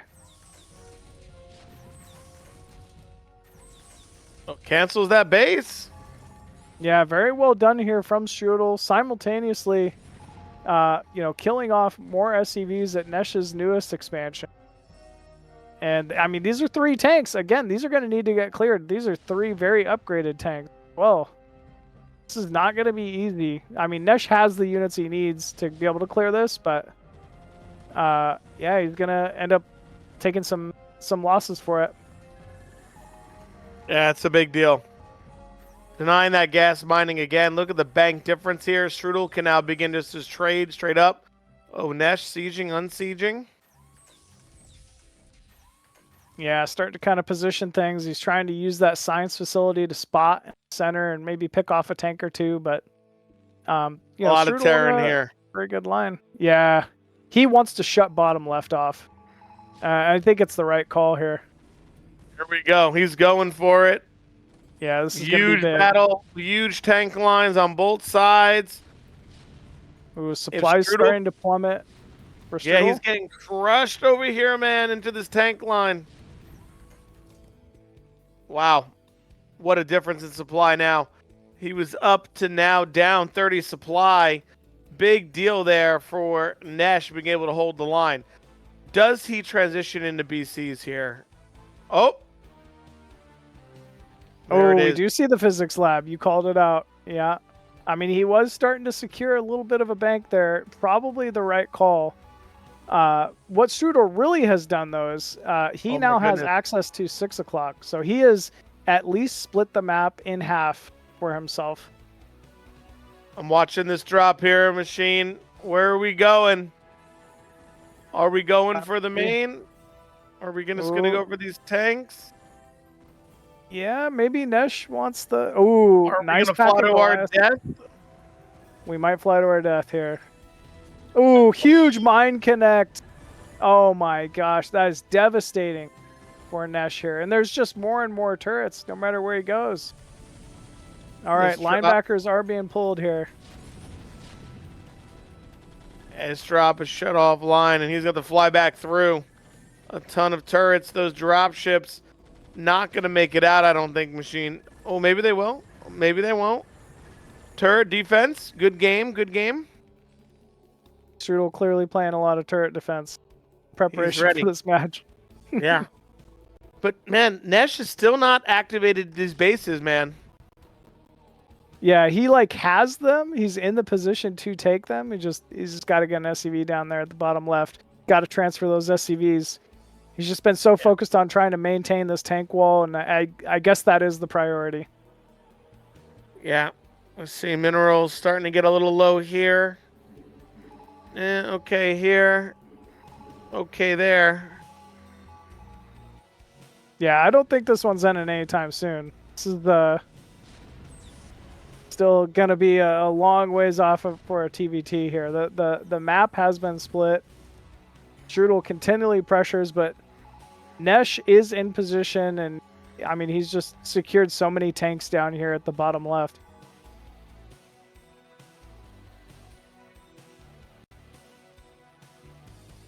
Oh, okay.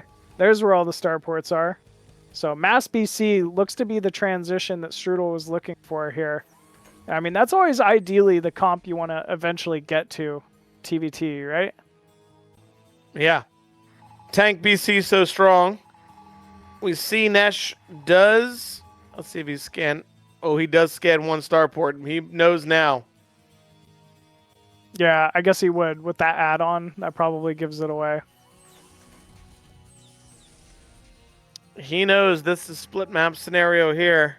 Is he going to go for a break right here? He might. It's a lot of tanks. Here he goes. Here it is. Ooh. Very nicely done here from Nesh. We're just walking in, making sure everything gets in range before it starts hitting. And maybe he can catch Strudel exposed while he's trying to transition to BC. But still, Strudel immediately reacting, pulling units from the north, from the south, trying to prevent any further movement here from Nesh. Wow. Look at the difference now in supply.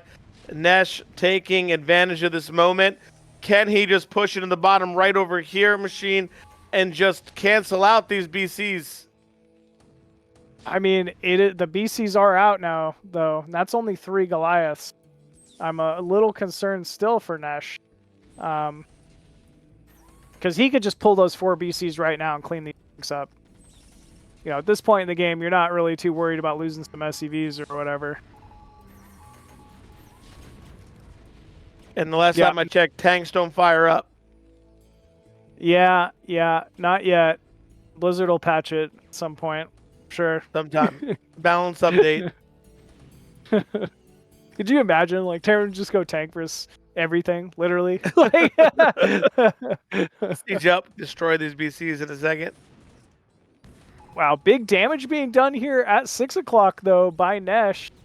Still, you know, finding a way to make more and more damage happen. Nesh clearly has the bigger bank. I don't know where all that money came from, but he was behind. Not this base. Yeah, not that base, but he's working on it. Still, BCs are a big deal. Strudel can now freely, just pick off these tanks, wait for Yamoto. You know, I don't think Nesh can really engage into all these tanks here. Yeah, maybe he can. All right. The engagement's happening. It's a sizable amount of BCs, and yeah, it is going to force a retreat here out of Nesh. I'm surprised that Strudel didn't follow that and maybe pick off more tanks. Yeah, I guess he's a little worried about chasing and caught middle of slow BCs and Goliaths coming. Because now when Nesh is 3-3, these BCs are 1-1. But Very man, true. the BCs are strong, man. He should pressure bottom left. Just send those to the bottom left, I think. But well. Here we go. Again, Nesh regrouping. He's already remaxed. And looking to re-engage here. We got about 11 BCs, though, from Strudel. And, I mean, they're heavy hitters, man. BCs are so strong in this matchup. Nesh really needs to be concerned. Nesh seems happy to just kill off 6 o'clock for now, and that might be the right call. Well, I think this is the split map base, right? So if he's able to just kill that and take this at the same time, I think, he's going to be able to hold more bases than Strudel, and he wins, right, over time, even if it's a game of attrition. So, because he already owns 12 o'clock, here come our BCs. Yeah, here come the BCs. There is a good amount of Goliaths, but I don't think enough to truly be able to handle this many BCs yet. Now with this Science Vessel, we have 12 BCs at least there. This looks like where the next fight will be, right here.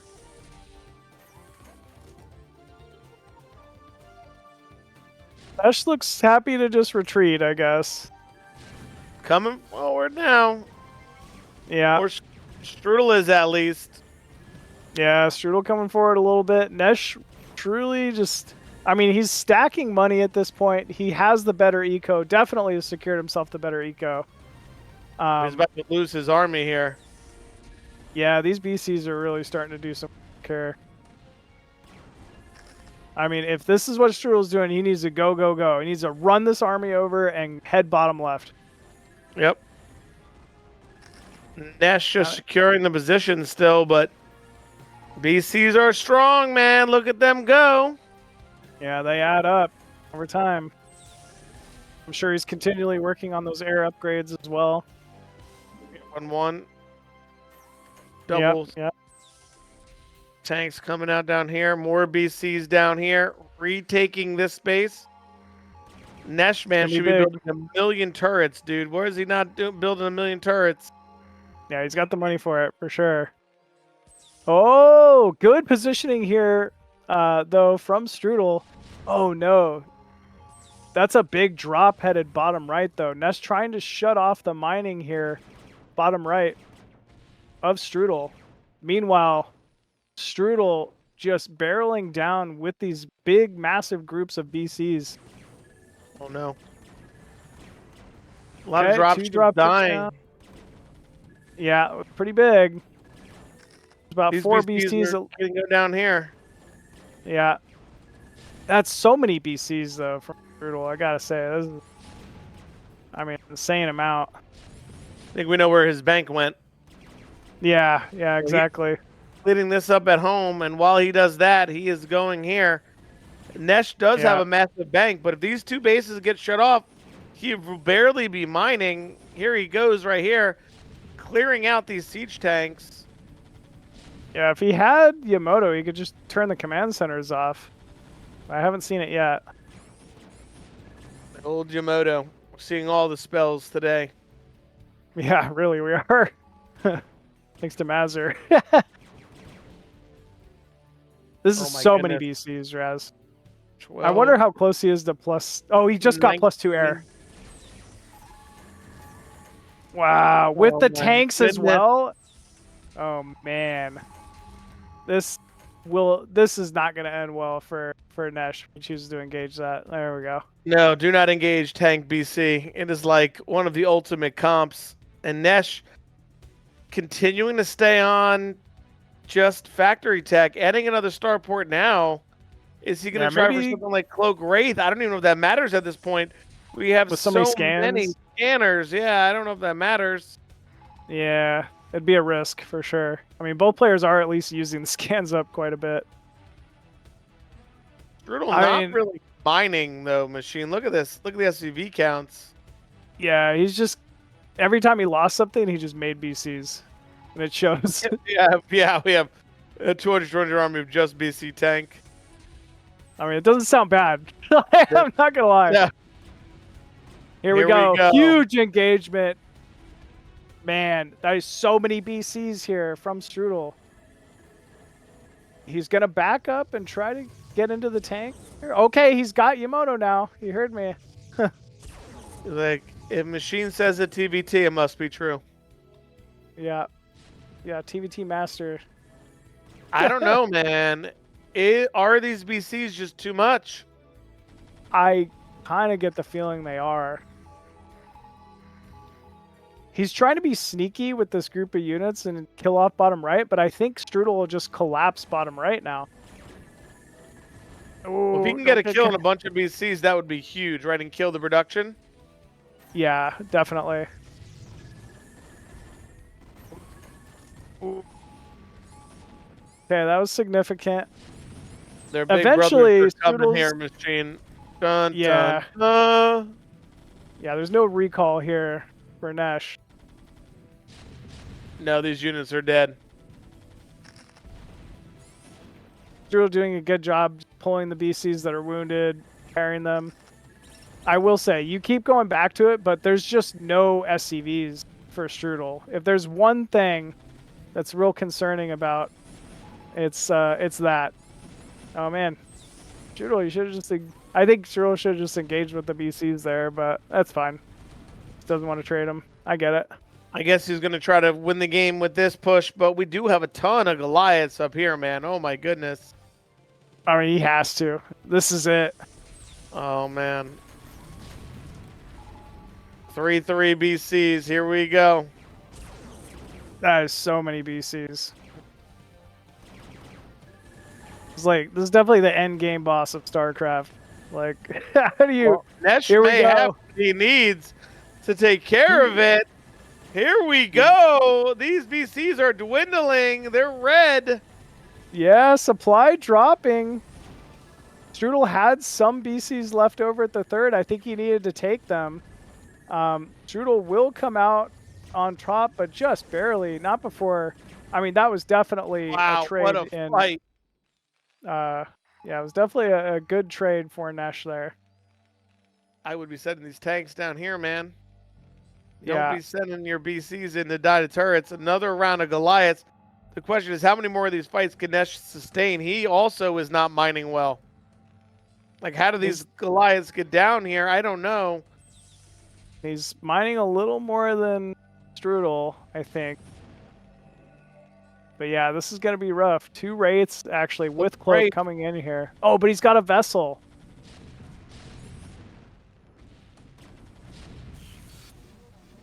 Oh my goodness. D-Matrix on the tank. Has Supplies even. Strudel done it? Supplies are even. But we're mining here. Yeah, Strudel doesn't know about that, though. And look, like, Strudel's got, like, no SCVs. He needs to go around and pull every SCV he can find. Okay, he just... Actually, that's a pretty good clump of SCVs towards 6 o'clock. Strudel's got to go. Yeah, he's got to go. He's got to go. I think he's got the bigger force. Oh, big counterattack, though, from Nesh towards bottom right. I think this is the right way to go for Nesh. He does not want to engage at this point. Supply lead now for Nesh as well. But here come the BCs again.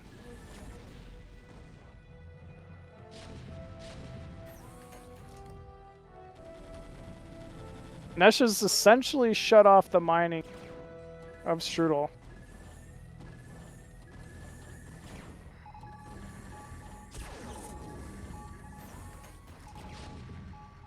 He sees that base now. A lot of Goliaths coming down.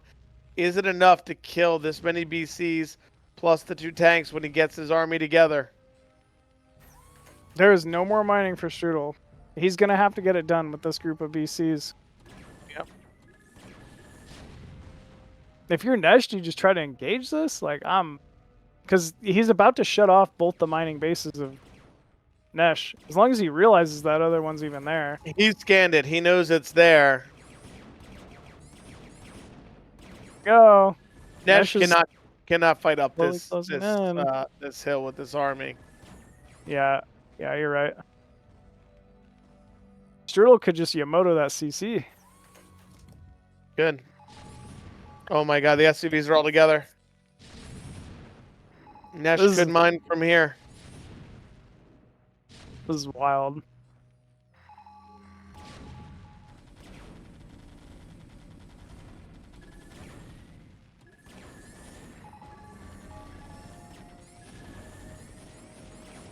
This. Could we have a draw? Very possible. Yeah, very possible. Could we have a draw? I'm starting to get that scared feeling, Machine.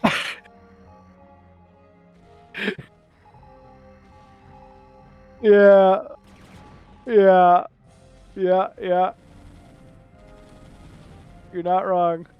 Like if Strudel just sat somewhere with the BCs in his base. No, I guess Nesh could mine. So I guess he has to be on the map. Yeah, at least there's still minerals on the map. There's potential for this one to still keep going. I mean, at some point, these two are just going to have to slam into each other. See what happens. Do they have to? Not according to Nesh, I guess. I know he is the draw king, so... Yeah. There's a lot of tank to... He's got the Yamato this tank and siege with his tanks. Because yeah, he is going to mine here. He's going to mine. Yeah. Yeah, he has to. He's got to go. He's going to mine from these patches. He has to lift the command center's got to come down here. Yeah, Strudel's not even trying to mine.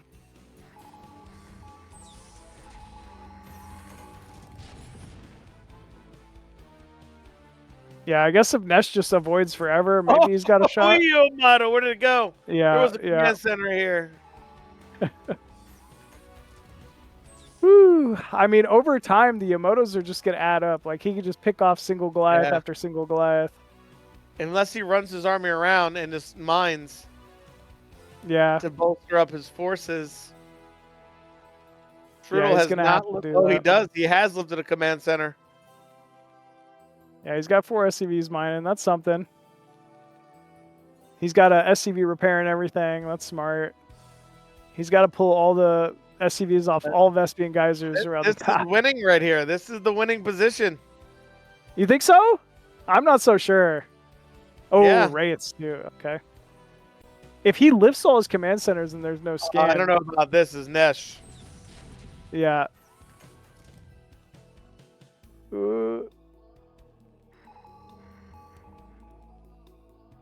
Okay. Okay.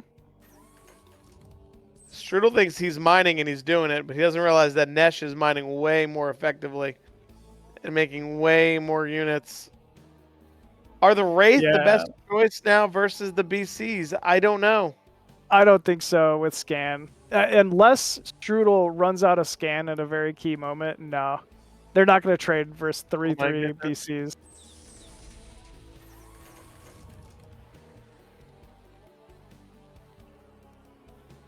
There's a dropship for Nesh moving around the map. It might be...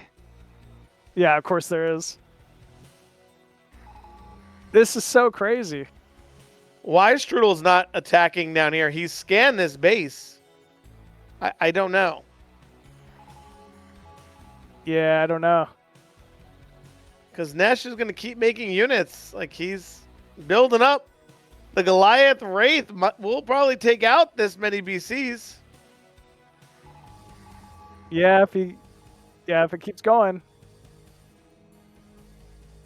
Dropship headed towards the only mining base here of Strudel.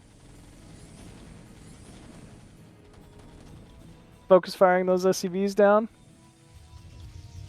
Oh, we don't need 12 Yamatos on that. Okay, we do. We really killed that dropship. He's going for Mazur's style points. He's like, I got style too, you know. I will destroy this. All right, Nesh setting up down here. This is where the final battle will take place. Man, I can't believe this is still going on here. The Wraiths have not been let out of the bag quite yet. I don't know if Strudel is aware.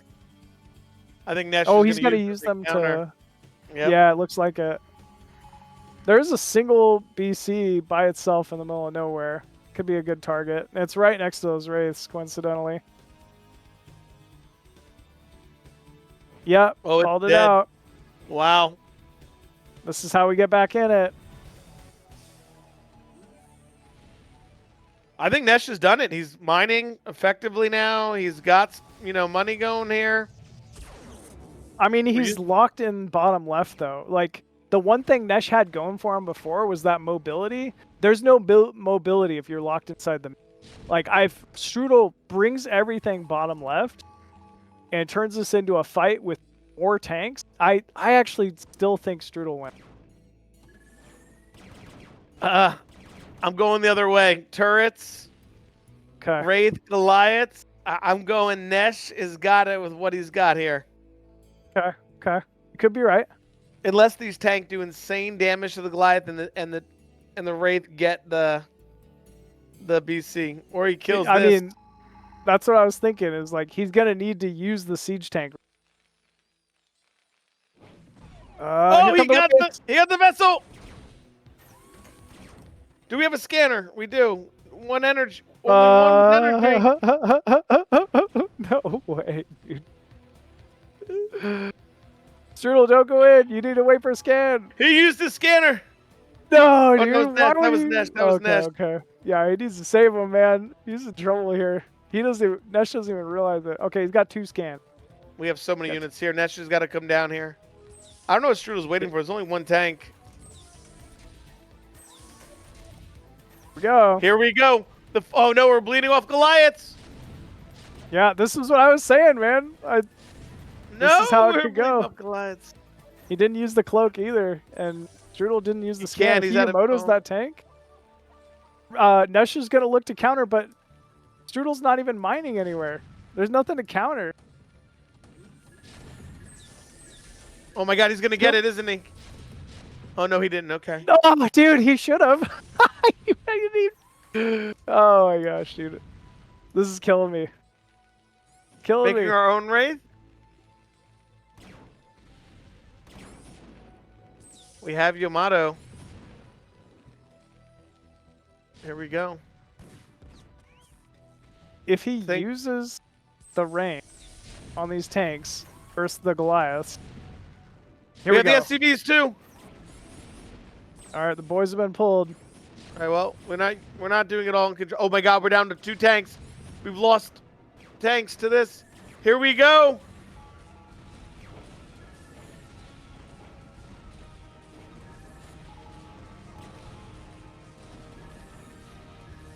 I don't even know, dude. He double Yamato to Goliath there.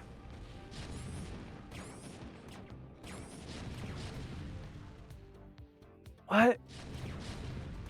We have... Did Nesh do it? So we have our own confused. Wraith. We're not mining. We have SCVs. Got to return that mineral budding. Nesh could mine from here now. This is insane. I hope Zero's prepping for what a draw looks like.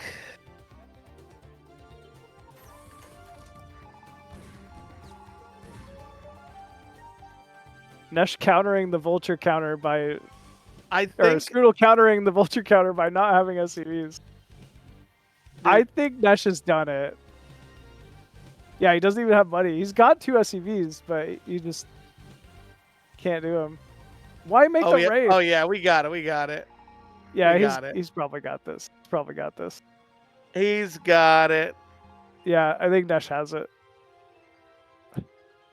With this many Wraiths, we have it. Okay. Yeah, I think you're right.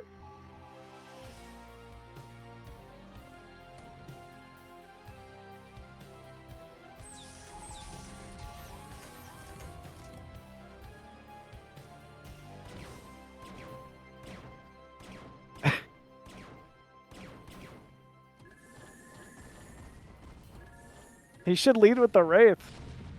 Yep. Oh, okay. Yeah, he's definitely got it.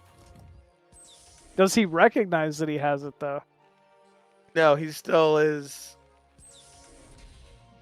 Here we go. He's we got go. it now.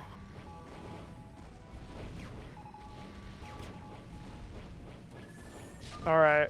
Wow, there's the GG. Oh my goodness. Oh my That gosh, he is did it. insane. Yeah, that was the wildest TVT seen so far today. Man, I thought we were getting very close to a draw there, but fortunately for us, it's only one. You know. Oh man. Thank goodness that was an hour-long TVT. I'm sure MadiNho said he went to bed. Yeah. I think he's probably crying right now. Wish he was a part of that one. Yeah, he's not happy. Oh man. He really wanted to see that where he almost had a draw. That was crazy. Well, epic TVT here between Strudel and Nesh. Winner gonna end up moving on to face Napoleon here afterwards. Whew, man, I don't know. I think that game kind of said it all, you know? I mean, I don't know why Strudel waited so long to go bottom left. I mean, he knew it was there. He scanned it. He had to go there. He let Nesh mine so much more, which was what Nesh was able to make all those Wraith. But Nesh getting another breath, a second chance at life in a game 3 here. Yeah, that was a nail biter, really close to being the end of Nesh's BSL tournament run there. But again, man, the guy is like really good at just drawing out late game TVT and getting a victory somehow, some way. So, yeah, big props to Nesh there. Turn a loss into a win, and securing himself a game 3 in this set. Yeah, let's see which map Nesh is going to ban. And what Strudel would like to pick. Yeah, I don't even know what Nesh would ban in this. I don't know. It's going to be interesting. Would he ban Sylphid? I don't know. Sylphid? Yeah, maybe.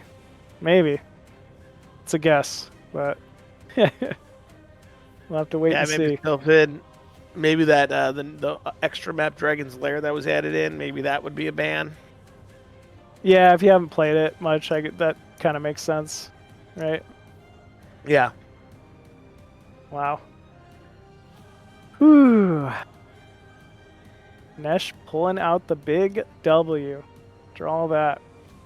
That was crazy. Yep. That was crazy. Well, it is Strudel's map choice, you know.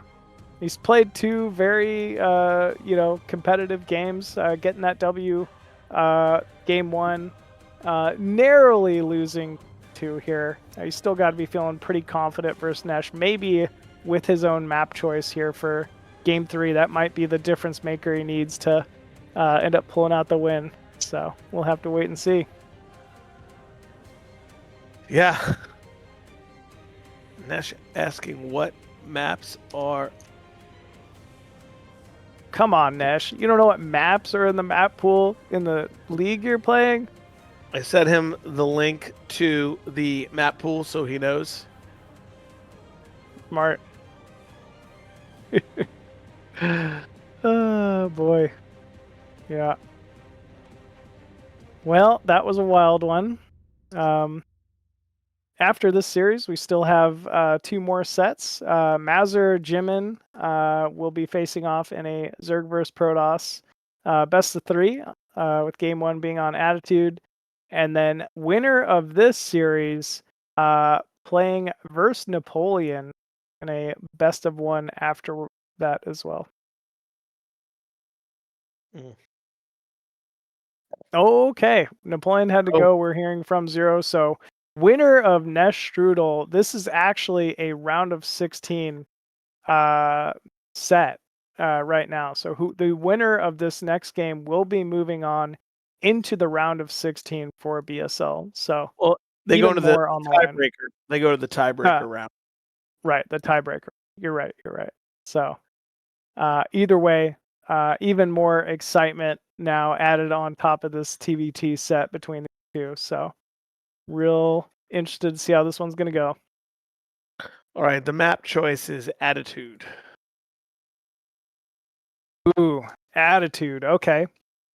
Not a bad choice. Actually, given that it's going to be map 1 for the next series, kind of fitting that they ended up picking this as game 3. So a lot more pressure. The win here gets you through the next round and into the tiebreaker. So Yep. a lot of pressure here for both players. Yeah, a lot of pressure for both players, but you know, something that each of them are prepared for. You know, given how how many hours they've both put into this game, especially TVT to practice up for this season of BSL. So real excited to see who ends up pulling it through.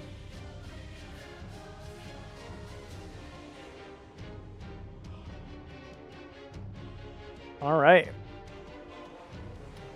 Alrighty. Once again, final game here between these two. This is game 3, Nesh, Strudel, TVT on Attitude. Let's see it. All right, here we go. We're getting into it now.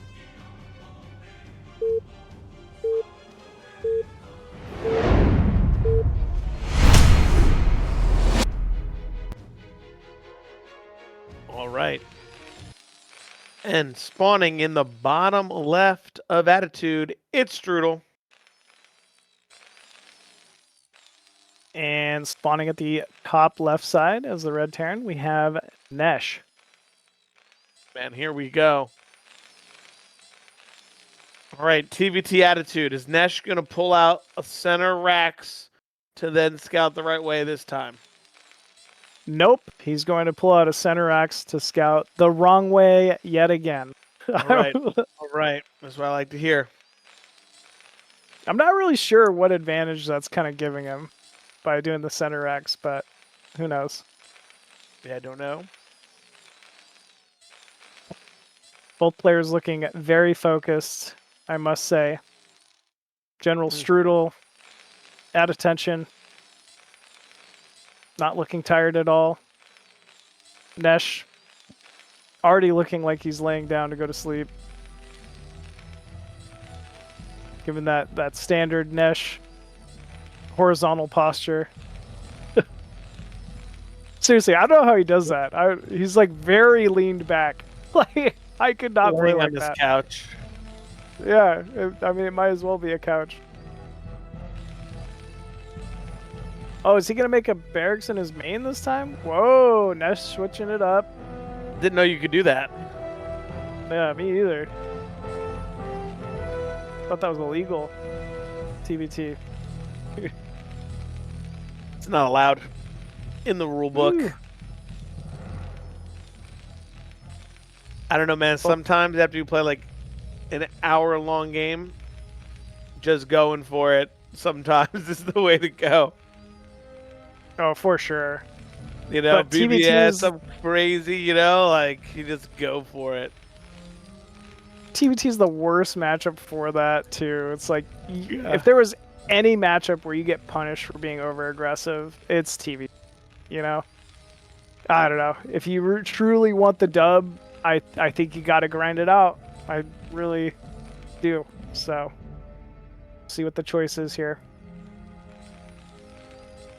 First factory down here for Strudel. Gotta say, Nesh's factory a significant amount behind. I'm not sure if that's intentional, but Nesh is pulling 2 off Vespian gas. Meanwhile, Strudel keeping on gas. Could this be a 2-port Wraith? Could be that, or it might just be an in-base 2-fac, or maybe Could he's going to be, play yeah. back starport again. Yeah, you're right. Maybe it is. Just, I don't know why I was thinking 2-port Wraith, but we'll see. Nesh not getting a first scout, getting a last scout. Meanwhile, Strudel getting that first scout. Must be good to be a general. Must be good. Better than a Pokemon.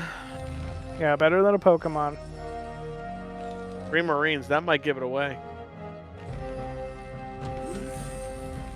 Fact add-on and starport for Strudel. So same thing as game 1, it seems like. Yeah.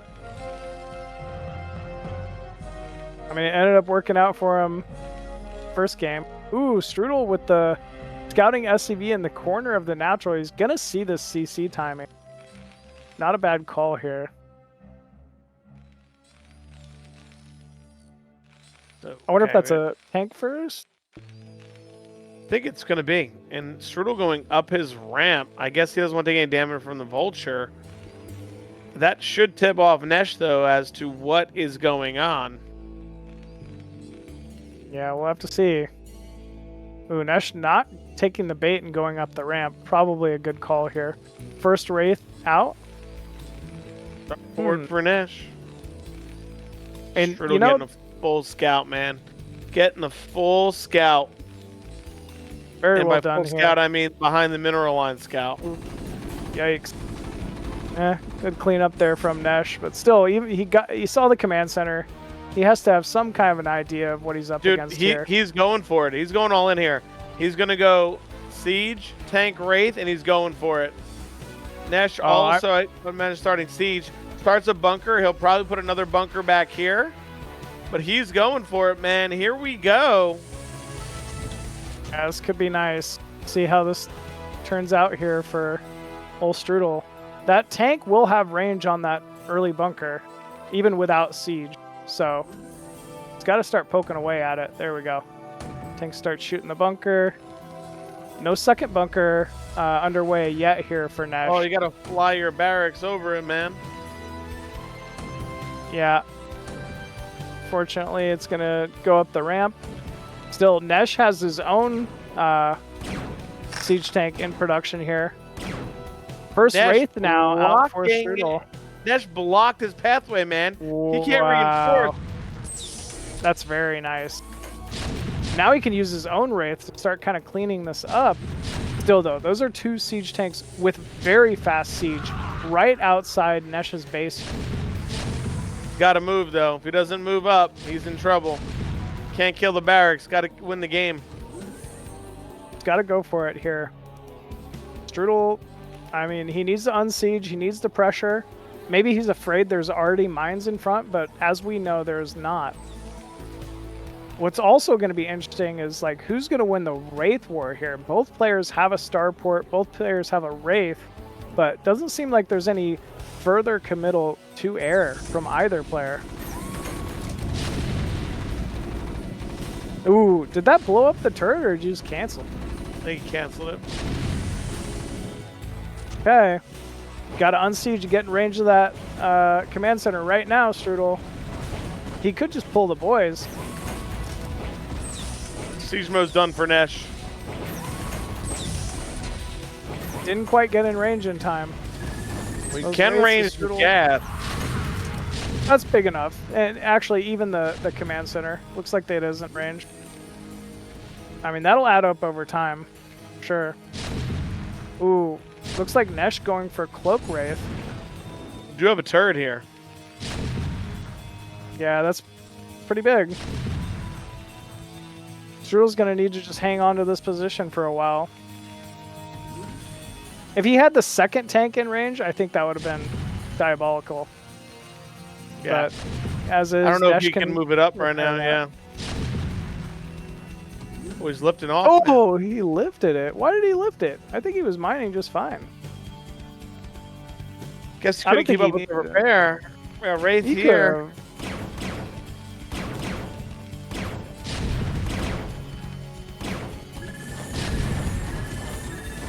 Wraiths coming into play here. Ooh. Oh, no. Oh, he missed. Oh, man. Yeah. Fortunate. That should have been a dead Wraith. Now this is a weird game here. We have this natural up, this natural down. Yeah. I would have to say, I think Strudel at advantage. Yeah, for sure. Did he kill a Wraith popping out? Or he just lost a Wraith? I think he lost one. Yeah. Strudel rallying and reinforcing to this position with his 2 tanks. He needs to just continually move across the map. If he can reinforce this strongly enough and Nesh can't break it, that'll be game. Can he arrange this from here, I wonder? It looks close. If the Wraiths spot, I think the Wraiths will kill the tanks. There it is. There you go. Yeah, he's got it. There we go. Wraiths coming in. Both players, it looks like. Well, he's going to lose the eBay. That's pretty big, especially given the amount of Wraiths here from Strudel.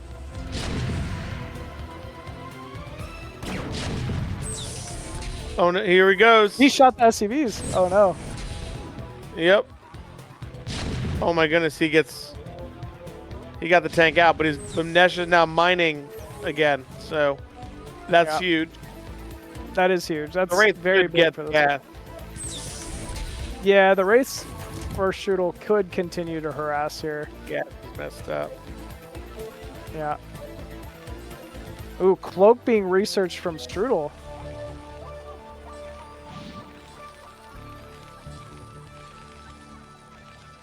Wow. I mean, if Strudel uses these Wraiths properly, this should be advantage to Strudel right now. Like, he can definitely pick away at that gas, like you're saying. Maybe even pick away at those siege tanks. There's no turret there to the right.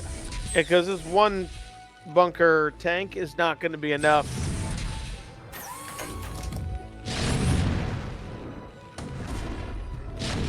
Yeah, he should have gone with the racer.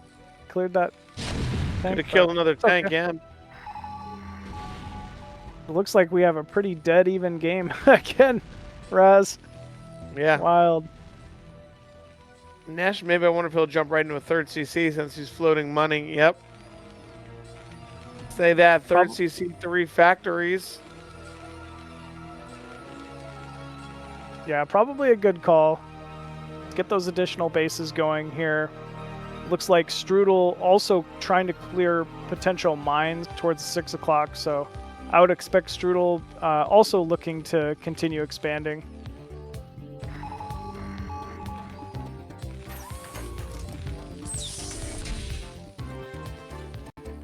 Tank count looks like 5. There.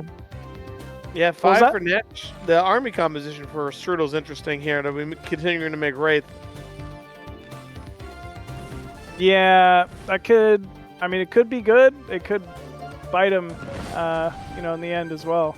Especially with Nesh scouting how many Wraiths there are.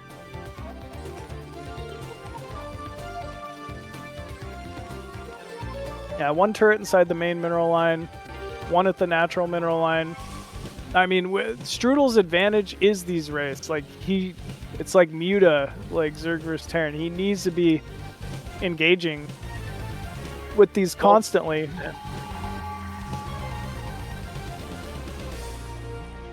Is Nesh about to look to take a 4th base as well? Dang.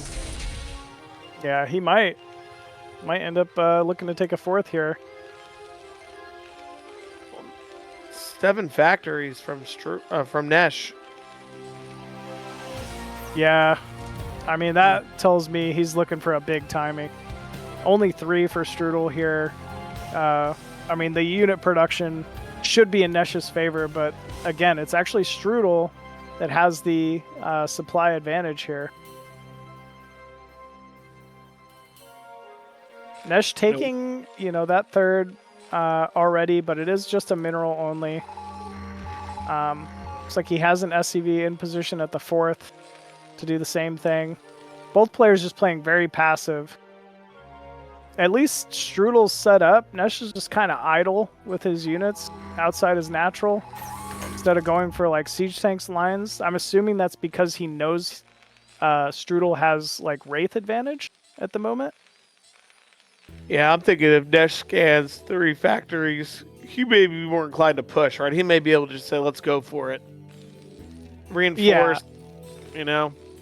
I think he should. I don't think, you know, it's such a hard call to make, but yeah, he'd have to recognize it for sure. Well, here he goes. No way. Is he actually going to do it? I mean, that's a big line, though, from Strudel. I don't think he breaks that, even with that many tanks.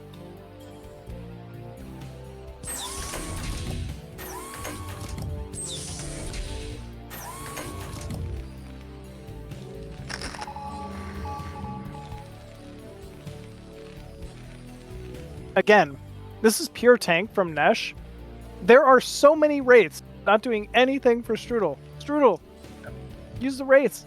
Just go pick off a tank. Like, come on. Deny this base, yeah. I mean, anything. I don't know what he's doing with the Wraiths. They're just sitting there. Nesh grouping together a small force of vultures to run around the map. This has been pretty key and critical for both players. Looks like this game, both players just trying to just split the map immediately. No engagement prior to the beginning of this. There we go. He's gonna use them. I mean, there's no Goliath. This is big. Like, Strudel could have been doing this already. Keep going though. One tank is enough, Machine. One tank is enough. You gotta get those spider mines. I guess so. Ooh. Alright, there are, now that Nesh has recognized the Wraith count, he's starting to produce his own Goliaths. Fourth base is faster for Strudel once again. But looks like Nesh has a big transfer going to his own fourth base for now. I don't understand how Strudel has supply lead when Nesh is 7 factories to only 5 now. Yeah, I don't know. Must just be producing more SCVs or something. I think the Wraiths also account for a significant amount of that supply too. That is true. Yeah. Ooh, nice catch here from Nesh, picking off quite a few of those vultures. Nesh with definitely the more sizable bank at the moment. Yeah, Nesh should just be dropping down CCs, man. Yeah, he definitely just needs to split the map like he's intending. I mean, we are seeing those turrets in the center of the map. The Wraiths of Strudel just kind of walking around. Looks like they are heading top right. They might end up denying the space. This is a big force from Nesh.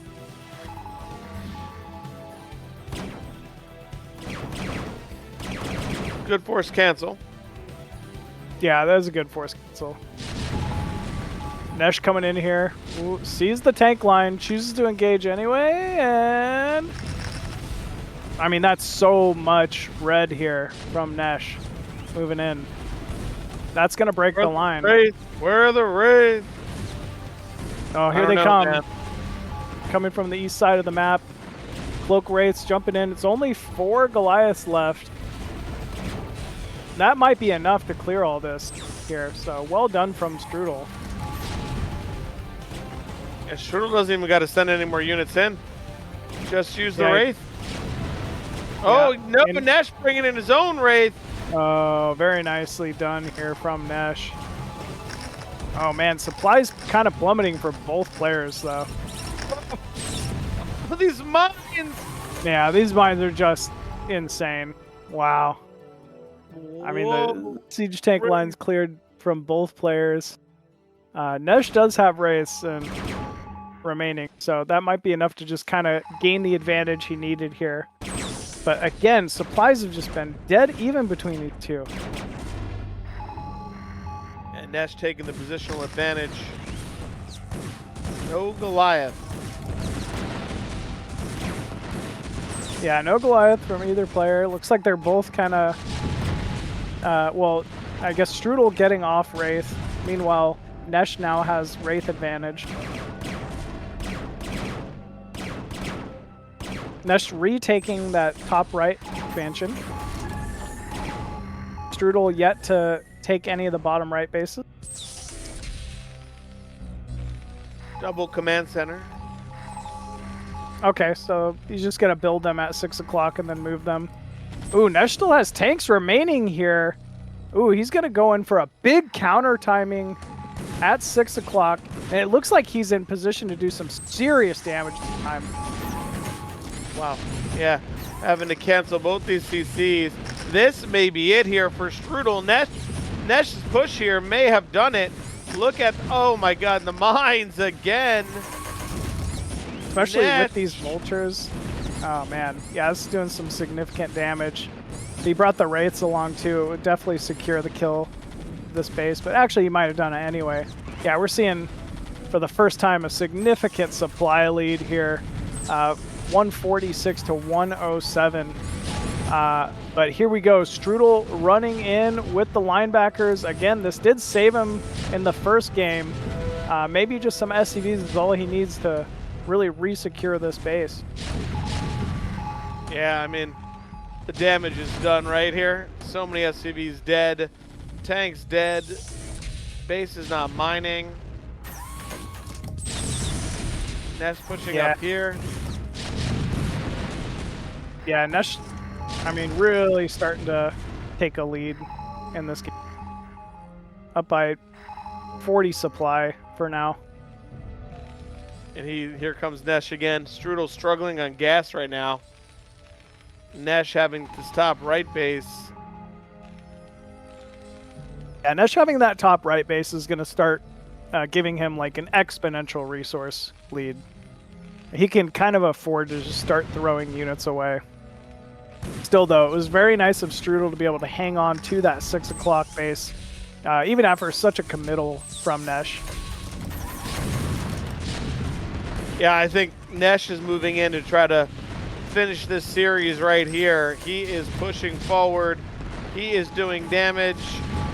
Strudel supply almost under 100. Here coming some Wraith again. I think Nesh may have done it.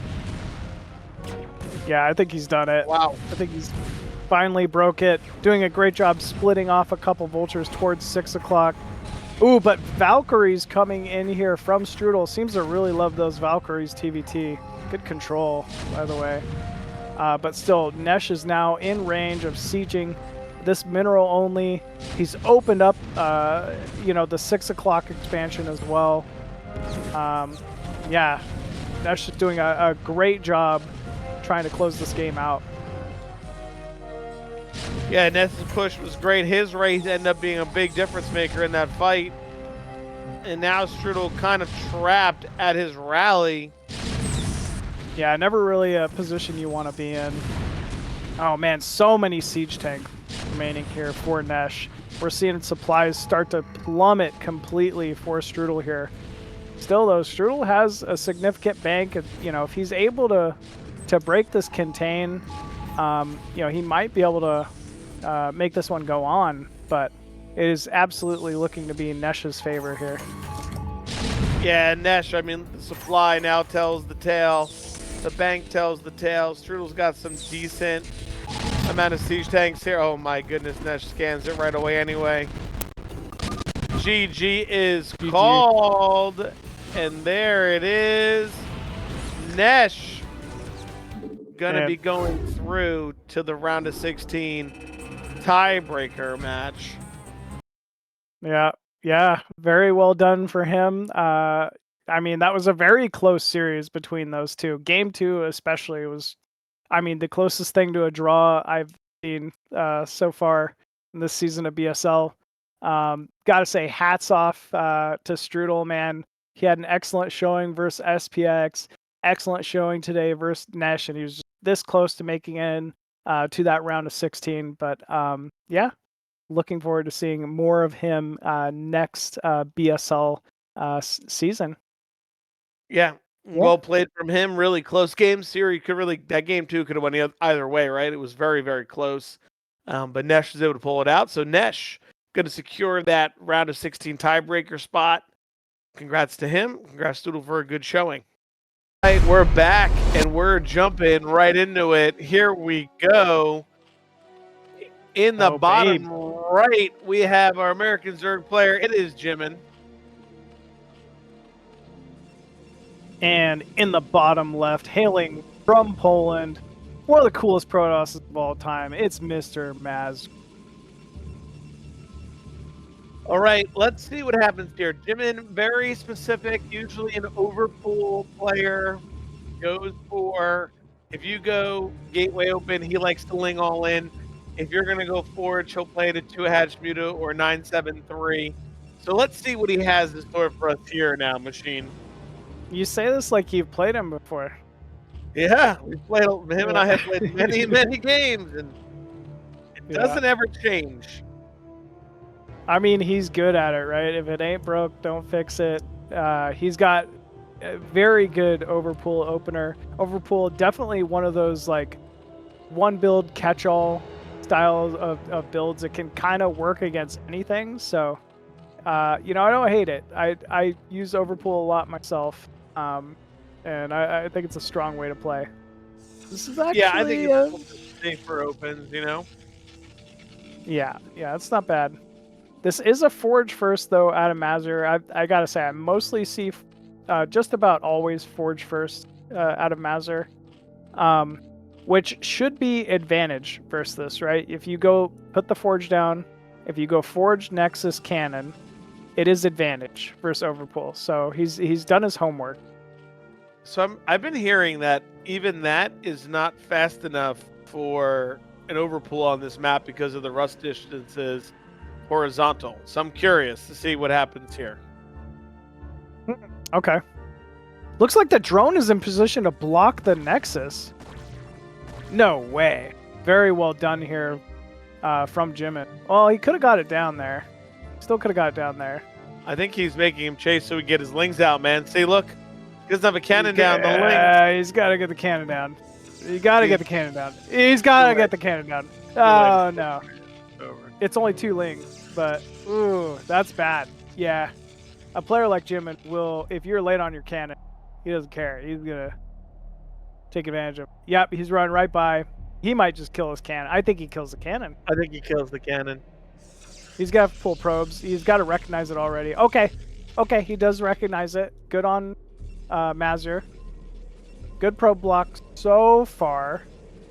Ooh, Mazur, he got a good surround on that first line. Still, it's circling inside the... Yeah, this Jimin is not the player you want having... It's 2 hatch, by the way. Muta? Yeah, it's going to be 2 hatch Muta. Jimin known for this. Like, he has perfected 2 hatch play versus Protoss. This is one of the builds he learned from Beast, as far as I know. And he executes it extremely well. Yeah, his Muta micro and timing here is really good. Usually he goes like 2 hatch Muta into 4 hatch Hydra. So when you're making all the Sarah trying to hold on, he does make Hydra and then bust you later. So I'm not surprised to see this as his build. He is very strong with it. Yeah, he's super strong with it. However, I like the second gateway here from Mazur. If Jimin doesn't think to confirm the Cyber Core, this is a great way of dealing with 2 hatch Zerg. Like, this is the best way, in my opinion, to deal with it. So, first Zealot is out. There are Zerglings underway. Look how fast that Spire is. Insane. I do agree. I think the 2 gateways do make it so that there's a lot of just pressure, right? Like, you can't just freely make drones or a couple drones. You're going to force some Zerglings out as well. We almost got both. Okay. Yeah, but it is Zergling speed, so you should be able to clean these up quite a bit. If you're Mazur, you just start spamming cannons. You get enough cannons to defend versus the Muta in both mineral lines. But, I mean, man, look how much damage 2 Zergling accomplished there. Yeah. And there At we the go. same... 4th hatch, 3 down. This is wild. He didn't save for Muta. Mazur doesn't know that it's 2 hatch. Yeah, but he's so odd. He saw it. He saw the lair. So confused. It might not have clicked. It might not have clicked. Yeah, these Muta are just gonna arrive way too fast. Yeah. I thought that he knew it was the 2 hatch. Same. That's why he went 2 gate. Yeah. Very Okay, interesting. the creep. Oh, he canceled and remade? That's weird. Oh, he's walling? I mean, the mutas are going to be preoccupied with these zealots, that's for sure.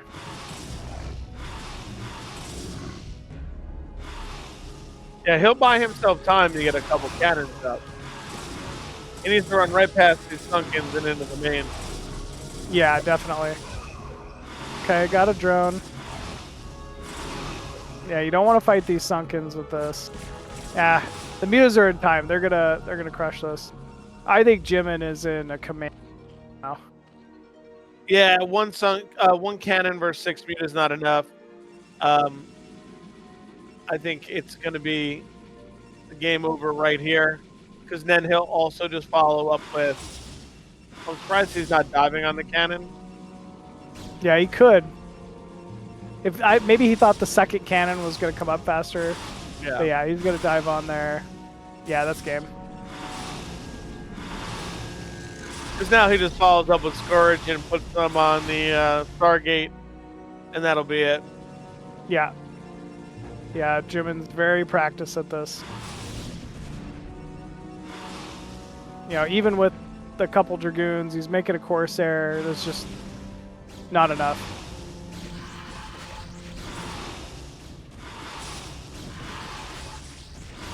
Okay, killed 2 Muta. I mean, not bad. I'm surprised there's no Scourge. That must mean that the Hydra Den is down already. Yeah, Yep, and we're just gonna go for it. And there's the GG from Mazur. Yeah. Game 1 going to Jimin off that 2-hatch Muta play. You know, it's definitely something he's practiced quite a bit. If you're not used to seeing that style of play, it can truly catch you off guard, right? So, yeah, very well done there. I like the 2-gate response. Like, I thought the zealot pressure was what you were supposed to do there. Unfortunate that I don't know if he recognized it all the way, and he just kind of decided to play into the game. Was like, oh no, I don't see it. But you know, you have to get the double cannon down. Unfortunately, versus that, you know, you can't send your Sarah across. You get the double cannon down, you hold, but wasn't able to do it. It's a tough thing to do. And you know what? You go on to game 2, and then you got to play a little more defensive if you're Mazur. Yeah, definitely. Still though, I mean, Mazur's had some pretty epic series so far today. He's definitely a Protoss who's pretty game. I think he's ready to do this. So we'll have to see, you know, how he chooses to come back. He's ready, man. He's got this. He does like that Forge opener. That is very strong versus I guess the more standard overpool style that Jimin goes for. But I mean, Jimin's just proven in this matchup in particular, like time and time again, that you know, if you really nail these builds and you truly have, you know, these timings down pat, it is so difficult to deal with for Protoss. Extremely. Map going to be knockout for Mazur here. Both players are ready to go, folks. Let's go ahead and jump into game number 2.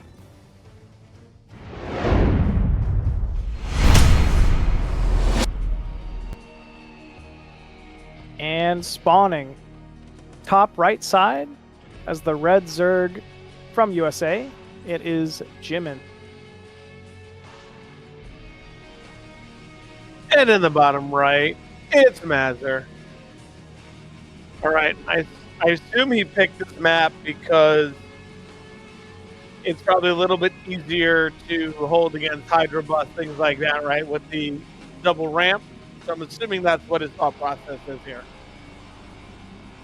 Yeah, not a bad call. It's very easy to kind of block that ramp leading into the main with even just like a couple probes or something like that. So it should prevent those run-bys.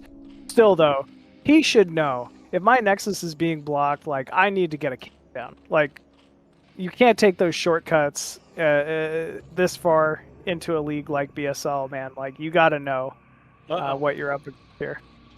Hey, he scouted for the Overlord. He should know he's top right.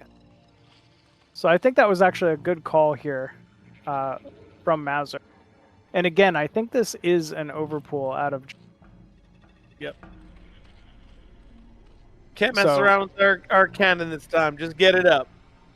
Yeah, he's got to get the the Nexus gets blocked, he's got to get the cannon up. Yeah.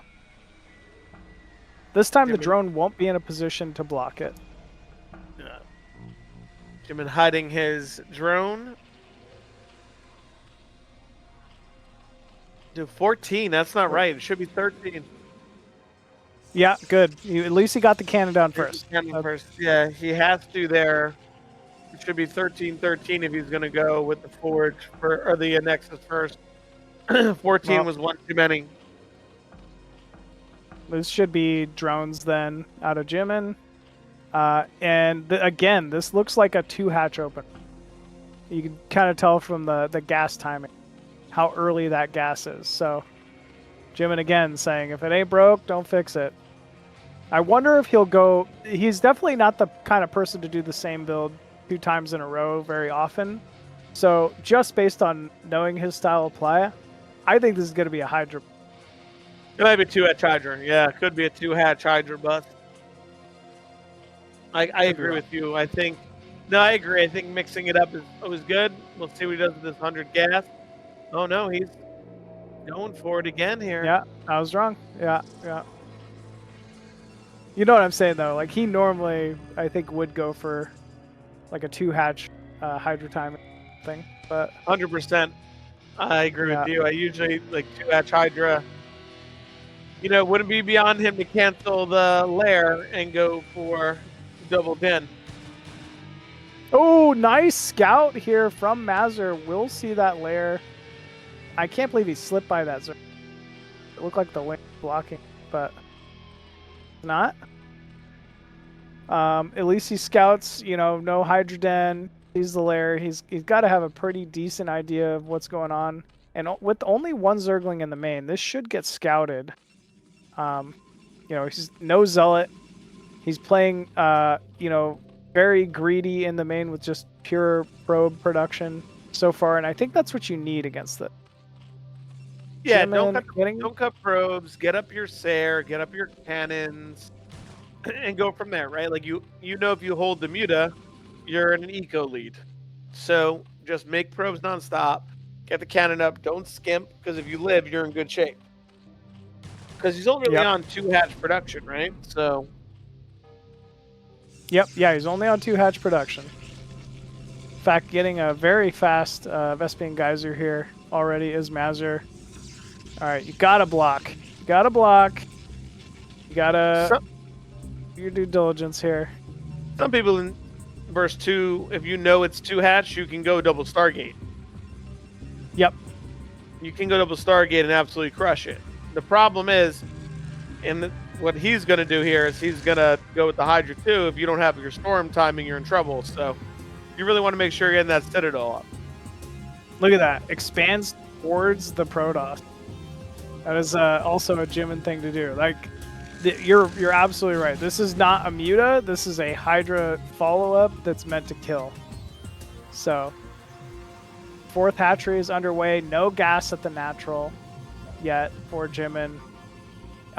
If you just spam cannons versus this, it works very well. But it's just such an awkward, weird way to play. A lot of Protoss just are not used to it.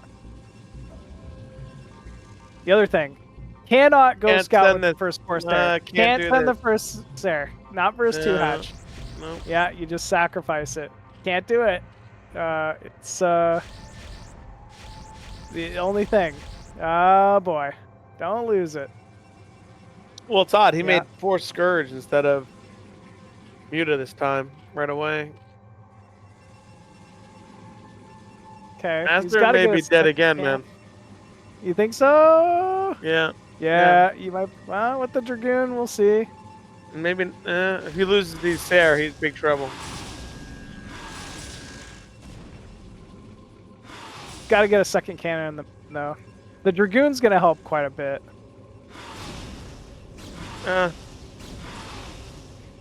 Make non-stops there, double cannon, and wait. That's what you got to do. He's doing a great job controlling so far, gotta say. That's the play. I like the second cannon in the main. Yep. I And like we need that archives, right? You need that archives now. Your archives timing and storm and having energy is going to be key. Yeah, because this is what's meant to kill you, again, like you keep saying, is the Hydra. It's not actually these scary muta. It's only, especially with this build, it's only a few muta. It's not really that scary. Oh, man, nice pickup there from Jimin. Good control. But if he skimps on that storm timing at all, it's over. And, I mean, the funny thing about this style is if you're Protoss and you do everything right and you get the storm, it's just the silliest game of all time. Like, all these Hydras show up at your natural, storm them, they run in, and then it's game over. But you gotta get to there. Yeah, his timing is just so sharp, too. Like, you know, he does his build so well. Look, here come the Hydra. Like, there's almost no way that his storm is up. And I like that he's bringing the slow overlords over. Oh, they already got speed. Dang, he's already here. This is why you got to have your, like, 5-minute, 5:15 Citadel so you can get the rest up. Yeah. Yeah, this is such a scary timing. I mean, Jimin will be engaging from basically a low ground. These Corsairs are going to do nothing because it's no muta, pure Hydra. Here we go. Got to pull your probes. Got to pull the boys. Get the probes out there. Nope. Unfortunately for Mazur, not in time, and there's the GG. There we go.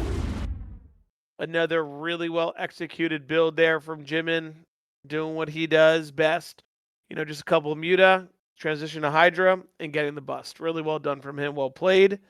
And he will be advancing into the tiebreaker round.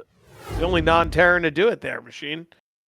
Yeah, man, the only one. Other than that, you know, we obviously have Sterling, SPX, and Nesh to field up the other placements into that, either directly to round of 6 or the round of 6 tiebreakers. So yeah, man.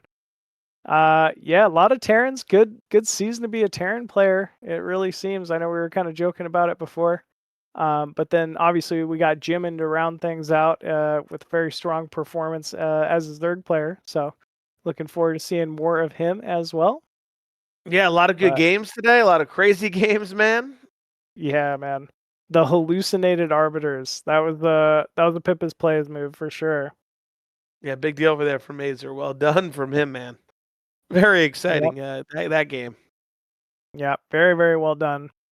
But yeah, of course, folks, before we end up taking off here, would love to give a big shout out to our BSL supporters here and our BSL donators, you know, big and small, everybody who kind of helps us out season over season so we can all continue to kind of do what we do best here and do what we love doing and watch what we love to watch here.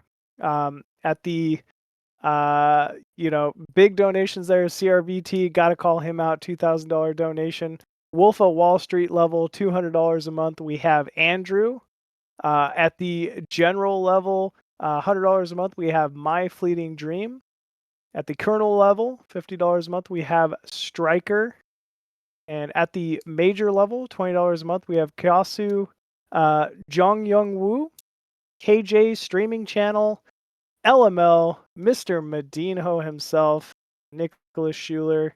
Yeah, thank you all for your big, you know, big and small donations.